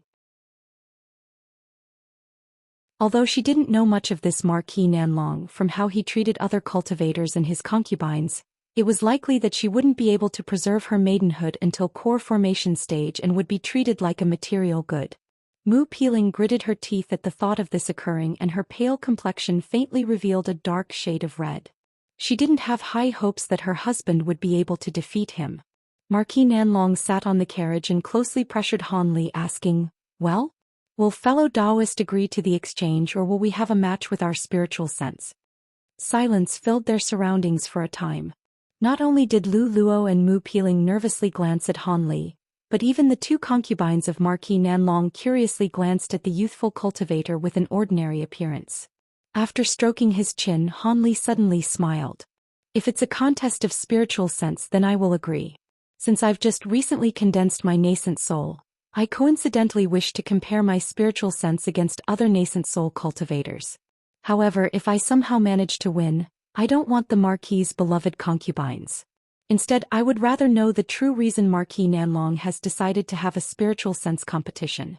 I hope the Marquis won't merely say that I was displeasing to the eye or that he finds my own concubine to be desirable." Han Li calmly spoke, revealing not a trace of worry. An indescribable expression flickered over the Marquis' face, and the others were left at a complete loss. Marquis Nanlong grew silent for a moment before slowly replying, "All right, I agree." His expression appeared completely solemn. "Sir." Mu Piling couldn't help but call out to Han Li upon seeing him agree to the battle. She wore a complicated expression on her face. Han Li waved his arm. It's nothing. Just a mere contest. Lu Luo sighed and warned, Junior Marshal brother, be careful. If it becomes too much, concede immediately. I will immediately act to protect you. Han Li nodded and said nothing further. At that moment, Marquis Nanlong had already pushed away his concubines and flung his sleeve, launching himself through the air. Azure light flashed from Han Li's body as he also made his approach.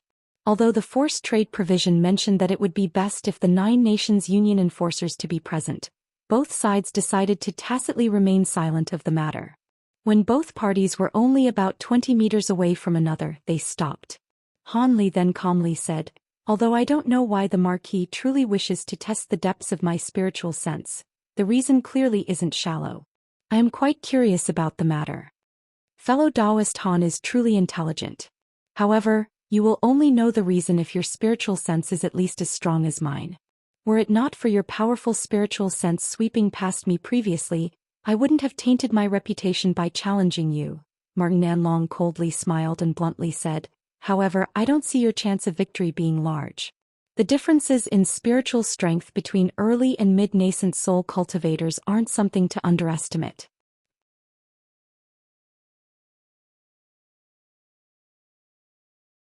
Chapter 676. Spiritual Sense Formation. Fellow Taoist speaks the truth, but I have no intention of handing over my concubine. I merely wish to exchange a few pointers. Han Li spoke calmly and soon released his spiritual sense. With the appearance of an astonishing aura, something shot towards the Marquis. Good. Marquis Nanlong appeared completely calm and released his spiritual sense. 2 streaks of nearly incorporeal force appeared between the two and burst in a collision. A violent gust suddenly appeared and blew out in every direction. Marquis Nanlong felt alarmed by the development as his initial spiritual sense probe instantly grew several times greater in size. Layers and streams of violent white instantly flew into the gap of space between Han Li and the Marquis, causing their silhouettes to blur as if there were 2 originless and unmoving shadows. Spiritual sense formation. How can this be? How is Junior Marshal brother Han's spiritual sense so strong? Lu Luo couldn't help but cry out in disbelief. Spiritual sense formation? Could my husband win? I'm not sure either, but ordinarily spiritual sense formation is a divine ability only mid-nascent soul cultivators can grasp. For Junior Marshal brother Han to be able to use this technique, his main cultivation art must be specialized in spiritual sense. That is the only possible explanation. Lu Luo's excited words turned into a pensive mutter halfway through.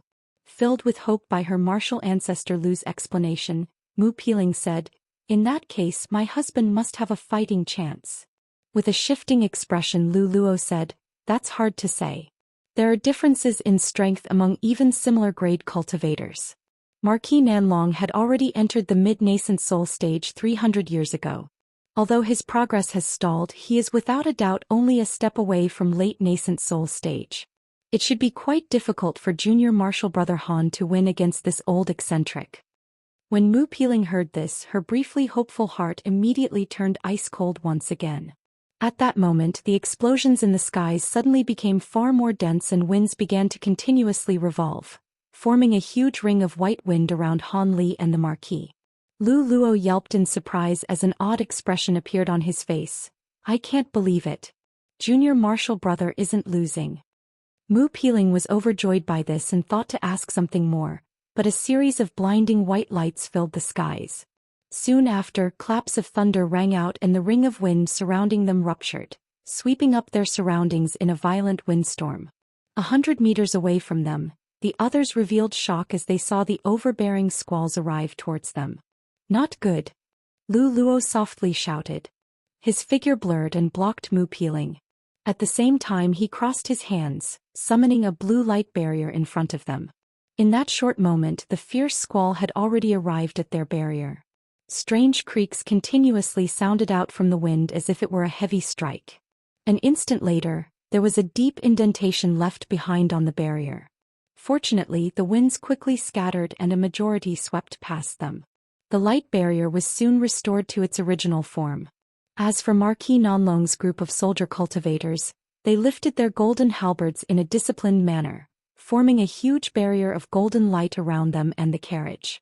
However, the golden light only lasted against the white Galliffer an instant before shattering. When the remaining gust swept through, the cultivators behind the barrier held their heads in their arms and Mr. B screamed. Blood bled from every opening of their head in a frightening display. Only the two concubines were safe due to the carriage's protective restrictions. However, their faces were pale from fear. Mu Peeling felt her blood turn cold at the sight as she turned her gaze once more to Han Li, mesmerized. At that moment, Marquis Nanlong coldly snorted. A ball of golden light suddenly appeared and burst into countless streaks of golden light that quickly surrounded his servants. When the golden light appeared, his servants ceased their screams and stood firm once more. Although they appeared panic-stricken, they no longer seemed to be in pain. Having saved his subordinates, Marquis Nanlong turned his gaze towards Han Li and revealed bewilderment as if he couldn't believe that Han Li's spiritual sense could rival his own. In that previous bout he had released a majority of his spiritual sense, but Han Li was able to effortlessly continue. From how relaxed he appeared, it seemed possible that Han Li's spiritual sense was actually stronger than his own. Marquis Nanlong's contempt had long disappeared and his heart wavered. At that moment Han Li widely smiled at him and casually said, "Shall we stop the contest? I fear I might not last if this continues." With some further thought, Marquis Nanlong's expression relaxed and he said, Fellow Taoist Han is far too modest. Let alone your techniques, but even your spiritual sense isn't inferior to my own in the slightest. Let us drop the contest, else we may end up injured." When Han Li heard this, he inwardly sighed despite the smile on his face. Although he wasn't willing to truly fight against this Marquis Nanlong, from what he had experienced in the contest, Han Li should prove an equal match at the very least. However, their recent struggle had caused the Marquis to view Han Li with some apprehension and he didn't dare to treat him lightly. Moreover, his spiritual sense was strong enough to meet his conditions. He had a request to make of Han Li. Marquis South Dragon strangely smiled at Han Li and stealthily sent him a voice transmission. "Since fellow Taoist Han's spiritual sense is on par with mine, I will tell you the true reason for the contest. It is as fellow Taoist guest. I had a different objective in mind for forcibly testing your spiritual sense. However, this matter is quite important and it is inconvenient to speak of it here. The jade slip contains a map. On the 4th day of the trade meet, there will be a gathering of cultivators as indicated. I will introduce you to these fellow Taoists, and we will discuss a matter that will benefit us all." Afterwards he stroked his storage pouch and took out an exquisite jade slip that he tossed towards Han Li without any regard to Lu Luo. When Han Li saw this, he immediately extended his hand and took the jade slip. After examining the Marquis for a moment, he placed the jade slip into his storage pouch for later. The Marquis chuckled at the sight and then descended towards his carriage in a sphere of golden light. The carriage's golden light then appeared once more and he quickly made his way towards soaring Heaven's City with his escort. The Marquis seemed to ignore Lu Luo in his departure. While other nascent soul cultivators would feel indignant and dissatisfied by this treatment, Lu Luo knew of the Marquis' eccentric personality and could only smile wryly. At that moment, Han Li descended towards Elder Lu and Mu Peeling. "Sir, are you all right?" When she saw Han Li return, Mu Peeling greeted him with a flushed face as she stared at him with bright eyes. Although her husband had contested with Marquis Nanlong for only a moment, that recent display of mighty ability had greatly shaken her heart. She felt somewhat more appreciative of her position by his side and faintly developed a sense of security from him. "It was nothing, merely a bit of effort," Han Li calmly said. Her sudden display of concern had made his heart throb. Lu Luo looked at Han Li for a long while with admiration before beaming and said, "Junior Marshal brother, you keep your secrets well. You made me worry for nothing." Han Li calmly said, "I never meant to conceal this from my two senior martial brothers. It's just that you haven't ever asked me about it, but let's hurry for now. Those spiritual sense scales will certainly draw the attention of many cultivators." Lu Luo instantly agreed. "That's right. It would be troublesome if this were widely spread. Let's quickly head to Soaring Skies City."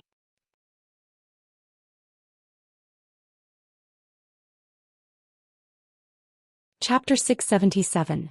Meeting the boy. Han Li stood on the side of a mountain and glanced at the huge city walls several kilometers away. He softly said, this is Soaring Heaven's mountain? Lu Luo stood at Han Li's side and spoke with a similar expression. Has Junior Marshal Brother never seen such a large city before? The Nine Nations Union have expanded this city several times before reaching such a size. Although I wouldn't dare to say that this is the largest city in the Heavenly South, it definitely is among the top 5. The entire city is also made of huge stones from the same source. When Han Li heard this, he faintly smiled.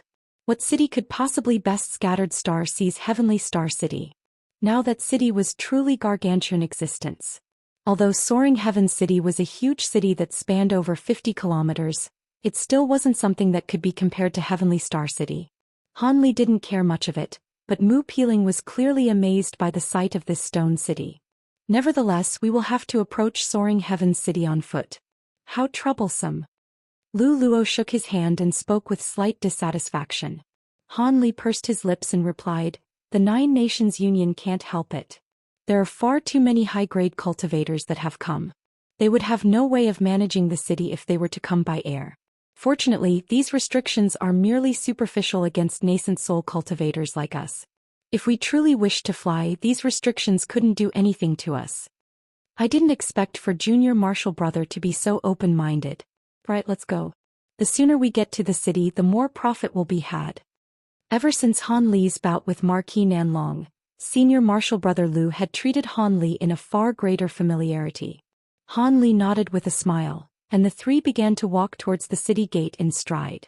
Because they were in the vicinity of Soaring Heaven City, there were vast crowds entering the city from every direction. Han Li and Lu Luo already concealed their cultivation as this didn't wish to cause a disturbance. They entered the crowd under the guise of Foundation Establishment cultivators and made way towards the city gate. Although there were protectors from the Nine Nations Union, they didn't discover anything amiss from Han Li or Lu Luo. After they entered Soaring Heaven City, they spotted orderly rows of stone buildings. There were stone streets of varying length between each of the stone buildings, forming what seemed to be a crowded web-like pathway. Since Lu Luo had been at Soaring Heavens in the past, he suggested, let's first get a fixed residence. There is no need for us to barge into any inns. There are distinguished pavilions that are specialized for nascent soul cultivators like us. We'll be heading there directly. Han Li didn't raise any objects and followed after Elder Lu with Mu Peeling in tow. Lu Luo ended up bringing to the two towards a corner of the city.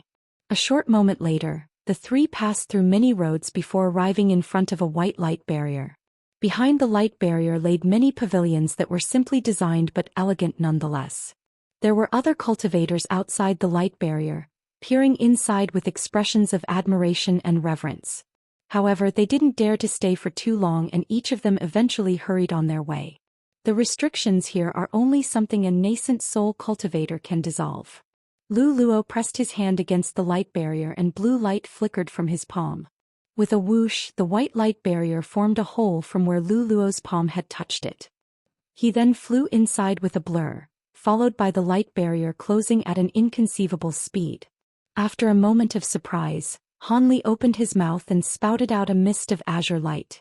The white light barrier flickered upon contact with the azure light and a 3-meter large hole immediately shattered. Han Li grabbed onto Mu Peeling's waist and quickly brought her through the light barrier. Mu Peeling blushed from being in Han Li's embrace and felt a peculiar emotion in her heart. Lu Luo appeared amazed at how easily Han Li had broken through the barrier, but his calm soon returned. Lu Luo pointed to a few of the pavilions with a smile and said, "These pavilions are for the use for any nascent soul cultivators and any disciples they may bring. They may chosen at will, but the light restrictions surrounding the pavilions illustrate whether or not they are already occupied. However, not all nascent soul cultivators are willing to use this place. There are a few eccentrics that are willing to stay outside the city or at inns." As expected, a small portion of the pavilions were already glowing with light restrictions. Lu Luo pointed to 2 pavilions a couple hundred of meters away and proposed, "Junior Marshal Brother, let's pick those neighboring pavilions. If anything happens, it will be best if we look after each other." After examining them for a moment, Han Li replied, "Let's do as you say." Just as Lu Luo was about to say something else, the white-yellow light barrier covering another pavilion suddenly opened to reveal a small figure. When this person swept past Han Li and Luo Lu, they astonishedly said, Is it not Brother Lu? I didn't expect for you to arrive so early. Han Li hastily peered in the speaker's direction. This person was a child with delicate, flawless skin. He was the child fire dragon that Han Li previous saw at the sacred area of the 3 sections. Once he finished speaking, his bright eyes turned towards Han Li and Mu Peeling, resulting in an expression of astonishment. With his vast memory, he was able to recall them both being among the finalists of the last sword trial assembly. However, Han Li was now only using a superficial cultivation concealment technique, something ineffective against cultivators of the same grade. After a moment of surprise, the boy revealed an expression of understanding. Lu Luo quickly smiled upon seeing him. It seemed their relationship was quite good. Hee. So it turned out to be fellow Taoist Lan. How are we early? You obviously rushed over here. Ah, that's right, this is our newly joined elder Han. Junior Martial Brother Han, I believe you've met Brother Lan once before. There should be no further need for introductions. When the child fire dragon heard this, he wryly smiled and said, so it is true that fellow Taoist Han entered the Drifting Cloud sect as a new elder. My eyes were truly awry that day. Having heard this, Han Li offered a cursory explanation with a smile. I had merely heard of the grand reputation of the sacred spirit well tree and wished to enter the sacred area to take a look. I sincerely hope fellow Taoist Lan didn't take offense. Since fellow Taoist is now an elder of the Drifting Cloud sect, this matter need not be mentioned further. However, you two have arrived quite timely. I happen to be meeting a few friendly acquaintances of mine at the Crystal Dragon Pavilion for a small-scale trade.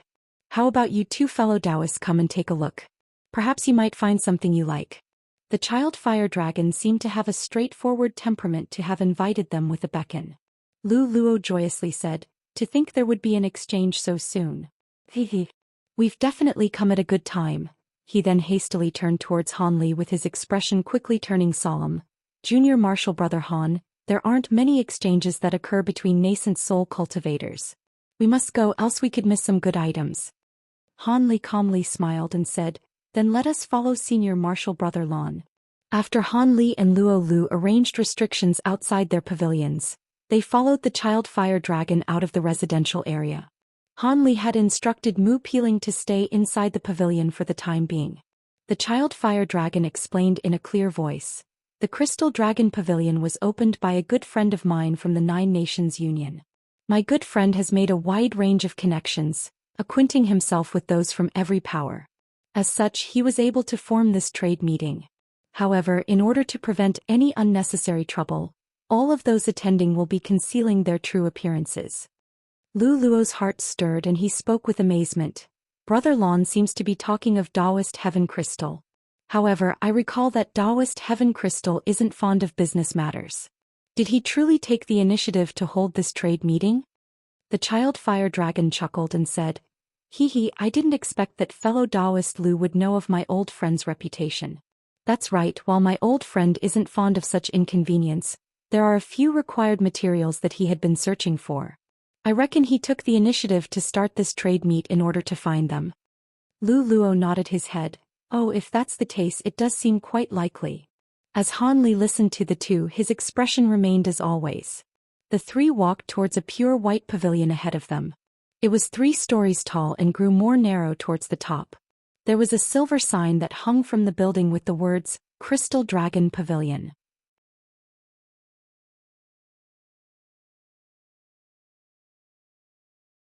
Chapter 678. Nascent Soul Meeting. It's right here. Fellow Taoists, let's go in. The child fire dragon smiled at the two and walked towards the Crystal Dragon Pavilion with a swagger. Once they approached the pavilion's large gate, Han Li casually took a look inside and revealed surprise. The interior appeared to be that of an ordinary restaurant. Not only was it full of guests that were eating and drinking, there were also several waiters that were scurrying between tables with dishes in hand. The scents of fine wine and food were accompanied with the clanging of cups. After they pushed open the gates, they saw a foot-long wooden plate hung at the side. This building is taken, outsiders are prohibited, were written on it in pitch-black words. That old ghost Heaven Crystal is still playing around with silly illusion techniques. Really? After muttering those words, the child fire dragon paid no more attention to it and walked in with a stride. When Han Li heard this, his heart stirred and he swept his spiritual sense past the floor. He soon revealed a strange expression, but he continued inside. Once they passed the gate, the guests, waiters, scents and sounds, all disappeared like the pop of a bubble. Han Li casually swept his gaze at the scene and saw that all that remained was a gray mist surrounding the building. There was merely an old-fashioned table at the center of the room with a copper lamp that was lit with a gray-robed Taoist with an amiable face sitting behind the lamp. He appeared to be 60 years of age and was glancing at the three with a smile. I didn't expect that Brother Lon would arrive, let alone bring guests. This old Taoist's eyes are rather poor. It seems as if I've never seen this azure-robed fellow Taoist before. Could he have recently entered nascent soul? The gray-robed Taoist smiled and cordially beckoned to them. His intimate manners unconsciously aroused a good impression amongst them. The child fire dragon returned the smile, but he spoke with an unexpectedly harsh tone. Brother Heaven Crystal, I've brought 2 uninvited guests. Surely you won't refuse them? Why would I do that? This place welcomes all fellow Taoists. Besides, I am acquainted with fellow Taoist Lu. It is only... The old Taoist's gaze hovered towards Han Li. Han Li took a step forward and saluted him. I am the Drifting Cloud Sect's Han Li, a newly ascended nascent soul cultivator. I hope Taoist Heaven Crystal can provide me some guidance in the future. Taoist Heaven Crystal pleasantly smiled and said, so it turned out to be a sect member of Dubby fellow Taoist Lu. From his young age he's certain to have boundless prospects. Enough, old friend. The others should be arriving soon. We'll be going upstairs. From his direct words, it seemed the child fire dragon had a rather deep friendship with him. Taoist Heaven Crystal sighed. Brother Lon is still so impatient. Almost everyone has already arrived. I'm sure a few of the more impatient ones have already started trading as well. Here are 2 black spirit masks for those fellow Taoists. Brother Lon, do you need one? He then flipped his hands and summoned 2 black wood masks into his hands with a flash of white light. Talisman characters appeared on their surface. The child fire dragon's cheeks bulged as if he were annoyed. He snorted and said, of course you should know that with my stature, regardless of any illusions I use, I cannot conceal myself. Of course. Please come up. This old man will join you in a bit. Taoist Heaven Crystal casually smiled and tossed the marks to Han Li and Lu Luo. At that same time, a white streak of light showed towards the mist behind him. The mist disappeared and revealed stairs of glittering light that led to the 2nd floor. Without any further courtesies, the child fire dragon wordlessly walked around the table and climbed to the 2nd floor. Lu Luo and Han Li saluted the old Taoist before following him up the stairs. Once Han Li discovered that his mask was exactly the same as Lu Luo's, he wore it without any reservations and climbed up the stairs. The mask was cold to the touch and soft. To Han Li's surprise, it was so comfortable, it felt as if it wasn't even there. He turned his head to look at Lu Luo and saw that he also wore the mask, turning his face into an icy wooden carving. Han Li faintly smiled at the sight. At that moment the 3 had already arrived on the 2nd floor. It was well lit with over 100 fist-sized moonstones embedded in the ceiling and walls. But what surprised Han Li most of all was that the 2nd floor was several times more spacious than the 1st floor. It appeared far narrower than the 1st floor from the outside. Of course, the 2nd floor wasn't empty. There were tables lined up against the walls with chairs accompanying each of them. There were various clothed cultivators sitting in many of them. From their bodies and hair, it appeared there were men and women of all ages. When Han Li and company arrived, countless cold glints swept past them. Many of them clearly recognized the unconcealed child fire dragon. The expressions of their eyes varied anywhere from goodwill, hatred, and indifferences. There were a few gazes that even carried unconcealable killing intent, suggesting they formed animosity in the past. The child fire dragon was unconcerned with these gazes and led Han Li and Luo Lu to an empty table. At that moment Han Lu glanced at the others from the sect. Because of the mask's concealment, those with formidable spiritual sense such as Han Li were unable to clearly see their faces. However, there was no doubt that each of them were nascent soul cultivators from their spiritual chi fluctuations. There were even 2 among them that were at mid-nascent soul stage, but they were sitting alone and none dared to rashly sit next to them. What appeared to be a small pavilion held at least 20 nascent soul cultivators, something that was rarely heard of. Before this, Han Li hadn't seen so many nascent soul eccentrics in one place. It seemed one's cultivation had to be at a similar level to encounter so many cultivators. Han Li's gaze flickered and it suddenly focused at a particular corner of the floor. As Taoist Heaven Crystal had mentioned, there were already a few impatient cultivators that had gathered around a table. Their lips were moving from voice transmissions and they occasionally exchanged jade boxes and small bottles in some small-scale trades. However, most of the other cultivators were sitting with their eyes closed in meditation. They were waiting for everyone to gather before they started trading. It seemed what was being traded prematurely wasn't anything particularly valuable. Also, in what seemed to be an attempt to avoid being recognized, many of the cultivators were completely silent, and only spoke to one another through voice transmissions. The second floor of the pavilion had completely maintained its silence in a bizarre and stifling manner. The child fire dragon hadn't bothered to wear a mask, attracting many gazes as a result. Nevertheless, there were none who took the initiative to reveal themselves to him. Sitting right across from Han Li and company was an extremely fat man who also wore no mask. His waist was 4 times thicker than the average person and even caused his chair to slightly deform. Regardless, this person didn't seem to mind in the last. When he saw Han Li glance at him, he shot a beaming smile in his direction. However, the many layers of fat on his face made it difficult to accept his kind intentions. Sitting at the plump man's side was a very shapely female cultivator. Although she wore a mask, her eyes were vivid and captivating. Still, everyone present was certain of the cunning of those around them, and none paid any particular attention to the woman's charm. When Han Li saw this, he heard Lu Luo's voice transmission. "Junior Marshal Brother Han, be careful. That fatty may seem harmless, but together with the woman at his side, they are the Devil Dao Harmonious Bond Sex Flesh Rouge Devils. With their secret pair cultivation techniques, they are able to contend against even mid-nascent soul cultivators. Avoid provoking them, they are incredibly difficult to deal with." When Han Li heard this, he felt his heart tremble and he immediately added their names onto a long list of those he should be wary of. After he finished observing the characteristics of all others in the room, he closed his eyes and silently meditated. Over the period of a long while, several masked nascent soul cultivators continuously entered the room. Taoist Heaven Crystal was the last to enter, drawing the eyes of all the cultivators present. He directly walked to the center of the floor and casually waved his arm, summoning a table and chair towards him with white light. He then smiled and said, "Everyone should have already arrived. If nobody has anything else to say, let us start the trade meet."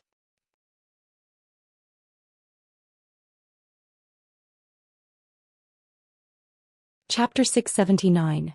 Scarlet Essence Herb. Taoist Heaven Crystal is far too polite. But since I've grown rather impatient, how about I start off? An embroidered-robed cultivator said with a smile. Hee, since fellow Taoist insists, so be it. Taoist Heaven Crystal smiled and casually withdrew a few steps, inviting the embroidered-robed cultivators to step forward.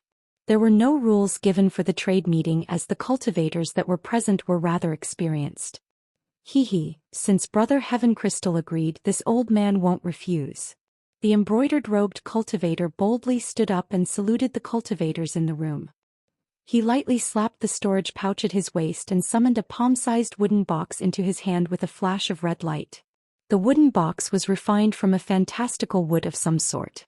Red flames faintly flickered from its dark green body with 2 intersecting gold and silver restriction talismans laid over it. This mysterious box attracted the various gazes of those in the room. These experienced cultivators naturally knew that this box was certain to hold a precious item. Seeing this treasure being exchanged at the very start of the trade meet was cause for excitement.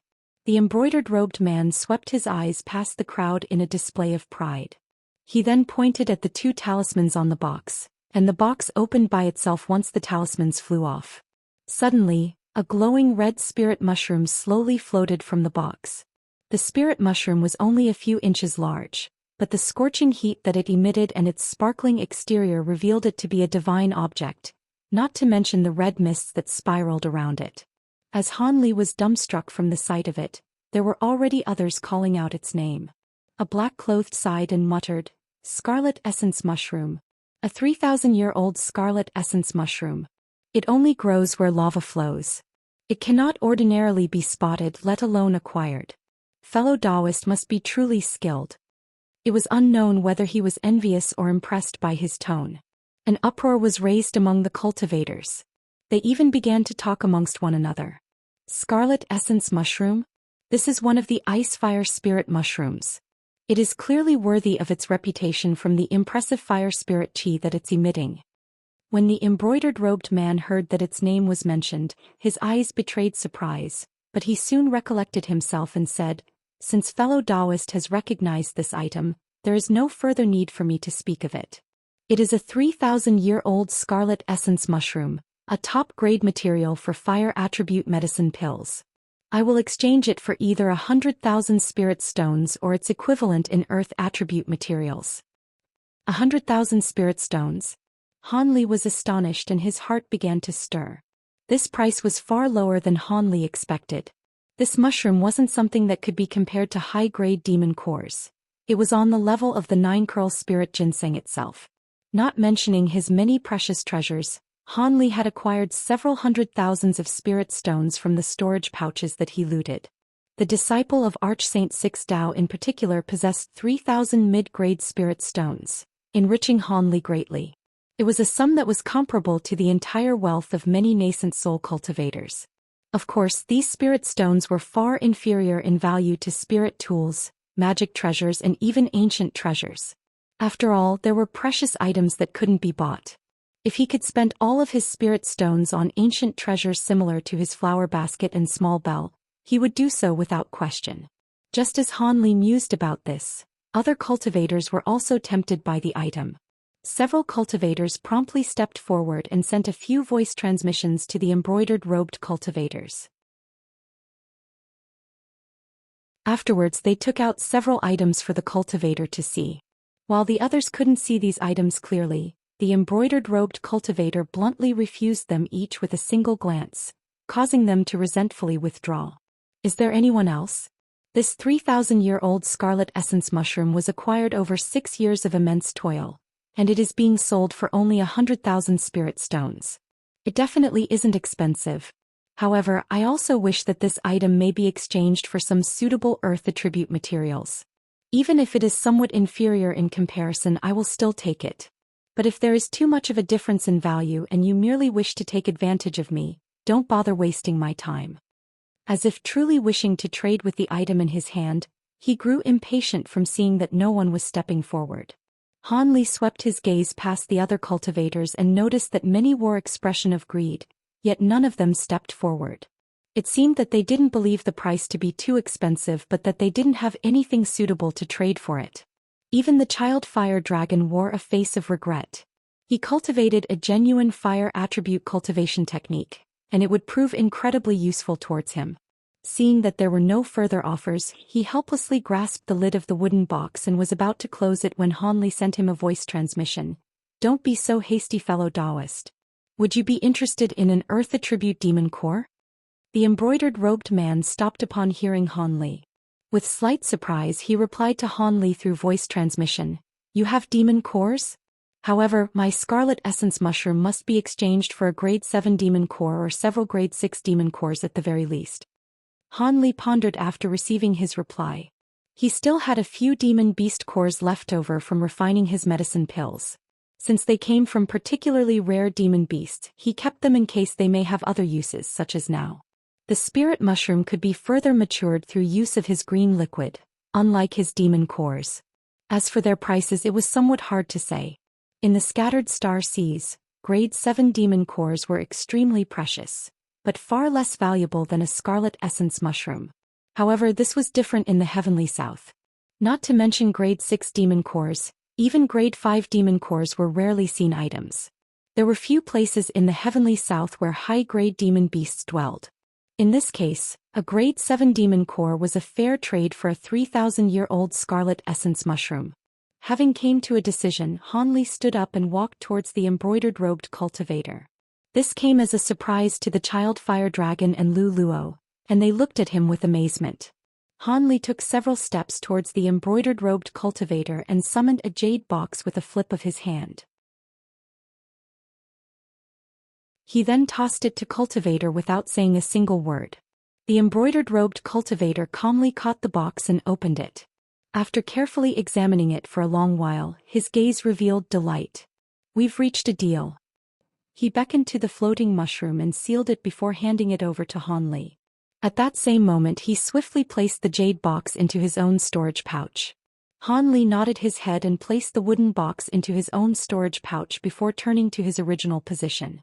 Lu Luo and the child fire dragon were both completely astounded, but the two tactfully avoided asking Han Li any questions and simply sent him a few words of congratulations. Han Li accepted their words with a tranquil expression. Nevertheless, Han Li could already feel the many gazes of the seated cultivators examining him once more. Obviously, being able to afford the scarlet essence mushroom had attracted much interest. However, Han Li was unconcerned. With his current abilities, he had no problems escaping from anything short of a late nascent soul cultivator. Alright, since this fellow Taoist has finished trading, let's have the next fellow Taoist head up. Taoist Heaven Crystal beamingly smiled at a female cultivator sitting nearby the embroidered-robed man and suggested, "How about you?" The green-robed woman gracefully replied, "Of course, I shall be presenting my treasures next." She stood up and slowly said, "I didn't have such a good opportunity to acquire as rare a treasure as the previous fellow Taoist. However, I am proficient in tool refinement techniques, and have refined an immortal binding ring that has never been bonded. So long as someone perform the rites to accept a master, one will be able to make full use of its abilities. I don't mean to boast, but while this treasure was created with common materials, its might is quite formidable. It is remarkable effective at both restraining enemies and protecting its user." With a flutter of her sleeve, a fine white ring flew out and began to fluctuate in size and flicker with light. Without speaking any further, she pointed to the ring and it suddenly trembled before expanding to 3 meters in length. The walls of the ring were as thick as an arm and emitted silver talisman characters along with an astonishing spiritual qi.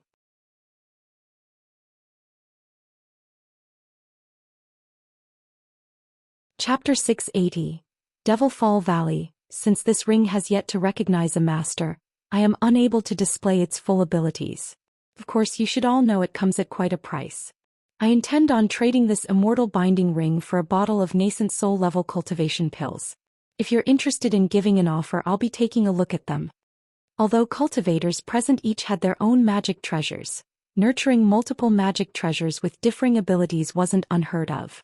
Furthermore, this magic treasure was masterless, so it can be given to disciples. Of course, magic treasures that were created by nascent soul cultivators were far stronger than those created by core formation cultivators. A majority of cultivators also weren't experts in tool refinement, especially so with nascent soul cultivators. Since an expertly refined treasure appeared before them, many grew tempted and wished to trade for them. The woman selected one of the bottles of medicine pills offered to her and smoothly concluded the transaction. Although this immortal binding ring was far less valuable than the scarlet essence mushroom, it was also much easier to trade for.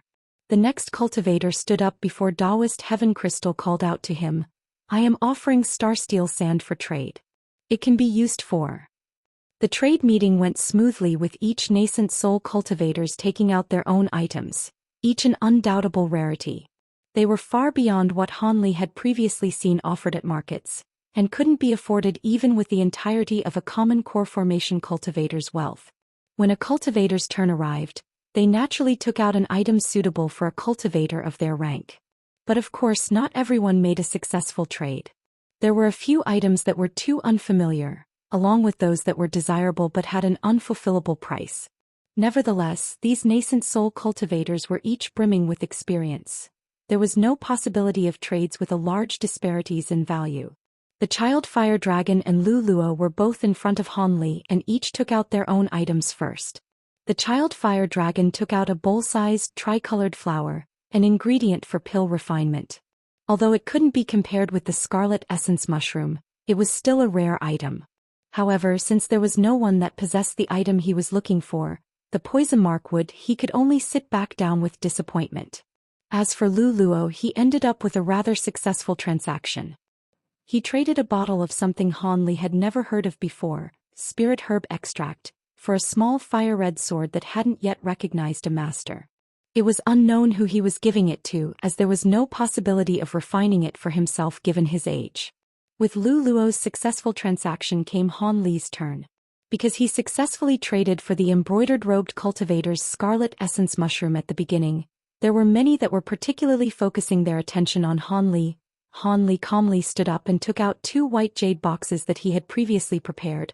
I have grade 6 water attribute demon cores and 2 stalks of 1,000-year-old spirit herbs. I will exchange them for a piece of auric essence.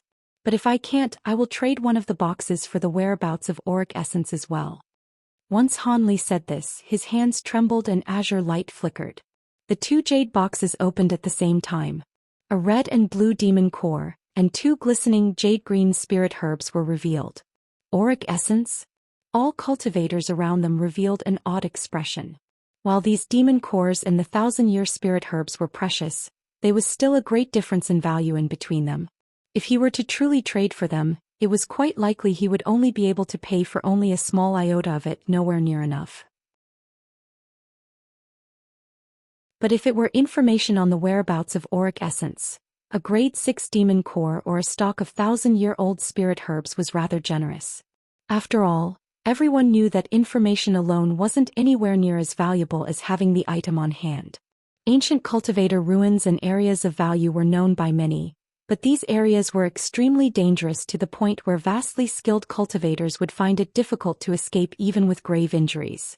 The most notable example of this would be the Devil Fall Valley at the center of the heavenly South continent. Legend has it that it was an ancient battlefield from the time of antiquity where any fantastical restrictions were placed by the devilish cultivators of long past. Perhaps due to the vast damage from the climax of the battle, there were even slim crevices in space itself, destabilizing the entire valley. As a result, the ancient battle had ended in mutual destruction. The spatial tears and ancient restrictions caused the ancient battlefield to be extremely dangerous. Over the countless years, it was unknown just how many overly confident entered those ruins seeking treasures only to never return. Any treasures these cultivators may have acquired were always left behind in the valley. After nearly 10,000 years of this continued, no other cultivators dared to try their luck, earning Devil Fall Valley the title as deadliest region in the heavenly south. Despite the knowledge of many treasures contained deep within the valley, they would only exist in dreams as none dared to seek their own death. In any case, auric essence wasn't something that was commonly known about. As such, each of the cultivators merely glanced at Han Li without sending him any voice transmissions. When Han Li saw this, he grew somewhat disappointed. In order to hide his wealth, he didn't take out any of his more precious items, preventing him from trading for anything he needed. Nevertheless, he was quite disappointed that nobody knew of any related information, despite the many nascent soul cultivators present. He inwardly sighed and swept his gaze past the group of cultivators.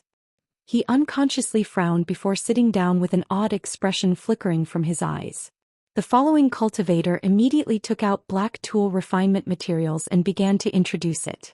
Han Li half-heartedly listened to the cultivator and closed his eyes. If Han Li wasn't mistaken, Taoist Heaven Crystal betrayed hesitation from his eyes despite his calm expression. While Taoist Heaven Crystal might not possess any auric essence, it seemed he did have information on where he could get some. Without much thought, Han Li immediately came to a decision.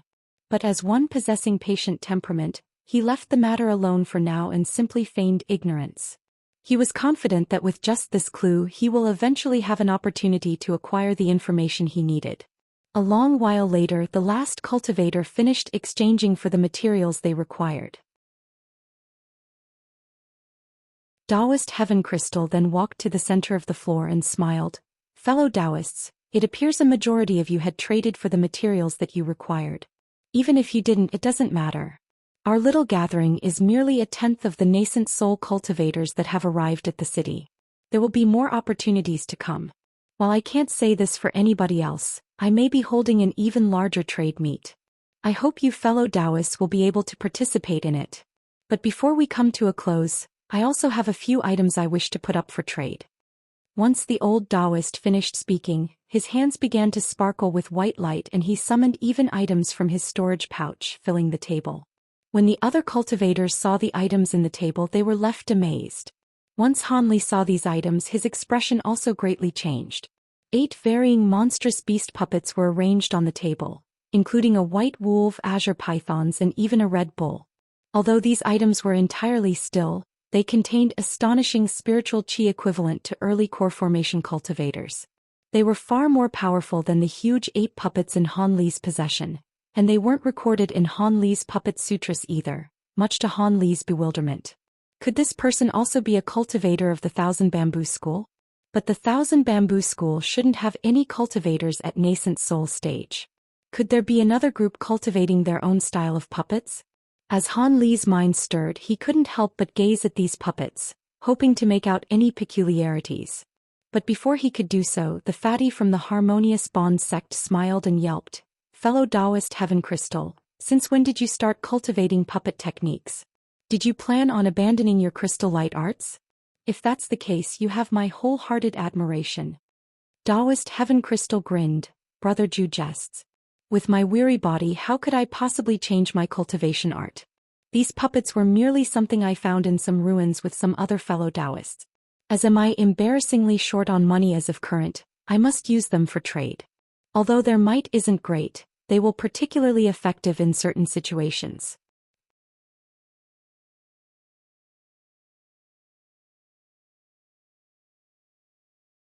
Chapter 681.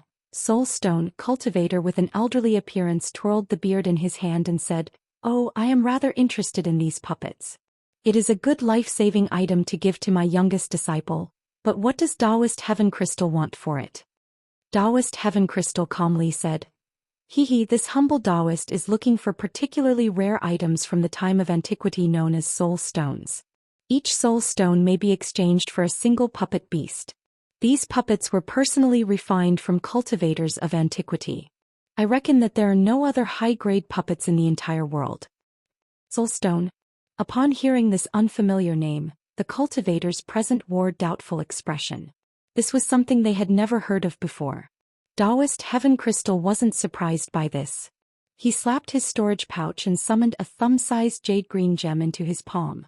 At first glance, it appeared similar to be wood attribute spirit stone. But once the cultivators swept their spiritual sense past it, they discovered that the spirit stone emitted an unfathomably cold fluctuations, completely different from that of a wood attribute spirit stone. With the gem in his hand, the old Taoist slowly said, "Perhaps there are a few fellow Taoists that possess this item but hadn't known of its name. I happen to have one in my possession so that you may recognize it." A Devil Tao cultivator wrapped in black qi yelped in astonishment. "How odd. It seems similar to ghost energy, but it is far more pure." Taoist Heaven Crystal straightforwardly replied, "I don't know what it is that the stone contains, but it definitely isn't ordinary ghost qi. Else I wouldn't be willing to exchange a single stone for one of these puppets." "Oh, that's true." The Devil Tao cultivator tactfully dropped the subject. When Han Li clearly saw this gem, his expression underneath the mask vastly changed and his eyes flickered. If he saw correctly, this soul stone was clearly the Umber Beast crystals that he obtained from the Umber realm. Of course, Beast crystals was merely the name used by the natives. Its true name, as the cultivators of antiquity called it, seemed to be soul stones. Han Li pondered. This Taoist Heaven Crystal not only took out those puppets, but he also gathered many soul stones. Both appeared at Heaven Void Hall. It seems this person. The soul stones were clearly rarely seen items. After a long while, only a single cultivator hesitantly took one out and traded it for a single beast puppet. Taoist Heaven Crystal called out several more times, but no one stepped forward. He couldn't help feel somewhat disappointed despite having predicted this. Just as he was about to put away the beast puppets, someone suddenly stood up. The old man's spirits were roused and he glanced at this person with delight. "Fellow Taoist, do you also have soul stones?" Han Li silently flipped his hand and a green gem appeared in his hand. This gem was the size of an chicken egg, far larger than the thumb-sized gem that the old Taoist took out. Its icy qi could be seen by the naked eye. Taoist Heaven Crystal was shocked by the sight and grew vastly delighted. "Fellow Taoist, it is truly rare for a soul stone to be so powerful. How about fellow Taoist pick 2 of the puppets? I definitely won't have you suffer loss."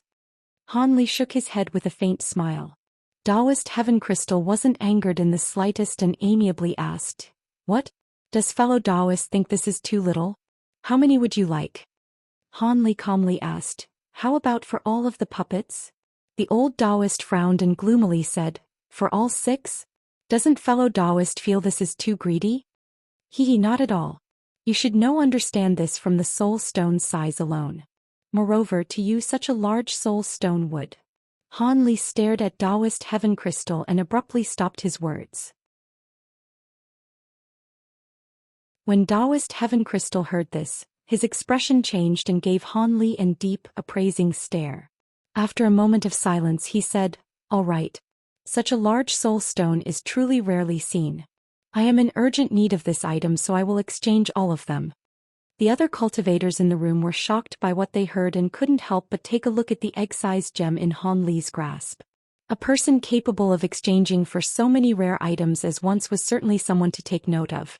With an entirely calm expression, he handed over the gem with a lowered head and swept his sleeve over the table, instantly taking the puppets into his storage pouch. However, the other cultivators didn't notice that Han Li's lips had moved in the instant he lowered his head. A bewildered expression flickered from Taoist Heaven Crystal's face when he heard of this, and his eyes brightly shined. At that moment, Han Li had already returned to his original position with the puppets in his grasp. Next, Taoist Heaven Crystal announced an end to the trade meet and the many cultivators began to leave. When Han Li's party left the pavilion, no one spoke until they arrived 2 streets away. The child fire dragon bluntly spoke with an elderly tone, "Fellow Taoists, I will not be able to accompany you. I have another appointment."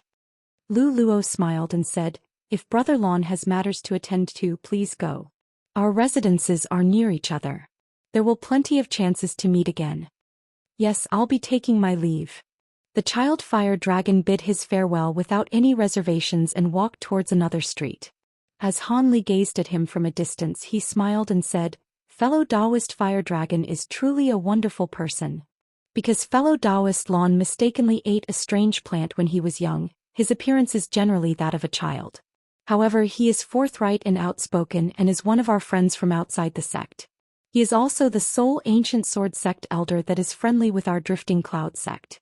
When Han Li heard this, he frowned and said, "You mean to say the elders of the ancient sword sect don't have a high opinion of the drifting cloud sect?" After taking a glance around, Lu Luo said, "That's right. Junior Martial Brother Han, do you have any plans? Are you going to return to take a rest, or will you be purchasing some other items?" Han Li honestly replied, "There are a few particular materials that I need to buy. I plan on taking a look at the nearby markets alone and seeing whether or not I can obtain unexpected gains." When Lu Luo heard that Han Li wished to go by himself, he raised no objections and said, "Just as it so happened, I also plan on purchasing some items as well. Let's part ways for now." As a result, Han Li and Lu Luo immediately split up. The markets of Soaring Heaven City were countless times larger than the market city of the Dream Cloud Mountains. Han Li was walking down a road of the city's western market as he examined the streets on either side. The words Han Li said to Lu Luo weren't false. He did plan on purchasing a few rarer talisman refinement materials in preparations to refine a few high-grade talismans. Although he still possessed some spirit beast hides and blood from his time in the scattered star seas, he lacked supplementary materials such as high-grade talisman paper and cinnabar. He needed to raise his skills by an entire realm in preparation to refine the spirit subjugation talisman. Although he hadn't carefully researched the spirit subjugation talisman, the bones hard that recorded it mentioned that its might was truly powerful. As something that would be able to use it to save his life during a crucial moment, Han Li wasn't about to easily relinquish it. However, this talisman was far more complicated and difficult than refinant ordinary elemental talismans. He had to improve his odds of success by not only improving his talisman refinement abilities but also acquiring a new talisman brush. His original brush was no longer useful. Unfortunately, while the talisman refinement materials were readily purchasable, a satisfactory brush was hard to come by. He already had encountered 2 stores before that were selling top-grade talisman brushes, but after he examined them he could only shake his head and depart. While these talisman brushes could be used to refine ordinary high-grade talismans, they lacked the ability to refine a secret talisman on the level of the spirit subjugation talisman. Talisman brushes were only spirit tools that were used by talisman masters, and weren't commonly seen. Most of them were of low or mid-grade quality. If a talisman master lacked the magic power, forcibly using a high-grade talisman brush would only increase their odds of failure. Additionally, talisman masters were often too dedicated to their talisman refinement techniques and didn't spend much time increasing their cultivation, resulting in a vast majority of talisman cultivators being below core formation stage. In the entirety of the Heavenly South, there were only a sparse few core formation stage talisman refinement masters. As for any nascent soul stage, there were no such abnormal characters as far as Han Li was aware of. A majority of cultivators that reached nascent soul stage were specialized talisman refinement masters. Nascent soul cultivators were also diverse in their talisman refinement techniques. Most of them would only be able to refine one or two types of high-grade talismans for their own use, but because high-grade spirit beast hides and high-grade beast blood was rare, they couldn't be refined in great number. As for the success rate, it was beyond poor as one could imagine. This led to single high-grade talismans occasionally being worth quite a bit more than a top-grade magic tool.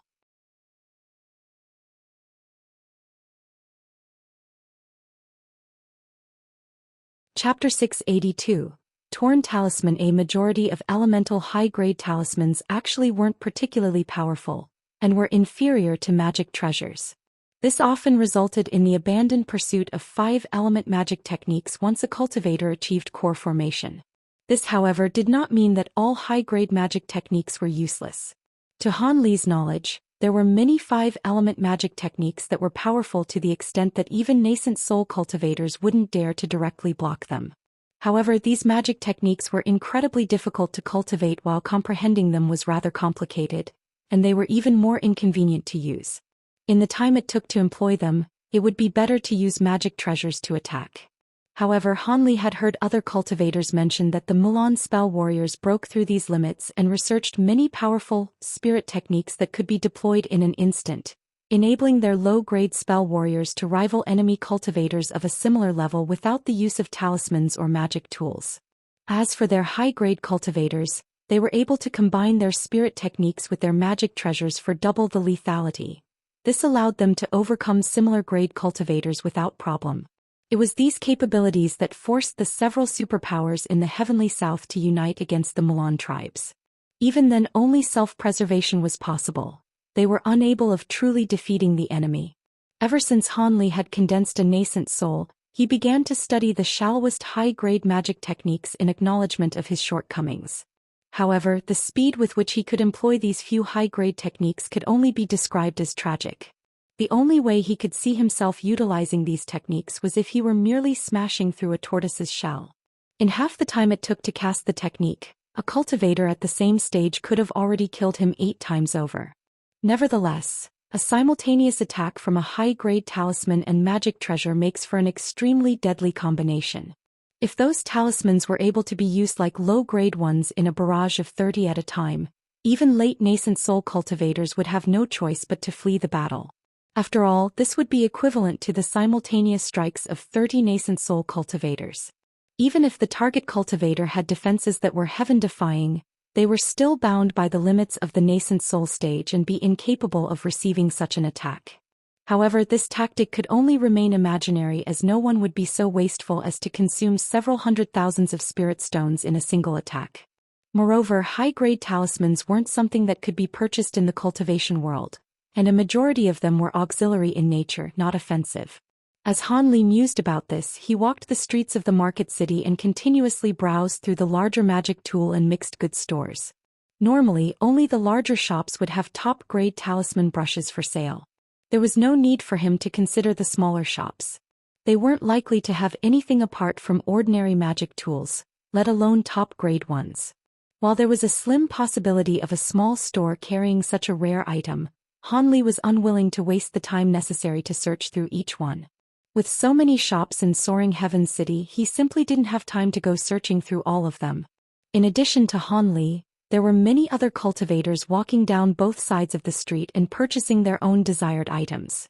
While a majority of them were at the foundation establishment stage, there was also an occasional core formation cultivator. As for chi condensation cultivators, There were hardly any of them apart from the city's natives. Han Li concealed his cultivation as a mid-core formation cultivator while he browsed through the markets, merely attracting a few respectful glances from Foundation establishment cultivators. As for core formation cultivators, they simply ignored him after a glance when they didn't recognize him. He was able to avoid much attention in this manner and could take his time browsing through each of the large stores. Just as Han Li left another pavilion feeling disappointed, he discovered that most of the day had unknowingly passed. With darkness falling, the various stores began to successively place down moonlight stones. After a moment of hesitation, Han Li decided to look through 2 more stores before returning to his residence. Right after coming to this decision, he heard the sounds of a quarrel not far away from him. There were a group of cultivators that had curiously gathered around the source of the noise. Han Li frowned as he immediately placed his hands behind his back, before he expressionlessly turned around and began to walk back to his residence. As he took his first step, he heard a fierce and resentful voice. "What, are all of you Drifting Cloud sect cultivators merely thieves? You want to just walk away after ruining my talisman?" A young man's voice loudly refuted him with an angry tone.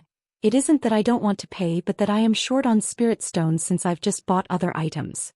Also, this is only an elementary mid-grade fire cloud talisman. How could it possibly cost 300 spirit stones? It should only cost 100 spirit stones at most. Moreover, didn't I offer to leave my sect medallion here as collateral? I'll return once I've borrowed some spirit stones from my sect members at the inn." Han Li ceased his steps as the man's voice seemed familiar. It seemed to be someone he recognized from the Drifting Cloud sect. Han Li rubbed his chin and pondered for a moment before heading in the direction of the dispute. Regardless of who it was, he was a grand elder of the Drifting Cloud sect after all. It was unbecoming of him to feign ignorance and walk away. A short moment later, Han Li found himself looking at a small miscellaneous goods store from a distance. There seemed to be several cultivators standing in front of it in confrontation. Amongst them was a heroic black-clothed figure, Firecloud Mountain Sunhua, who Han Li had last seen at the Sword Trial Assembly. In a short 20 years, this youth had experienced a vast increase in cultivation despite the little change to his appearance. He was currently being confronted by 3 cultivators with unfriendly appearances who seemed to be the shopkeeper and his assistants. At that moment, the short-bearded shopkeeper glared at Sunhua and said, "A single worthless medallion is useless to me. You can simply return to the Drifting Cloud sect and leave it behind, but I can't track you down all the way over to the state of Xi. So quit talking nonsense. Since you don't have any spirit stones, lay out the items in your storage pouch and I will hold them as collateral. As for that Firecloud talisman, you believe it to only be a mid-grade talisman, but it is actually a quality good refined by a talisman grandmaster of our Soaring Heavens city. As such, it's already generous to only charge 300 spirit stones.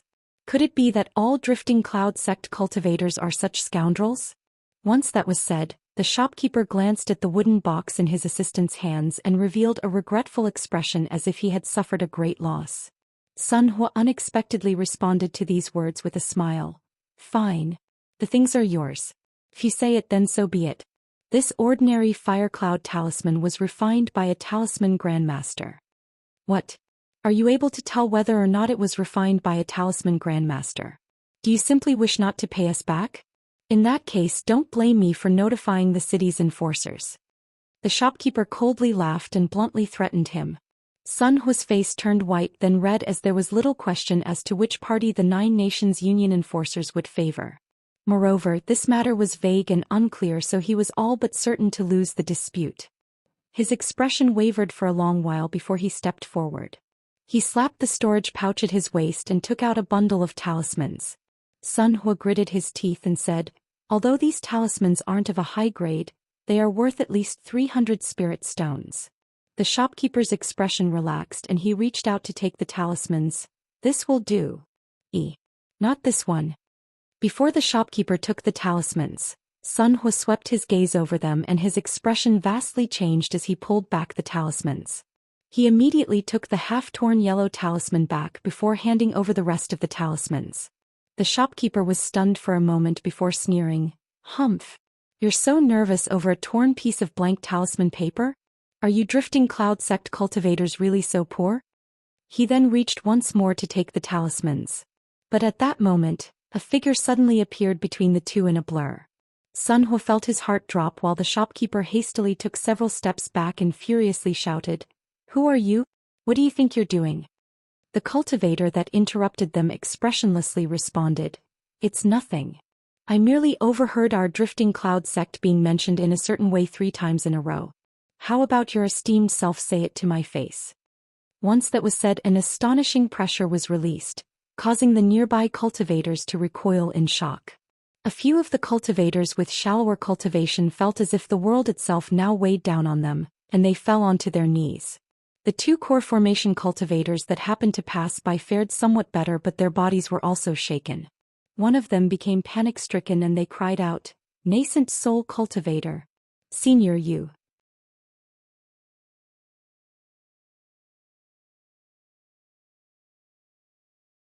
Chapter 683. 2 choices. Han Li turned his head and coldly glanced at the 2 core formation cultivators that were passing by, causing them to immediately swallow their words. He didn't recognize the 2 middle-aged cultivators, nor did he know which sect they belonged to. At that moment, the shopkeeper and his 2 assistants had already been thoroughly forced to the ground due to their close proximity to the immense spiritual pressure. They were incapable of moving in the slightest, seeming panic-stricken, only to grow even more terrified upon hearing that Han Li was a nascent soul cultivator. They hurriedly tried to beg for forgiveness, but they could barely even gasp for air, let alone speak. The surrounding cultivators all paled, while a few of the more cowardly ones had already fled in fear of being implicated. Han Li showed consideration for Sun Hua, and the pressure had little effect on him apart from his initial recoil. But once he recognized Han Li, his expression changed before he deeply saluted him and said, "Disciple Sun Hua pays his respects to martial ancestor Han." Paying no further attention to the 3 men in front of him, Han Li turned around and looked at the half-torn talisman in Sun Hua's hand. He nodded his head and said, "It seems there is no need for introductions. You already know of my identity." When Sun Hua recalled the rude words he spoke to Han Li at the sacred area, he felt greatly worried and humbly apologized with sincerity. Disciple was unaware of martial ancestor's true form. I hope he will forgive disciple's arrogant words. Han Li looked at Sun Hua and slowly said, "I had yet to become a sect elder at that time, so of course I won't blame you. However, that torn talisman of yours seems to have something to do with me." Sun Hua was stunned as something suddenly came to mind. He joyfully said, "Could this ruined talisman be?" Han Li waved and cut him off, "Leave this matter for later." Han Li's eyes then narrowed as he gazed at a silver streak of light flying across the sky. The only cultivators that were allowed to fly in Soaring Heaven's city were obviously the 9 Nations Union protectors. They were responsible for keeping order during the entire duration of the trade fair. Sun Hua didn't dare to speak any further and obediently stood still in place. However, his heart was brimming with uncontainable excitement, and his grasp on the talisman paper grew even more careful. At that moment, the streak of light arrived before Han Li to reveal a yellow-haired old man possessing mid-core formation cultivation. A small golden sword was embroidered on his chest, the emblem of an enforcer. The old man could sense Han Li's astonishing pressure from a distance. However, this area laid within his jurisdictions. Even if there was a nascent soul cultivator showing their might, he had no choice but to confront them.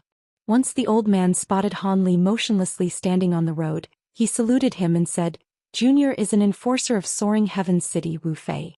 I am unaware as to why Senior is angry. Might I ask how I can help?" Given the vast disparity in their cultivation, it was only natural for the enforcer to speak respectfully. Hands behind his back, Han Li indifferently said, "It's not much. I was merely walking through the street when I heard this shopkeeper speak a few words about our drifting cloud sect. Therefore I merely wished for him to repeat what he said." Ah. The shopkeeper certainly spouted nonsense. How dare they offend Senior? E3, hurry up and apologize. The old man felt an immense headache upon hearing Han Li. When the matter pertained to a sect's reputation, it was hard to say how severe the matter was. As such, he first offered a word of appeasement before rebuking the shopkeeper and his associates. Han Li immediately withdrew his spiritual pressure, allowing the 3 to tremblingly crawl up from the ground. With a bloodless complexion, the shopkeeper immediately said, "Senior, Junior's words were completely mistaken. Junior truly meant no disrespect to your sect. Just now that fellow Taoist had ruined a fire cloud talisman, but Junior will no longer be pursuing any compensation. Junior can only offer his apologies." When Han Li heard this, he frowned and his expression grew gloomy.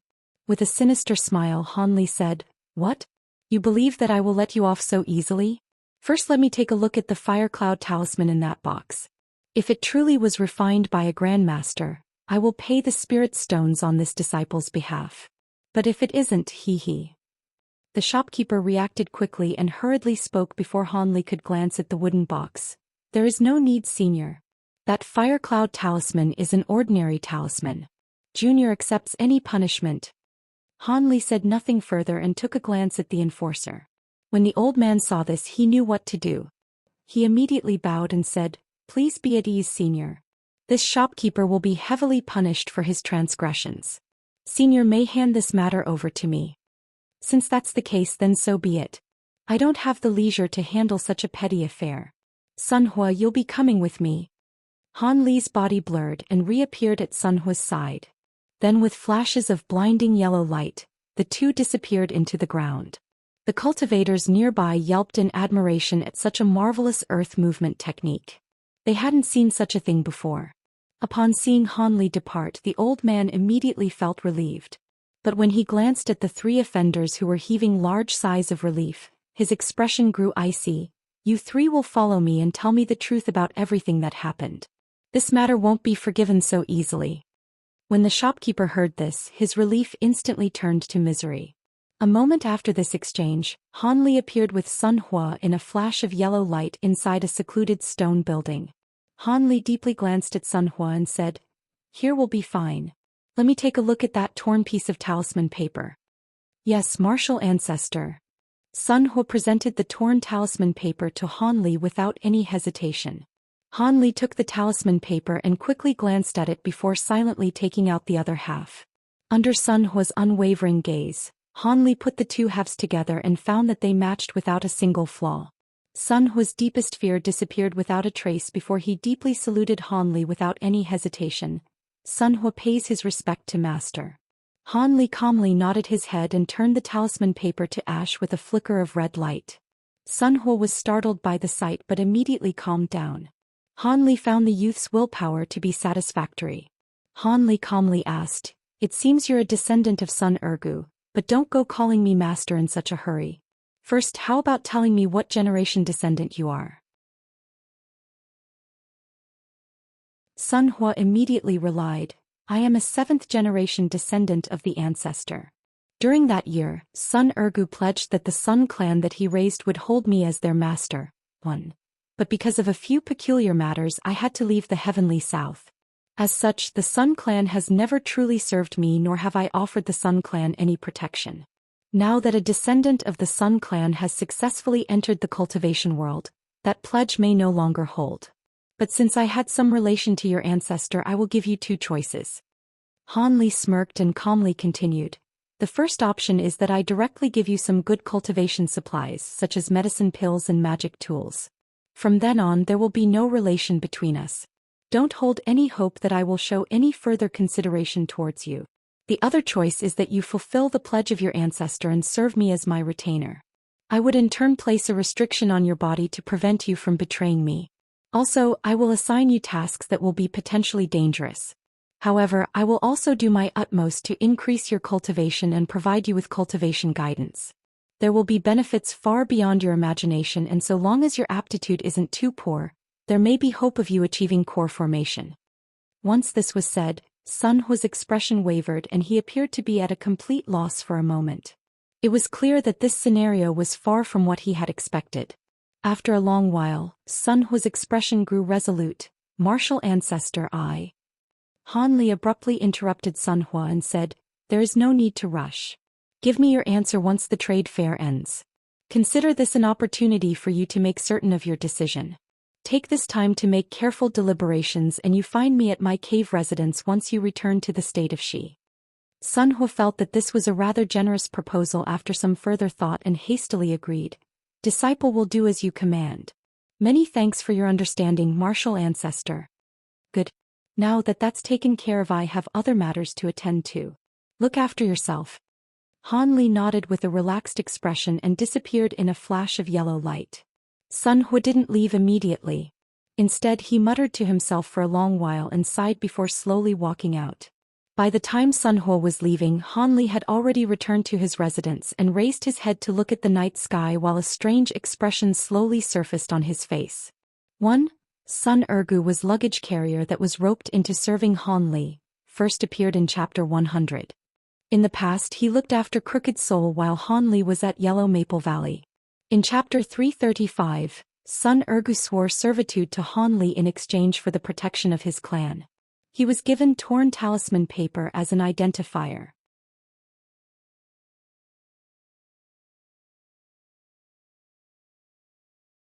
Chapter 684. Ancient Puppets. Mu Peeling was currently seated in the first floor of their pavilion when Han Li arrived. When she saw him, she immediately stood up and greeted him with bright eyes and a graceful curtsy. Han Li waved his arm and had her stand. There is no need to wait on me when I'm not around. During the trade fair it will be inconvenient for me to be with you, so you may do as you wish. Keep this on hand. If you encounter something important or dangerous, just pour your spiritual power into it. Not only will it cover you in a spirit barrier, but I will also know your exact location so long as you are within 500 kilometers. Han Li then took out a pair of blue jade ornaments and handed one over to her. Mu Peeling blushed slightly and whispered, "Many thanks, my lord." She then took the jade ornament and hung it at her waist. After telling Mu Peeling that he was turning in for the night, Han Li walked up to the second floor. Once she saw Han Li had disappeared from sight, she glanced at the jade ornament on her waist and wore a complicated expression. Han Li casually picked a room and began meditating on the bed. After 2 hours of rest, he opened his eyes and glanced out the window before muttering a few words to himself. It's just about time. I should go and pay a visit. Han Li silently left the pavilion and headed directly to a familiar area of Soaring Heavens City. He arrived shortly after at the building that he had previously visited.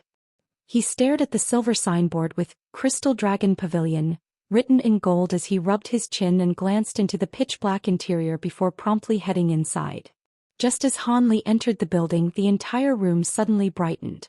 Sitting at the end of a long table, Taoist Heaven Crystal smiled at Han Li and said, "Welcome, fellow Taoist. You honor my pavilion with your presence once more, and you're right on time. I didn't expect fellow Taoist Han to be such a punctual character. Since I'm the one that took the initiative to make the appointment, how could I be late? Judging by Taoist Heaven Crystal's appearance, it appeared as if you've waited for some time. You gave me quite the scare."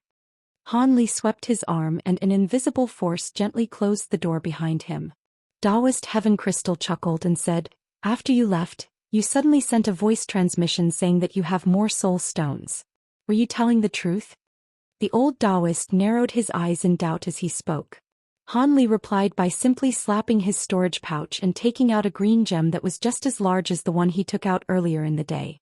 It was glistening and emitted an astonishing yin qi while Han Li gazed at the old Taoist in silence. After seeing how Han Li took out a soul stone of a similar grade as the one from before, his face revealed a trace of excitement and he impatiently said, "It's clear that you were telling the truth. If Brother Han has even more soul stones of this quality, this humble Taoist is willing to buy all of them from you. Spirit stones, materials, please don't hesitate to name your conditions." Taoist Heaven Crystal, don't be so hasty. I definitely plan on trading soul stones with you, but before that I wish to ask you 2 questions.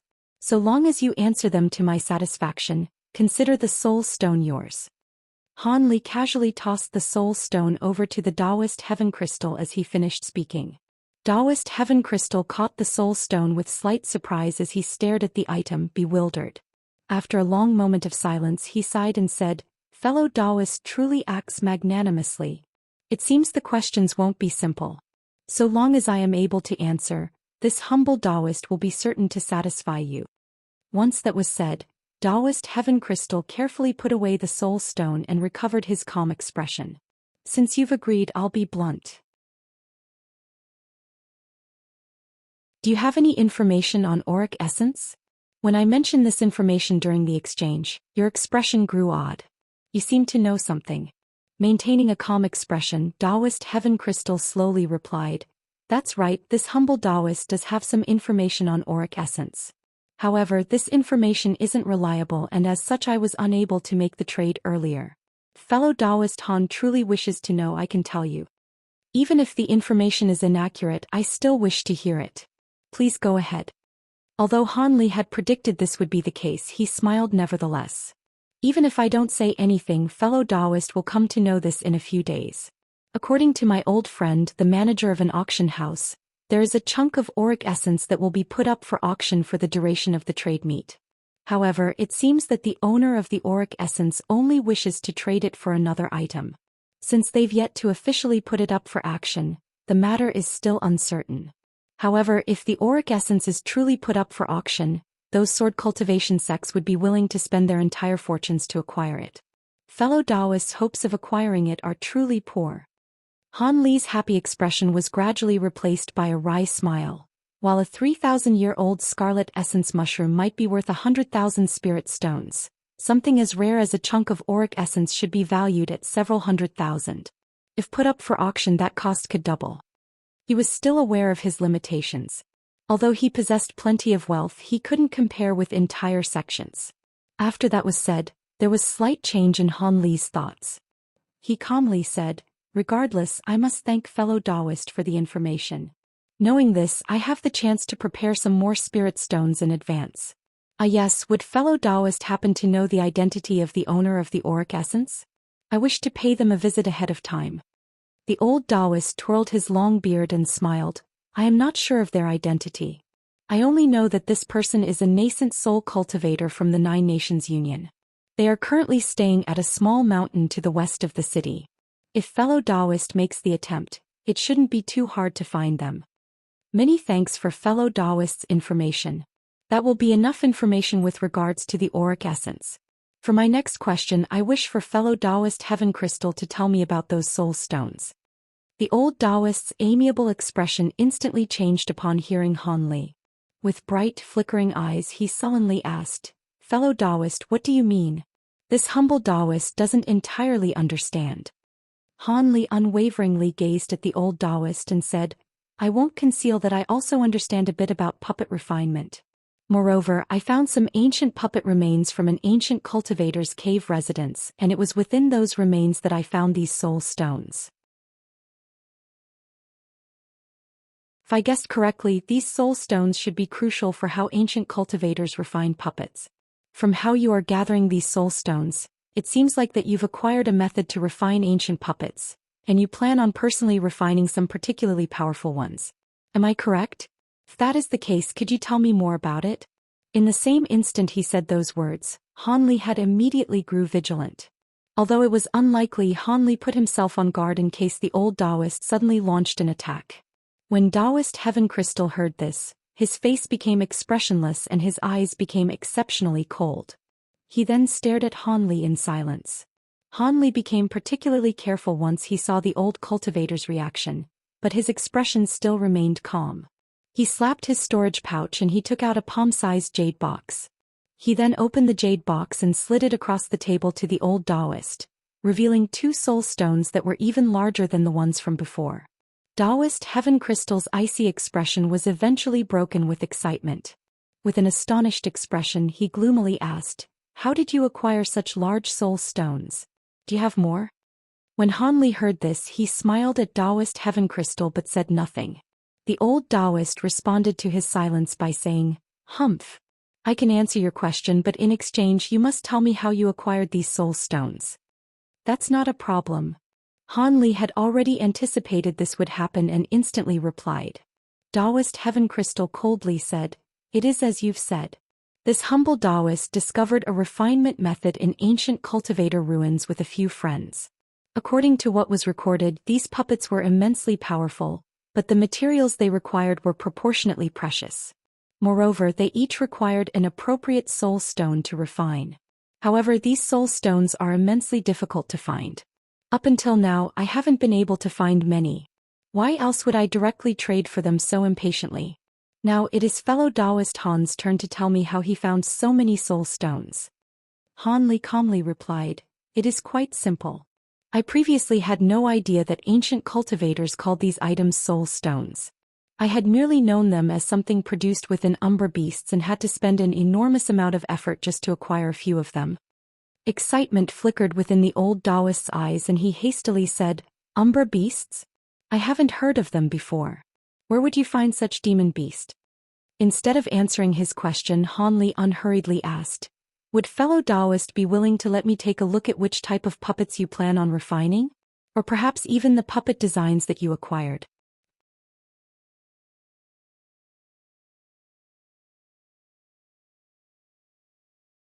Chapter 685. Meeting the Marquis. Once the old Taoist heard what Han Li wanted, his uncontrollable excitement promptly faded away. With his newly restored calm, he said, "It seems fellow Taoist Han plans on using this to extort me." Han Li calmly said, "Extort? Those words are mistaken. Until now I've never made any demands of you. Rather, I gifted you with several rare soul stones. If fellow Taoist doesn't feel this arrangement to be profitable, just pretend I never asked the second question and you can keep those soul stones." Taoist Heaven Crystal's expression relaxed and then began to waver while Han Li simply stood at the side without urging him in the slightest. After a long while, the old Taoist coldly said, "If I give you the puppet designs, you will more or less be able to tell whether they are legitimate. But how can I possibly know if you were telling the truth about the umber beast?" Han Li unhurriedly responded with a tranquil tone, "To tell the truth, even if fellow Taoist knew where the umber beasts are, he would have no method of getting there. Not only is that place deadly beyond belief, but even if one is fortunate enough to enter, there is no way to return. Even I was only barely able to escape alive. Even if you don't believe me, my soul stones are genuine all the same. I'll give a portion of them to you for the puppet refinement designs. Enough so that fellow Taoist definitely won't suffer a loss. Besides, what use are puppet refinement methods without the soul stones required to use them?" Taoist Heaven Crystal frowned and revealed a trace of hesitation. After the old Taoist deliberated on what there was to gain and lose, his expression relaxed before he said, "Fine. I have no interest in mulling over whether the supposed source of your soul stones is real. I will only ask how many soul stones you plan on using to exchange for the puppet refinement designs. If it's too few, I would rather just monopolize them." While Han Li was happy about this outcome, he betrayed none of it in his voice. "I will have to see the value of the ancient puppet designs first. If they are only on the level of the puppets that were traded during the day, then I have no interest in looking at them." The old Taoist wore an odd expression. "Those puppets were only defective goods I found. From what you've said, it seems the more powerful these puppets are, the more soul stones you are willing to pay." Han Li pursed his lips. "That's right. If there are designs to refine a puppet that can match the strike of a nascent soul cultivator, I would be willing to exchange 30 spirit stones for it." Taoist Heaven Crystal seriously asked, "Would these soul stones be of the same quality as the ones you've given from the start? Could there truly be designs for ancient puppets on the level of nascent soul cultivators?" Han Li was amazed at the prospect and immediately grew overjoyed. Without any restraint, he said, "Since when have my words been false? Fine.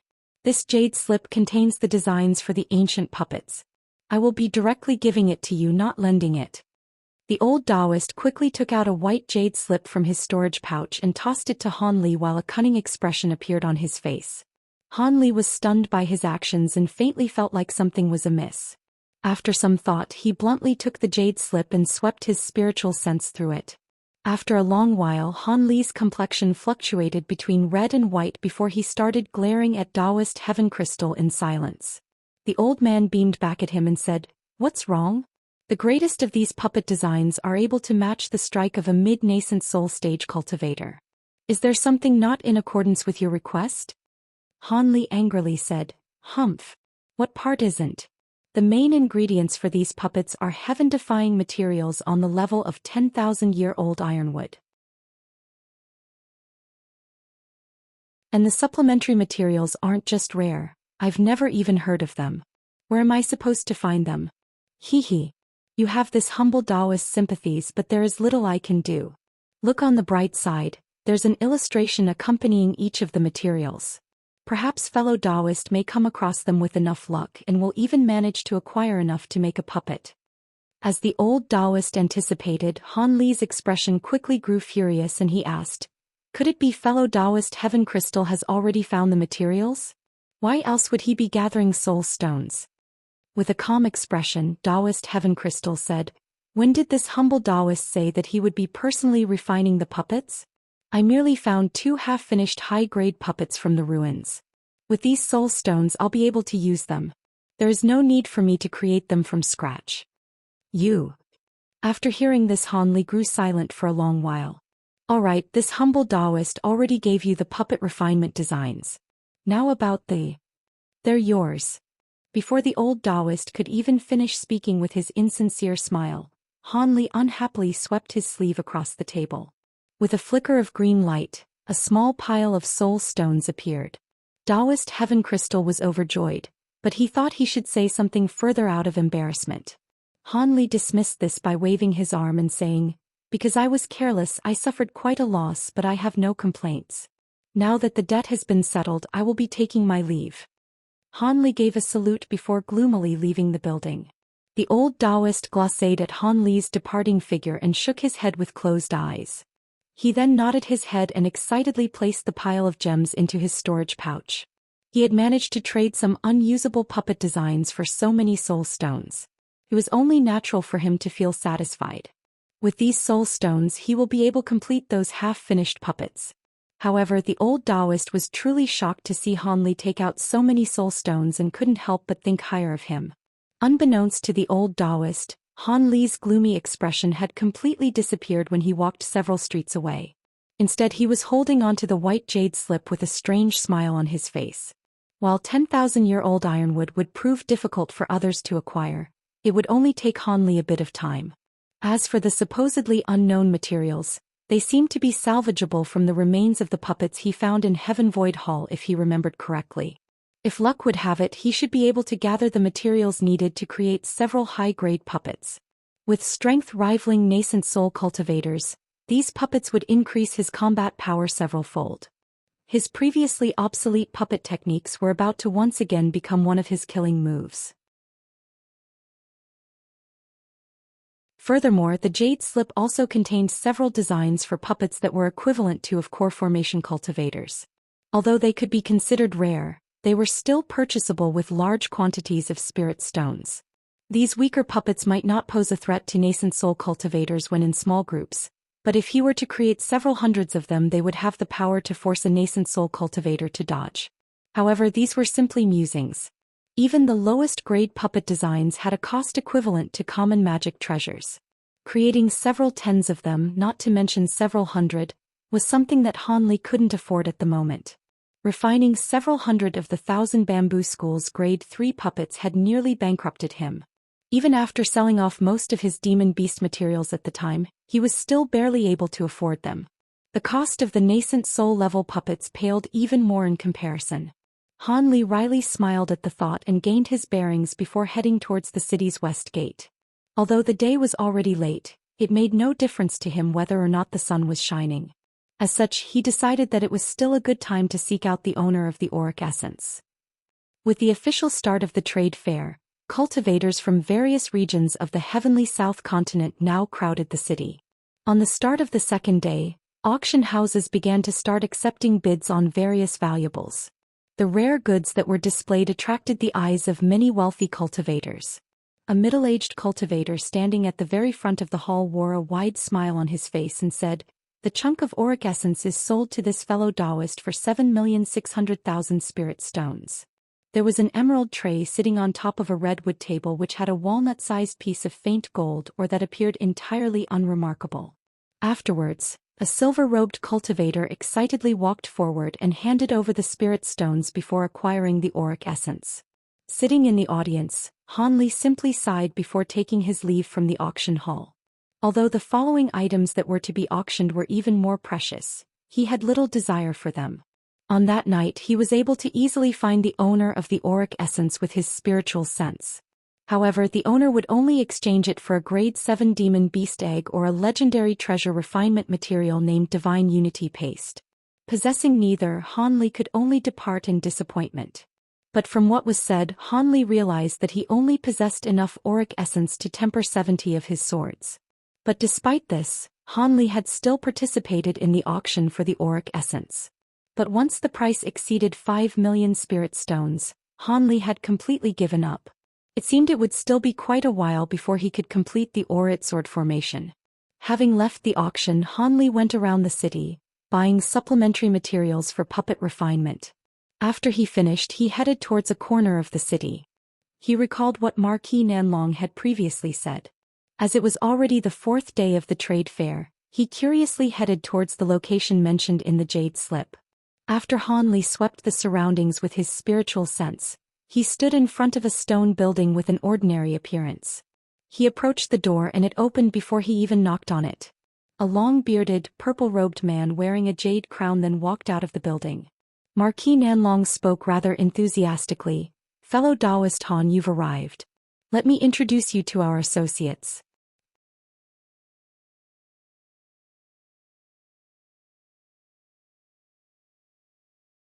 Chapter 686. Secret Meeting. Thank you for the trouble, Marquis. And apologies for the wait. After a few polite words, Han Li followed Marquis Nanlong inside. The building's interior was completely bare to Han Li's shock. But after he swept his spiritual sense through the building, he discovered restriction fluctuations throughout. The Marquis smiled upon sensing Han Li's actions and said, "This small trick of mine can't be concealed from fellow Taoist Han, of course. Please follow me." He then formed an incantation gesture with his hand and flung a golden mist from his sleeve. With the appearance of the golden mist, the unremarkable interior flickered with white light, revealing a set of dark stone steps. Marquis Nanlong wordlessly descended down the stairs. Han Li frowned, but he followed him all the same. The stairs were rather short. After only a moment, they arrived before a small underground hall. There were a few moonlight stones that were softly illuminating the room. The hall had 8 cultivators. 6 of them were sitting and the other 2 were a man and woman pair standing together. When Marquis Nanlong and Han Li walked in, all of them simultaneously glanced at them. "It's you." The man that was standing couldn't help but shout in shock at the sight of Han Li's appearance. A bright glint appeared from Han Li's eyes. His sights fell onto the face of a late core formation cultivator. He caught sight of a deeply familiar silver mask. After a moment of shock, Han Li sneered. That man was the young master of the ghost spirit sect, Wang Chan, who had pursued him in the past. 1. He had the same silver mask, but the youthful rage contained in his eyes was replaced with an varied arrangement of emotions. "I didn't expect that I'd see an old friend here. What a surprise. How is this possible? You condensed a nascent soul?" The ghost spirit sect's young master voice was hoarser than from his youth, but the terror in his voice was unmistakable. The black-robed, middle-aged scholar sitting in front of him coldly asked, "What the matter? You recognize this fellow Taoist?" "Second uncle, this person is the yellow maple cultivator surnamed Han. During that year The middle-aged scholar revealed a trace of shock, but he frowned and decisively said, "There is no need to speak of it. Fellow Taoist Han is already a nascent So cultivator. He won't bring himself down to a junior's level." He then gently smiled at Han Li and amiably said, "I am the ghost spirit sect master Wang Tiangu.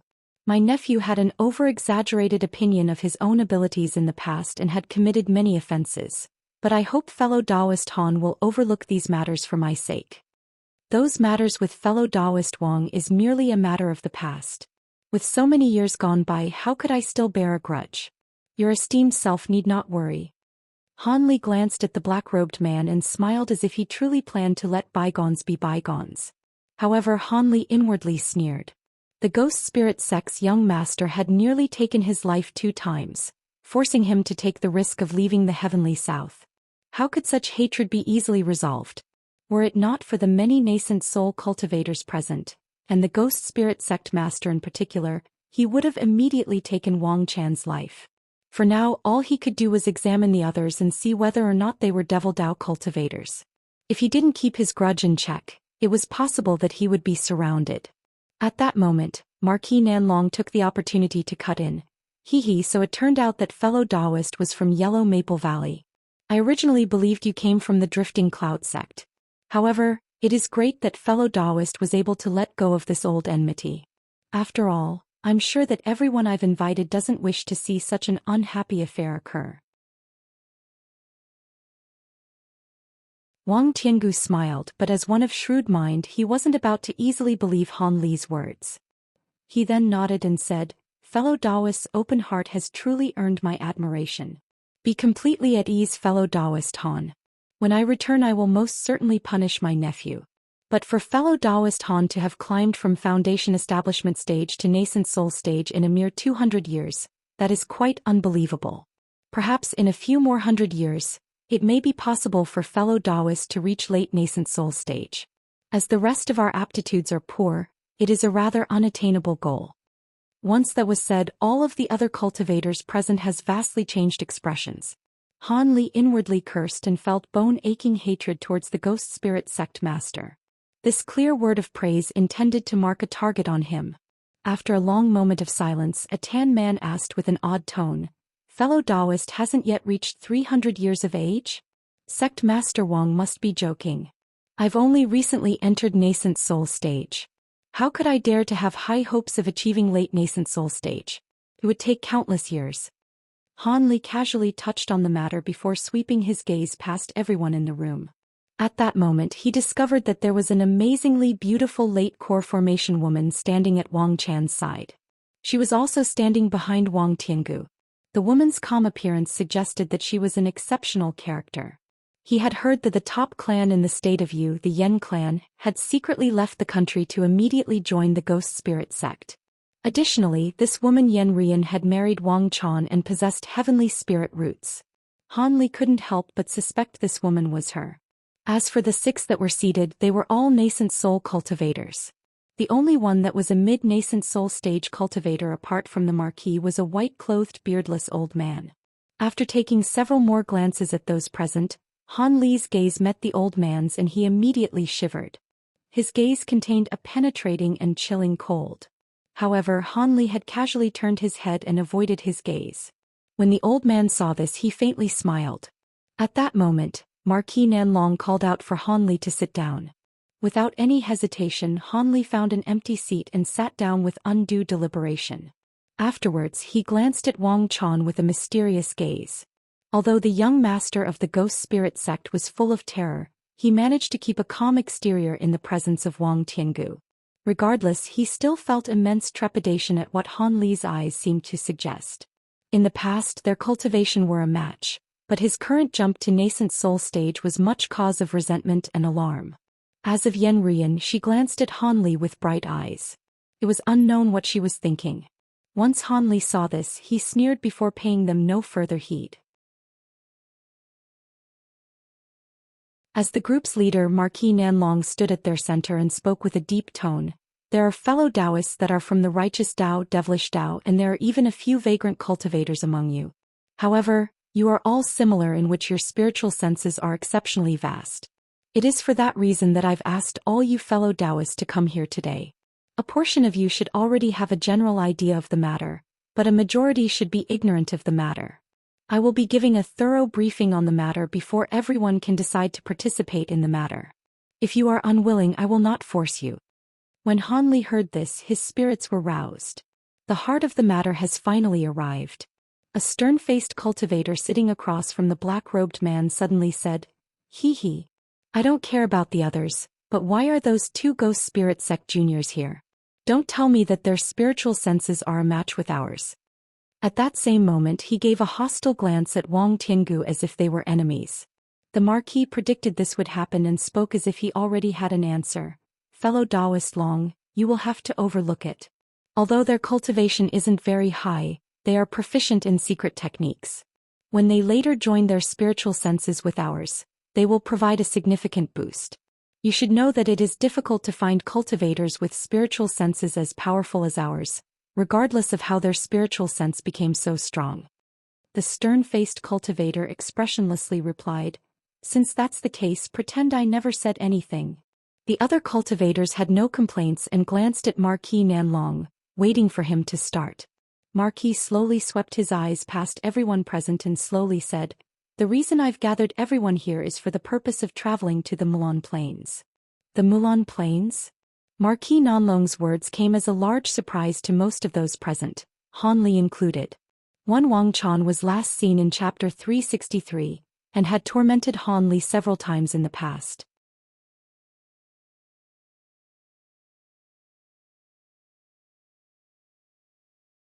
Chapter 687.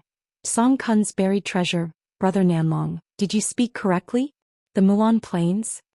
The stern-faced cultivator frowned, speaking as if he couldn't believe what he had heard. The other cultivators didn't fare much better. But since all of them were old eccentrics that had faced countless hardships, they were able to preserve their calm in spite of their turbulent emotions as they waited for Marquis Nanlong's reply. Marquis Nanlong calmly explained, "Fellow Taoist misunderstands. I didn't mean that we would head deep into the Mulan Plains, merely 50 kilometers within its borders." The stern-faced cultivator shook his head as if greatly fearful of the idea. That is still extremely dangerous. The Mulan tribes have been honing their strength for many years already and have become restless. The edge of the Mulan Plains has already become a danger zone. I fear that many nascent soul-level spell warriors will be gathered there. Although only a few of those spell warriors possessed a magic treasure, their cultivation is still on par with ours.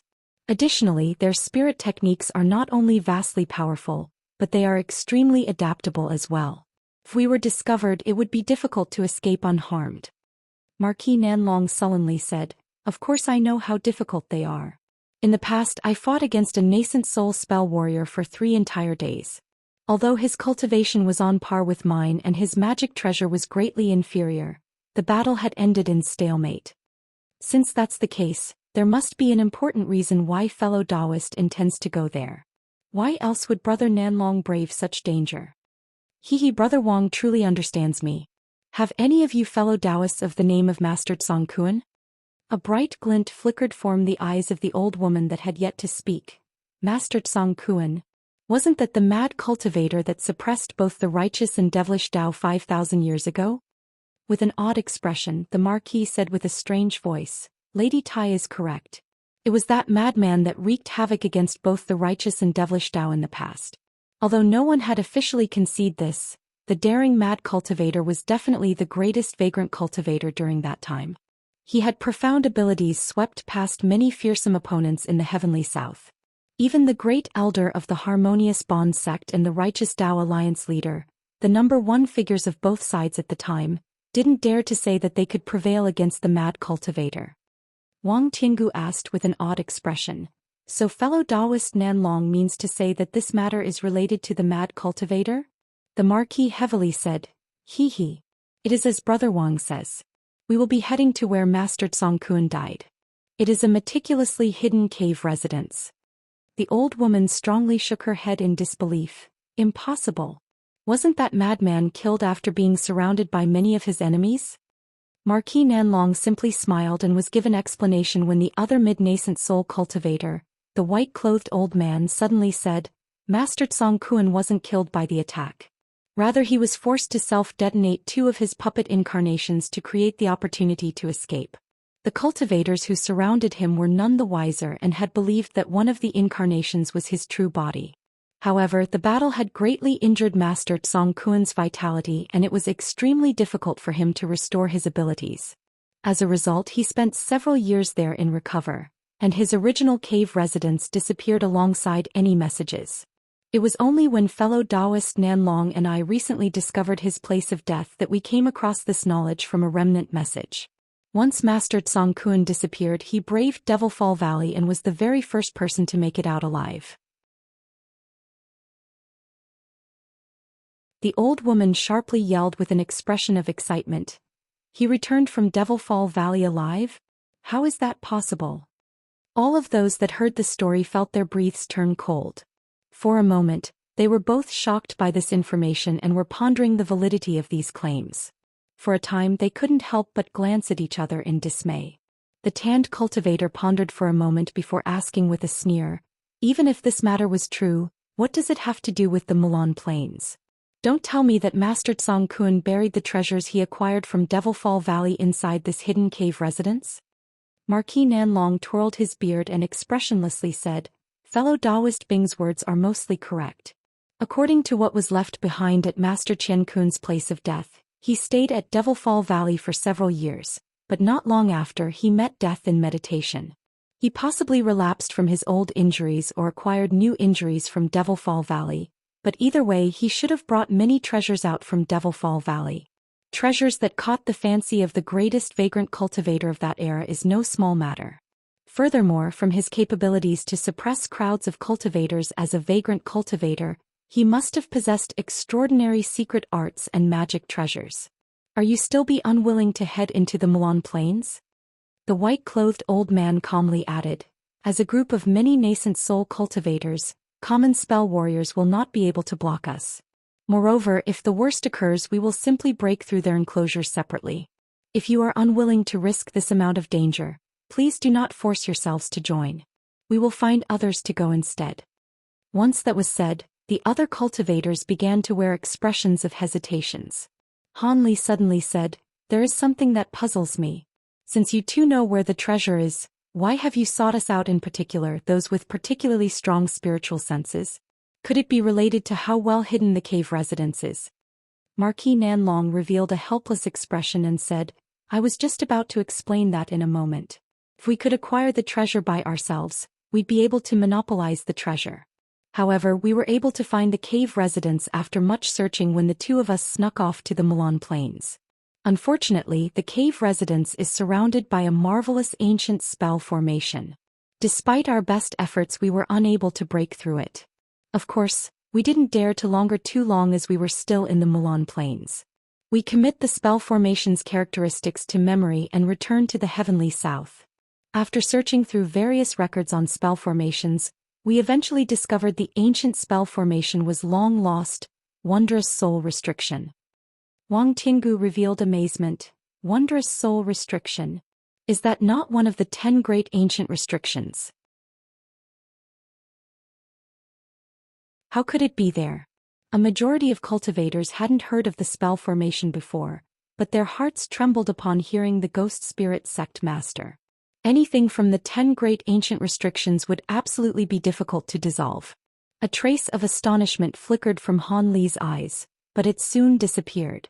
The Marquis was somewhat surprised that Wang Tinggu knew of this. After exchanging a glance with the white-clothed old man, he smiled and offered a word of praise. "I had already heard of Brother Wang's grand reputation as a master of formation spells. To know of such an obscure ancient formation, I see that his reputation was well deserved." Wang Tinggu seemed to realize something and politely declined to speak. "Brother Nanlong, please continue. I've only heard of its name and know nothing of how to dissolve it. The matter is completely unfamiliar to me." When the white-clothed old man saw this, he gave a rare smile and he directly said, "We spent several years after our discovery researching the method of breaking through the restriction. We either had to whittle it away with brute force or find 8 cultivators with powerful spiritual sense capable of manifested spiritual sense to dissolve the restriction. Forcefully breaking through the restriction definitely wouldn't do. Ancient restrictions were extraordinarily profound. Even if we were to violently attack the formation without end for several months, it may not be enough to break it. Of course, there would be no way we would so boldly display such actions inside the Mulan Plains. If we were to dissolve it with manifested spiritual sense, it would only take a day to break through so long as all of your abilities are sufficiently powerful." The cultivators in the hall now understood why they were all called together. Perhaps other mid-nascent soul cultivators would possess stronger spiritual sense and be more suitable for breaking the restrictions, but the two clearly didn't wish for other powerful cultivators to join them in fear that they would be betrayed.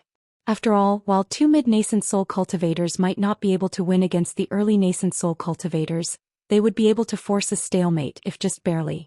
Regardless, all of the cultivators present in the hall each felt rather excited at the thoughts of treasures from Devilfall Valley. Although it would be dangerous to enter the edge of the Mulan Plains, the danger was insignificant in comparison to what there was to be gained. This was an opportunity that was seldom seen but often sought. Marquis Nanlong confirmed their participation and revealed a genuine smile upon seeing that no one had backed down. "There is still something I must make clear to you all. If we are successful and are able to truly enter the cave residence, Brother Yun and I will have first pick. Then we will split the remaining treasures evenly. Any objections?"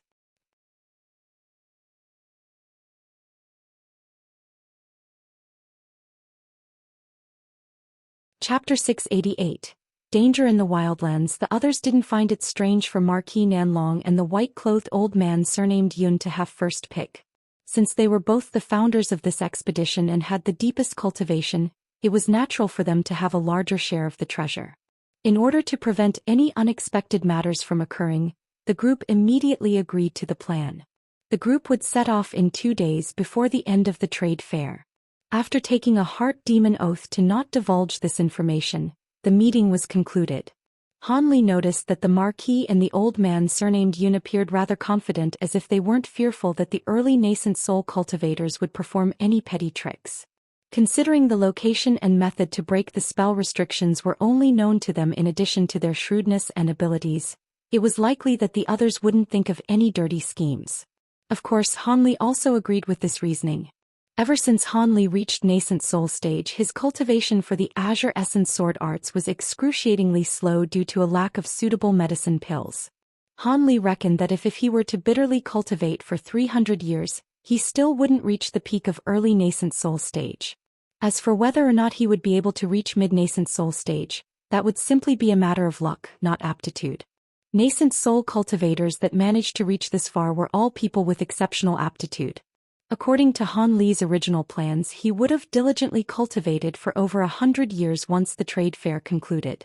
Once he made some progress with his cultivation art, he would immediately leave his cave residence and find a few ancient cultivator ruins or some land rich with natural treasures. It was only like this he would find an opportunity to progress to the next stage of cultivation. But now that Han Li had heard of the treasures of the renowned Devilfall Valley, Han Li couldn't possibly let them go. This was perhaps the opportunity he needed. The others likely shared the same thoughts. These old nascent soul eccentrics were stuck at early nascent soul stage for countless years. There was no possibility they would renounce such an opportune breakthrough. The techniques and medicine pills were certain to be significant. Of course, since the ghost spirit sect's young master was traveling with them, if there was an opportunity to kill him on the way, Han Li wouldn't hold himself back. Even if Wang Tiangu witnessed it, what would change? The Devil Dao and the Heavenly Dao Alliance were already enemies. As killing intent filled Han Li's mind, he walked down the Azure Stone Road back to his own residence. But unbeknownst to him, Wang Tiangu was calmly walking down an alley several streets away with Wang Chan and Yen Rian silently following after him. Once we return, clearly explain any grudges that are held between the two of you. It seems this person has yet to release his hatred towards you. In the future, you both must not stray too far from my side in order to prevent any ambushes. Wang Chan respectfully replied, "Yes, second uncle. I didn't think that from an ill-considered action from the past, this nephew would create such a large enemy for you." In such a short amount of time he was able to break through the bottlenecks of both core formation and nascent soul stage. It was far beyond what I could have predicted. He seemed to grow depressed at the thought of Han Li having already condensed a nascent soul. Wang Tiangu coldly smiled. "Humph. There is no need for you to be so discouraged. With the blood spirit art's supreme might, there is no need to fear that youngster when the two of you join hands. So long as you break through to the 7th layer of the cultivation art, you and Rian will be able to condense a nascent soul together. It will be hard to say who will be troubled then. However, you two had best be careful on this trip to the Milan Plains. Even if I am truly busy and cannot stay by your side, you two must stay together. With your combined strength, you will definitely be able to defend yourselves. Many thanks for second uncle's advice." Wang Chan was greatly relieved by his uncle's words and felt much more at ease. "Hee. Of your brothers, I think highest of you. Otherwise, I wouldn't have brought you to this trade fair alone." However, that cultivator was originally a Yellow Maple Valley cultivator. The old ghostling who also personally made a trip to this trade fair.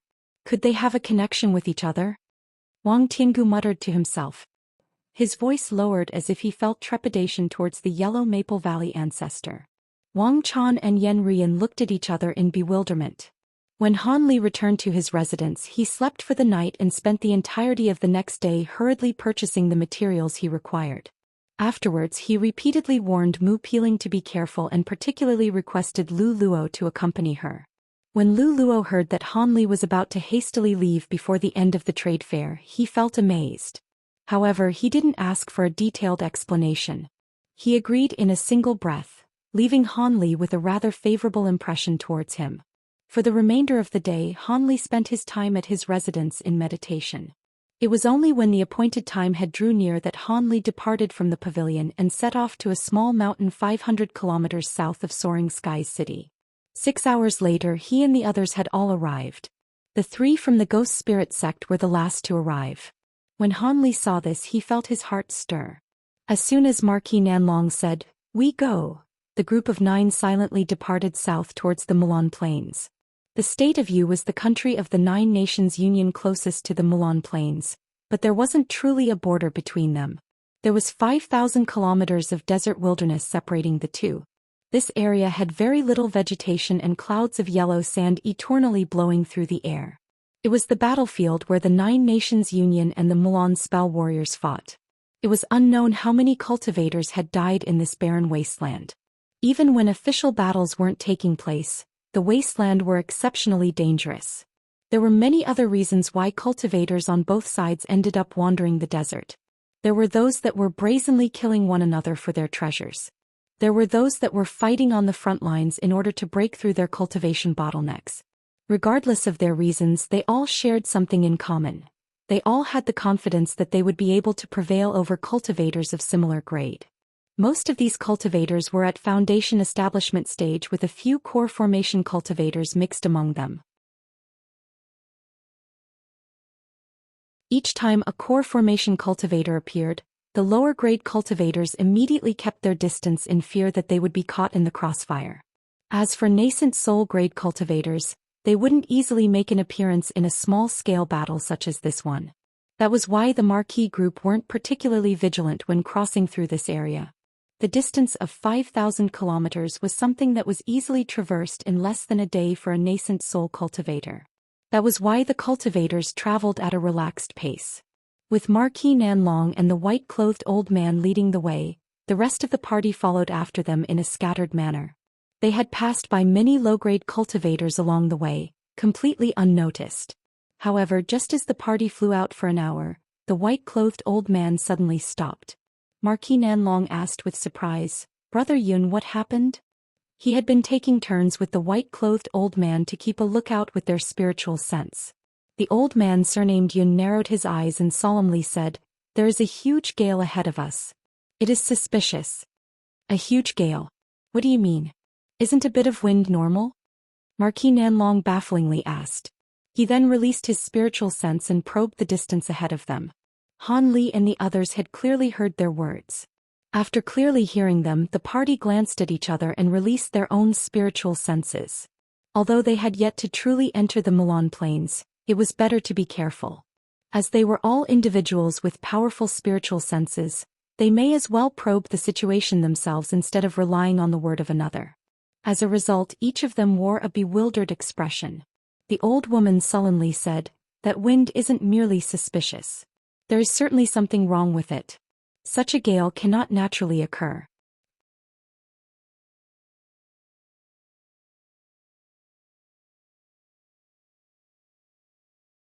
Chapter 689. The appearance of spell warriors. Han Li's spiritual sense discovered that there was a yellow gale surging across the horizon. It was over 300 meters tall and carried both stone and sand. It was truly malevolent, as if an evil dragon had sprung from the earth. But since his spiritual sense was nearly on par with late nascent soul cultivators, he was able to extend his spiritual sense part the 50-kilometer range of the other cultivators. With the great development technique circulating through his body, his spiritual sense condensed and entered the sandstorm. However, his spiritual sense grew dim after entering the sandstorm. He was only able to immerse his spiritual sense 300 meters into the storm, but he was unable to see anything. Marquis Nanlong grimaced and said, "Impressive. This should be the Mulan's wind spirit technique. When I had fought against a spell warrior in the past, they had used this world-enveloping spirit technique. Once it is deployed, it is capable of block any probing, and its violent sandstorm is capable of self-protection and trapping enemies. It is truly troublesome. However, I've never seen it at such an astonishing scale. It seems thousands of times greater in scope. Strange. A Mulan spirit technique?" The others' expressions changed upon hearing him. Wang Chan and Yen Rian both paled on hearing this. But since they had the weakest cultivation in the party, they didn't dare to speak out of place. The white-clothed old man solemnly said, "Brother Nanlong speaks true. Only spirit techniques are able to create such astonishing sandstorms. Moreover, from the might of the spirit technique, there are certain to be many spell warriors contained within it. We will not be able to break through them with the strength of our current party." The old woman bewilderedly asked, "How is that possible? Why has the Mulan suddenly dispatched so many spell warriors?" "Lady Tai, when was the last time we had ceasefire with the Mulan?" Wang Tiangu asked with an odd expression. "It should have been about 100 years ago. Does Brother Wang mean?" The old woman seemed to suddenly realize something. Wang Tiangu wryly smiled and insipidly said, "About 100 years ago. That should have been enough time for the Mulan to gather their strength." Marquis Nanlong wore an expression of helplessness and softly said, "Brother Wang speaks true. It should be time for the start of another war. Who knows how many cultivators will fall this time? But as chance would have it, we've run into the Mulan vanguard." The white-clothed old man sullenly said, "There are truly too many coincidences in this world, so this matter isn't too shocking. However, we only have two options. We can return and avoid our encounter with the Mulan vanguard, biding our time for a more opportune moment to look for the treasure. After all, the treasure won't be going anywhere, but the Mulan assault will certainly last for many years. We will not be able to return to the treasure in a short amount of time. Additionally, the world is constantly changing. It will be difficult to gather everyone once more after so much time had passed." The old woman shook her head and said, "There is no need to even consider it. We should definitely take the second option and break through the winds. However, the risk is truly too great. If there are only fearsome old ghosts lying within the sandstorm, it would be difficult for us to succeed. Could it be that there is no way of avoiding them?"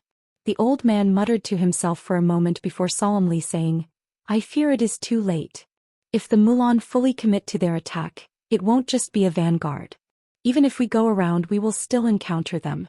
But if it is just a matter of retaining our concealment as we enter, it shouldn't be a problem if we sneak past their sides. So long as we get past the Mulan vanguard, we will be able to evade the main force of spell warriors with enough time. Then we will be able to do as we please in the defenseless Mulan plains and allow us to make off with the treasure without any worries." The others discussed the old man's proposal and felt that it was the only option. After all, it would take many more years before this opportunity arose once more if it were given up now. Of course, retreat couldn't even be considered if they weren't nascent soul cultivators. Their lifespans wouldn't have been able to endure the weight. Of course, before heading into the Mulan plains, they each sent letter talismans to the closest Nine Nations Union stronghold to prevent them from being caught unprepared for the upcoming Mulan attack. This was considered something of an obligation given that they were cultivators of the Heavenly South. Afterwards, the party of 9 restrained their aura and concealed themselves as they stealthily flew off to the side, wishing to avoid the center of the sandstorm where the winds blew the most fierce. Because Wang Chong and Yen Rian possessed weaker cultivation, Wang Tiangu had paid them particular consideration and covered them in a huge light barrier. A moment later, they disappeared from Han Li's sight. But when Han Li saw this, he sneered. With his spiritual sense, Wang Tiangu and his juniors couldn't possibly escape his notice. The dense sandstorm closed the 50-kilometer gap in an instant. It carried a faint pressure similar to that of demons. Before the sandstorm had arrived, tornadoes began to cut through the earth as they led the way. Fortunately, they had kept their distance from the center and were able to avoid the tornadoes as they swept past them. The larger tornadoes were over 30 meters wide, and while the smaller ones were only about 10 meters wide. They each seemed to contain several spell warriors.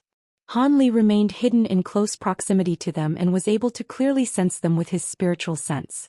The blurred, vague silhouettes within the tornadoes hadn't discovered Han Li and company. They simply continued on their way. Under the cold gaze of Han Li and company, they watched the spell warriors quietly go on their way. Closely following after the tornadoes was the tremendous sandstorm. Standing at the very front, Marquis Nanlong's expression changed as he warned the party with a voice transmission, "Not good. Be careful at the side." When Han Li heard this, his face revealed alarm. A huge tornado that was about 300 meters wide and unfathomably tall was tearing towards them from a distance. Such a huge tornado was certain to be controlled by many spell warriors. Could it be that someone had discovered them? Han Li took a deep breath and couldn't help but awaken his bamboo cloud's warm swords. Although he had long heard of the grand reputation of spell warriors, he had never personally witnessed their might. However, he couldn't bring himself to look forwards to this under the current circumstances. The others were glancing at the huge tornado with vigilant expression. There were those that had hands glowing with faint light and those that had already prepared their magic treasures. However, the huge tornado had swept close by them as if they hadn't detected them, much to the relief of Marquis Nanlong and the rest of the party. After a short delay, the vast sandstorm immersed all of them and their surroundings became dense with dark yellow. It was a rather stifling atmosphere. Marquis Nanlong calmly shouted, "Be on guard. This sandstorm is strange. Do not release your spiritual sense and don't stray too far either." Although the party members were able to easily disperse of the sand, it would reveal their movements. Fortunately, the yellow sand quickly blew past them quickly, providing them the cover they needed to carefully move forward close together. However, after the time it took to finish a meal, Han Li felt that there was something amiss as he monotonously swept his gaze around. Suddenly Han Li blurred and he reappeared floating in the air. Han Li's sudden actions came as a shock to the rest of the party. The old woman frowned and annoyedly asked, "Fellow Taoist Han, why did you stop?" Han Li expressionlessly said, "Don't you feel that something is amiss?" "What do you mean?" The tan man blurred and he reappeared at Han Li's side. When Wang Tiangu and the white-clothed old man heard this, they glanced at each other for a moment before revealing an expression of bewilderment. With an unsightly expression, Han Li said, "You fellow Taoists should have been able to sense it without having me to say it. How is it that we've been in this sandstorm for so long and we've yet to encounter even a single spell warrior? Don't tell me that the spell warriors have all gathered at the center of the sandstorm. Our surroundings have yet to change as well. You should all know what this means." The tan man wore an unsightly expression and muttered, "There is someone that secretly used a restriction against us." His eyes brightly glinted as he swept past his surroundings. After a moment of silence, Marquis Nanlong nodded his head and sullenly said, "Fellow Taoist Han should be telling the truth. I also feel that something is strange. It seems we've been truly detected and they've used a technique to deal with it. A fight is unavoidable."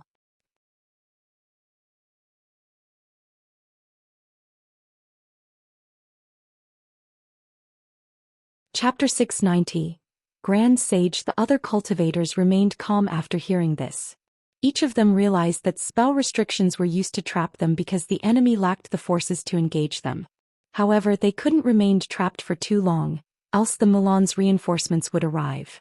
The nascent soul cultivators each began to flicker with light, making full use of their abilities as they began to strike the restrictions surrounding them. As Han Li remained in the air, he waved his arm in passing, releasing 3 streaks of azure light from his hand. An instant later, the 3 streaks of azure light flew off into the distant winds of sand. Rippling fluctuations began to appear under their strikes. In a flicker of yellow light, the restrictions began to tear as if they were made of thin paper. The others were shocked at how easy this was. When Han Li saw this, his expression greatly changed and he hurriedly flew forward through the gap that opened. It was quite ordinary for a hastily placed restriction to be easily struck down. There was no need for hesitation. Han Li's blunt and sudden actions had shocked the others. But they immediately understood and closely followed after him.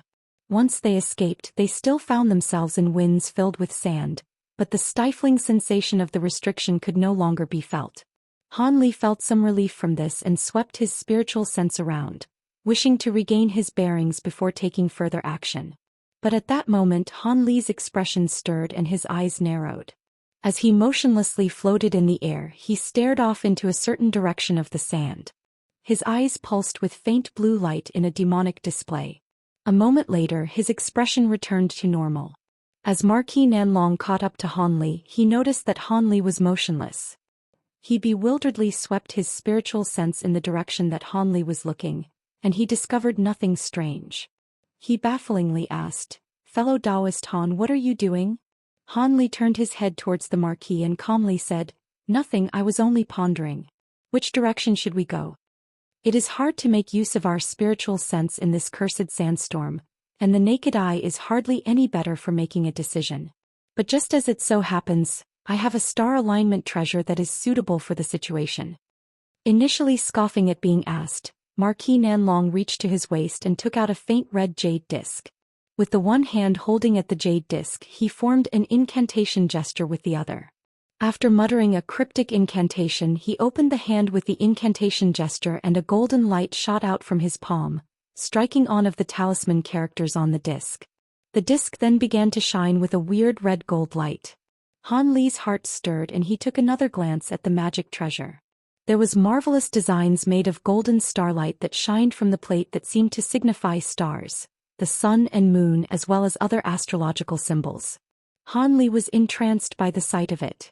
The others also crowded around with curious expressions. Marquis Nanlong wasn't bothered by this and merely concentrated on the patterns shining on the jade disc. A short moment later, he put away the treasure with a flip of his hand and briefly said, "Follow me." He then enveloped himself in a ball of golden light and shot off. The rest of the party wordlessly followed after him. They were clearly confident in the Marquis' judgment. In a flash of black light, Wang Tiangu enveloped Wang Chan and Yen Rian and brought them along. However, when he passed by Han Li, the ghost spirit sect elder seemed to faintly glance at him before calmly brushing past him. Han Li returned the glance with a mysterious smile. He faintly saw that Wang Chan had lowered his head and didn't dare to look in his direction in a rather meek fashion. On the contrary, the beautiful Yen Rian calmly turned her gaze towards Han Li for a short while with bright eyes before turning away. Han Li soon found himself at the rear of the group. But with a careless smile, his body flashed with azure light as if about to set flight. But before that he unconsciously turned his gaze to where he glanced previously and wore an odd expression. He then coldly chuckled and flew off. In that instant Han Li's figure disappeared into the sandstorm. A short moment after Han Li disappeared, a flash of blinding yellow light shined from where he had been looking at. A huge dark hole that suddenly appeared from the ground where a huge shiny black insect had crawled out of. This demon insect was astonishingly large and was about 20 meters long and 12 meters wide. Its body was in the shape of a disc. But what was most frightening about it was the dozens of dark yellow compound eyes spread on its head. There were also several slender horns on its head along with a pair of massive incisive fangs that coldly glinted. There were also 4 transparent wings on its back that were gently fluttering. Standing on top of this dreadful demon insect were 3 silhouettes of varying heights. One of them shined with blinding white light and another was enveloped in a strange dark green mist, obscuring his true form. As for the last figure, their body flickered with faint blue lightning as if they were a materialized god of lightning. Grand Sage, are we just going to allow them to leave? Is this not bad? The silhouette covered in white light glanced in the direction that Han Li's party disappeared in. His words carried a faint trace of worry. The green mist figure coldly snorted and icily said, "How could an illusion formation possibly constrain them? Don't forget that they are mostly nascent soul stage cultivators, characters at the same grade as us. Even the weakest 2 are still late core formation cultivators. It is delusional to think that our Yellow Sand tribe could hope to restrain them." His temperament seemed harsh. But how will we deal with the Heavenly Wind tribe's Sage Mu?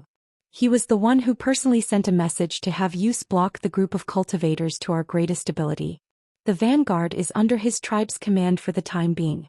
He should have already sent orders to gather the grand sages from the other tribes. Would it be better for us to unleash our tribe's holy protection artifact, the Devil Earth Banner? Even if we can't cause the nascent soul cultivators much harm, it should be possible to trap them for the time being. The white light silhouette raised the proposal with an anxious tone. The green mist figure grew furious and bluntly rebuked, "Nonsense. How can we so casually use the 36 Devil Earth banners? The ancestors of our Yellow Sand tribe have always instructed us to never use the sacred banner unless our tribe is on the verge of extermination. And even if these cultivators were trapped for a time, given their abilities, they would certainly destroy a few of the banners. How would we respond then? Without the sacred tribe protecting artifacts, how could we steadily maintain our position in the 10 great tribes? There may be even a few smaller tribes that may pry into the matter and exterminate us. I was careless. Many thanks for Grand Sage's reminder. The spell warrior within the white light hastily apologized for his offense. Since you've only recently become a sage, this fault will be forgiven just this once. In any case, it's not as if we did nothing. They were simply too powerful and we were incapable of restraining them. Grand Sage Mu sure had a good idea to send our Yellow Sand tribe to tie the intruders down. Once both sides suffered, he'd conveniently arrive to finish them off and take the lion's share of the credit and loot. On the other hand, if we don't take out our tribe protecting artifacts to block them, we will be seen as harboring malicious intentions, leaving an opportunity for them to enact reprisals. The Grand Sage in the green mist coldly spoke as if he had an extremely poor opinion of the Sage Mu. The Mulan spell warrior shrouded in lightning calmly said, I fear this is how Sage Mu intends to act. After all, our two tribes never did have a good relationship. However, we are now allied armies and aren't truly subordinate to them. Our loss of strength isn't truly something they will take to heart. Moreover, the Heavenly Wind tribe's wind-riding chariot is extremely fast. It should be able to overtake the intruders. It will be hard to say who will end up victorious. But so long as they manage to buy enough time for the main force to arrive, the Heavenly Wind tribe will be the victors. The Grand Sage in the green mist disagreed. Although the wind-riding chariot is extremely fast, by the time enough people are gathered together to use it, it will perhaps be too late. After a moment of thought, the Grand Sage muttered, whether or not those cultivators are caught is no concern of ours. But I am puzzled about the youth that managed to first break through the formation. It seemed he discovered where our concealed hole was. How baffling. The shumi insect is an exotic insect from antiquity, and although its combat power isn't great, it has the innate ability to temporarily tear a crevice in space. It is an expert in concealment. Although it is still immature and the amount of time it can maintain a spatial tear is limited, it was still enough to prevent the two mid-nascent soul cultivators from discovering us. But unexpectedly, it wasn't enough to prevent this particular early nascent soul cultivator from discovering us. It seems that youth is an exceptional character. If it isn't due to a particular secret technique, then it must be from an exceptionally powerful probing treasure. A trace of bewilderment could be heard from the Grand Sage's voice.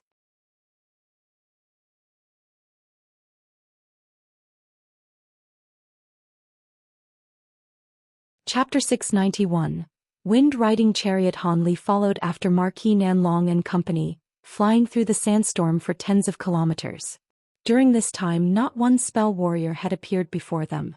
It was clear that a warning was given. Han Li then recalled what he had unintentionally discovered when he broke through the restriction. It had been quite the coincidence.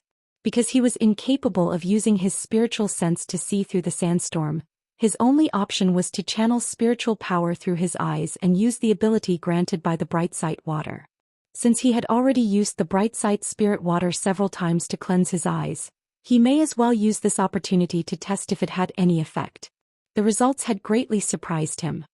His spirit sight was able to clearly see through the dense sandstorm, much to his delight. However, he was also astonished to see a circular shadow within the sandstorm that was 40 meters away. In his shock, the spiritual power faded away from his eyes and the shadow could no longer be seen. His naked eyes could now only see the sandstorm. He channeled his spirit sight once more and the shadow appeared once more in its original position. But this time Han Li channeled even more spiritual power into his eyes. He was able to see the shadow slightly more distinctly and he could see silhouettes faintly swaying inside. Even after pouring in additional spiritual power, this was the limit of what he could see.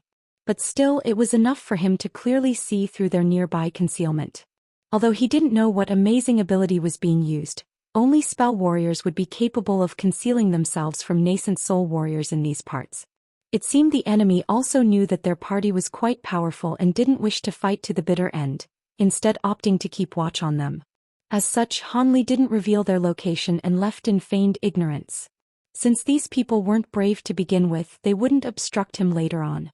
Once Han Li's party left the yellow sandstorm, they immediately flew off in bursts of light and tore through the skies at their top speed.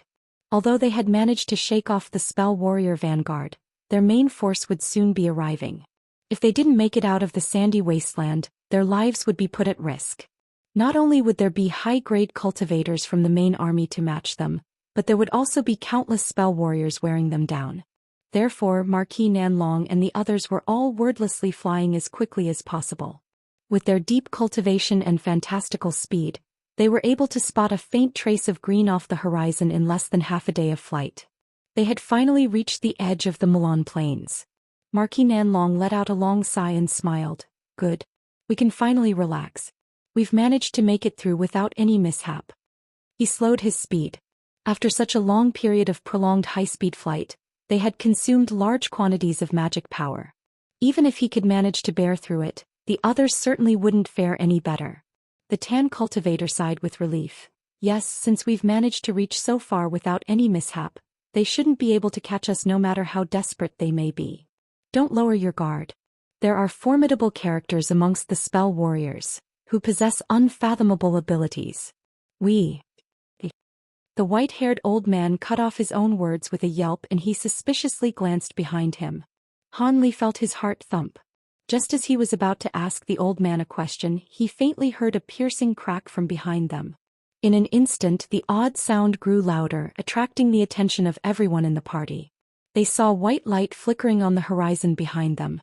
There was a small sphere of light that was speeding towards them with inconceivable speed.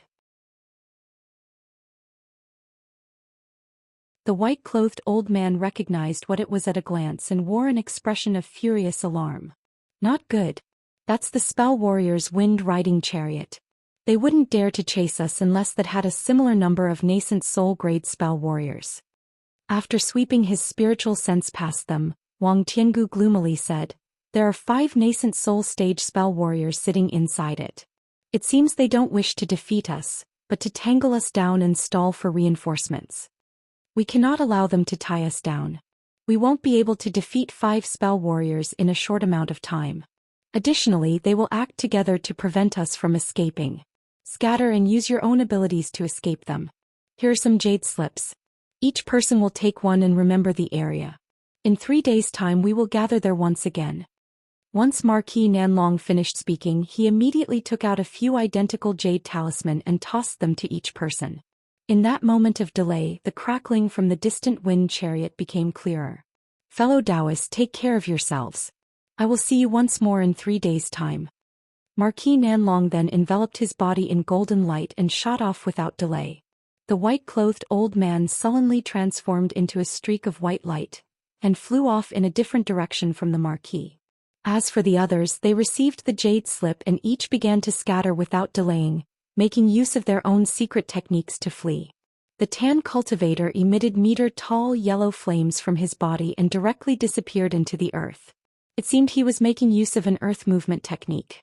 The old woman's hand flashed with silver light and she summoned a silver crane hairpin. After breathing out a mist of spiritual chi onto the treasure, a cloud of white crane feathers began to surround her. In a blur, the old woman unsteadily stood on top of a crane. Then with a long shriek, the white crane took off into the skies with the old woman still on its back. As for the stern-faced cultivator, his entire body glowed with silver light. He formed an incantation gesture with his hands and merged with an unknown treasure, transforming into a silver flood dragon before disappearing into the clouds. Wang Tiangu, Wang Chan and Yen Rian used some unknown secret ghost spirit sect technique and flew off together into a broad streak of black light. They traveled at an incredibly fast speed. In only a moment they already became a black speck in the sky. Han Li was also quick to act. At nearly the same time he caught the Marquis jade slip, his body began to glow with red light. A crimson cloak suddenly appeared on his body. After identifying his direction, he began to pour great amounts of spiritual power into the cloak. Then with a hum, it burst with crimson light, enveloping Han Li in a ball of light and launching him through the air. Traveling at the speed that rivaled the others, he still had the leisure to turn his head and glanced at the wind-riding chariot behind them. Although there was still quite some distance between them, Han Li was able to clearly see it with his immense spiritual sense. The chariot appeared truly strange. It was a completely white chariot, but there was nothing that was pulling it. In place of its wheels, it had a pair of 20-meter-long dark red wooden wings. There were talisman characters floating on it and it glowed with a rainbow light. After examining it for a moment, he shockingly discovered that the exquisite white body of the chariot was made from the bones of an unknown beast. It carried a faintly vicious aura. Due to the obstruction of the white light, Han Li could only vaguely make out the people sitting inside. And since he had never fought with a spell warrior before, Han Li wasn't about to rashly probe the wind-riding chariot. Instead, he turned his head forward and focused on controlling the Crimson Cape, flying directly towards the south of the Milan Plains. A short moment later, Han Li and the rest of the party were over 5 kilometers separated from one another. When the wind-riding chariot arrived where the party had slipped up, Han Li couldn't help but take another look at it. The wind-riding chariot had stopped for the moment. In a flicker of white light, 4 different silhouettes left the chariot, 3 men and 1 woman. These 4 spell warriors gathered together and had a quick discussion before chasing 4 different nascent soul cultivators. Fortunately, none traveled in Han Li's direction. Han Li grew relieved at the sight, but he then inwardly shouted, "Not good." At that same moment, the wind-riding chariot wildly pulsed with white light and fiercely shot in Han Li's direction, releasing sharp cracks that seemed to bore into the mind. As Han Li flew in the crimson light, his expression grew unsightly. Soon Han Li coldly snorted and his body began to emit blinding light and his speed grew faster. The crimson cloak began to also release low hums. A white sphere of light began to chase after the red sphere of light in the sky with a distance of 5 kilometers between the two. While the wind-riding chariot was astonishingly fast, Han Li's crimson cloak wasn't something to make light of. Both parties had found themselves at a deadlock for a time. A short moment later, the 2 spheres of light disappeared from the edge of the plains as they flew deeper towards the heart of the Milan Plains.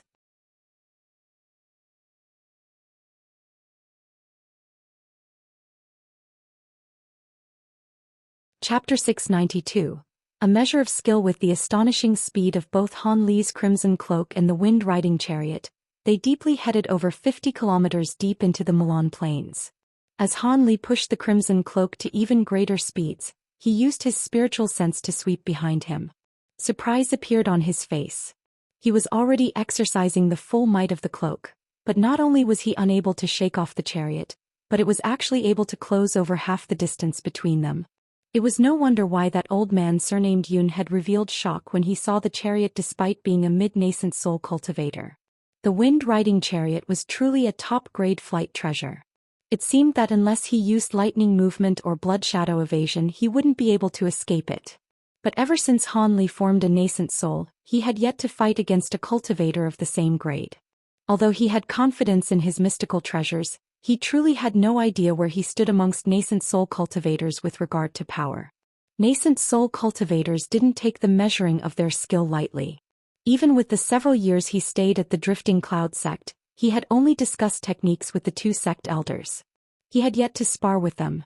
And at Soaring Skies City, he merely had a contest of spiritual sense with Marquis Nanlong. It wasn't enough to gauge his true strength. Now that the spell warrior in the wind-riding chariot was chasing him, he had a suitable opponent to measure his own skill. Furthermore, he was quite interested in the spirit techniques of spell warriors. If he was able to repel or even kill the other party, it would an optimal result. But if that wasn't possible, he would be easy to use his thunderstorm wings to flee. Additionally, he couldn't allow the fight to take up too much time since he was located inside the Milan Plains. Having quickly come to a decision, Han Li's body wildly flickered with crimson light. It immediately faded away to be replaced with a sudden eruption of azure light. At that same moment he stopped and turned around. He coldly glanced at the white light that was pursuing him and swept his sleeve, releasing a swarm of several tens of azure sword lights. With a series of dull cries, they formed a densely layered formation in a display of astonishing grandeur. Since this was his first battle against a nascent soul cultivator, Han Li had no intention of being sloppy. In addition to his 72 bamboo cloudswarm swords, he reached for his spirit beast pouch and tossed it into the air.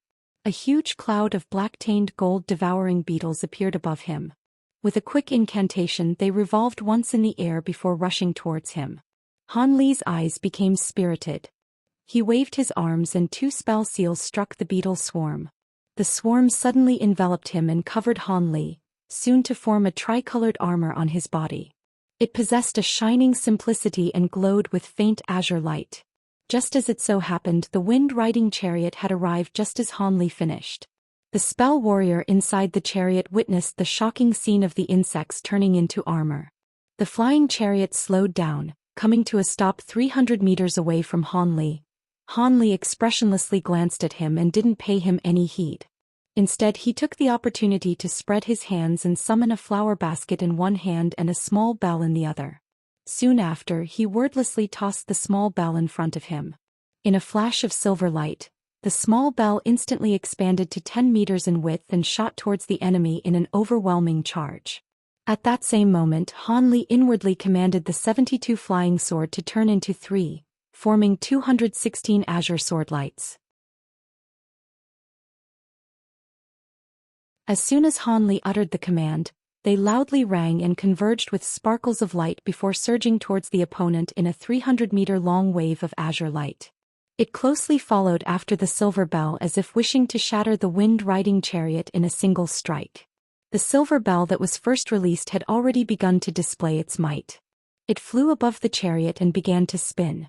With a series of continuous hums, faintly visible silver sound waves began to ripple from the center of huge bell, enveloping the wind-riding chariot beneath it.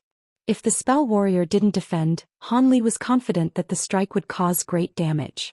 While the silver bell hadn't undergone any changes, Han Li's vast increase in cultivation had increased its might several times greater than when he had used it during core formation stage.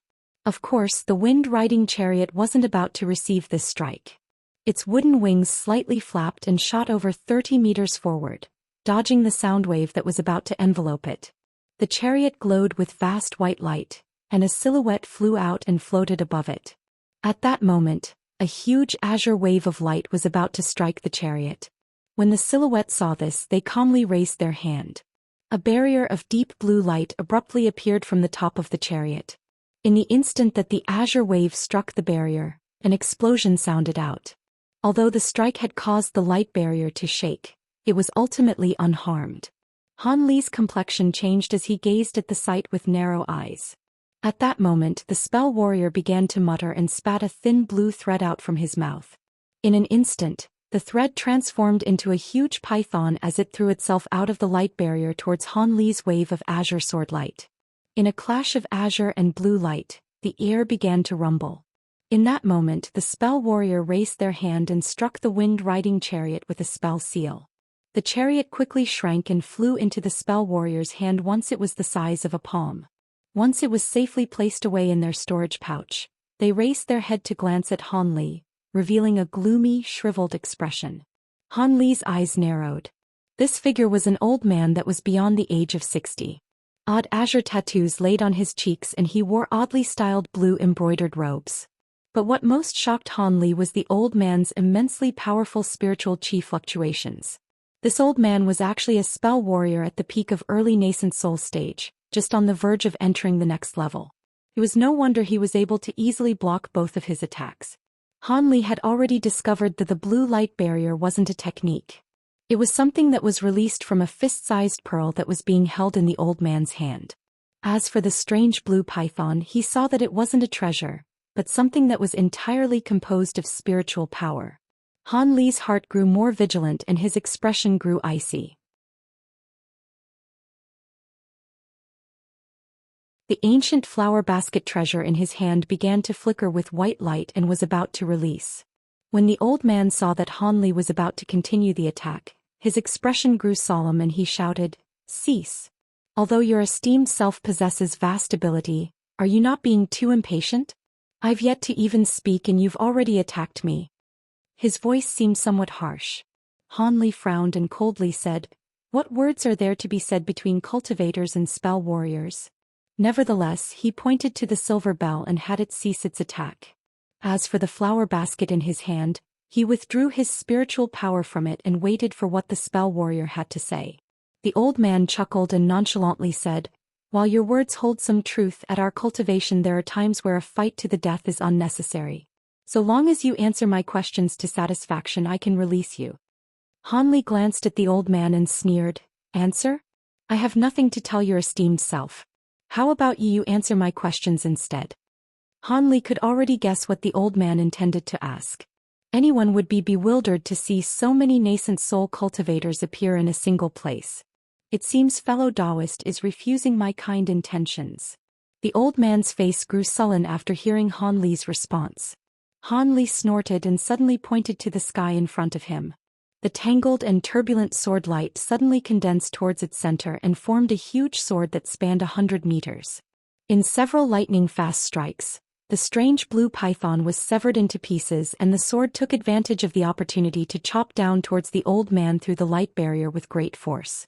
A fierce expression appeared on the old man's face. With no further words, he raised his hand and the fist-sized pearl in his hand flew into the air. Soon after, he opened his mouth and spat a mist of pure qi onto the pearl. The pearl flickered with blue light and it quickly began to revolve. Lines of slim blue light began to revolve around the pearl, forming a huge blue net underneath the light barrier in the blink of an eye. At that same moment, the old man quickly muttered something and grasped both of his hands in an incantation gesture. Blue light then began to surge from his body, forming a huge sphere of blue light above the old man. As the huge sword descended, it clashed with the light barrier. To no surprise for Han Li, the huge sword condensed from over 200 sword lights easily pierced through the light barrier. With a huge burst of wind, the light barrier was cleaved into two and the sword moved on to strike the huge net underneath it. You're tuning in to the Zhou Xian's Legacy YouTube channel. Don't forget to subscribe and join us on this journey to catch the most captivating stories.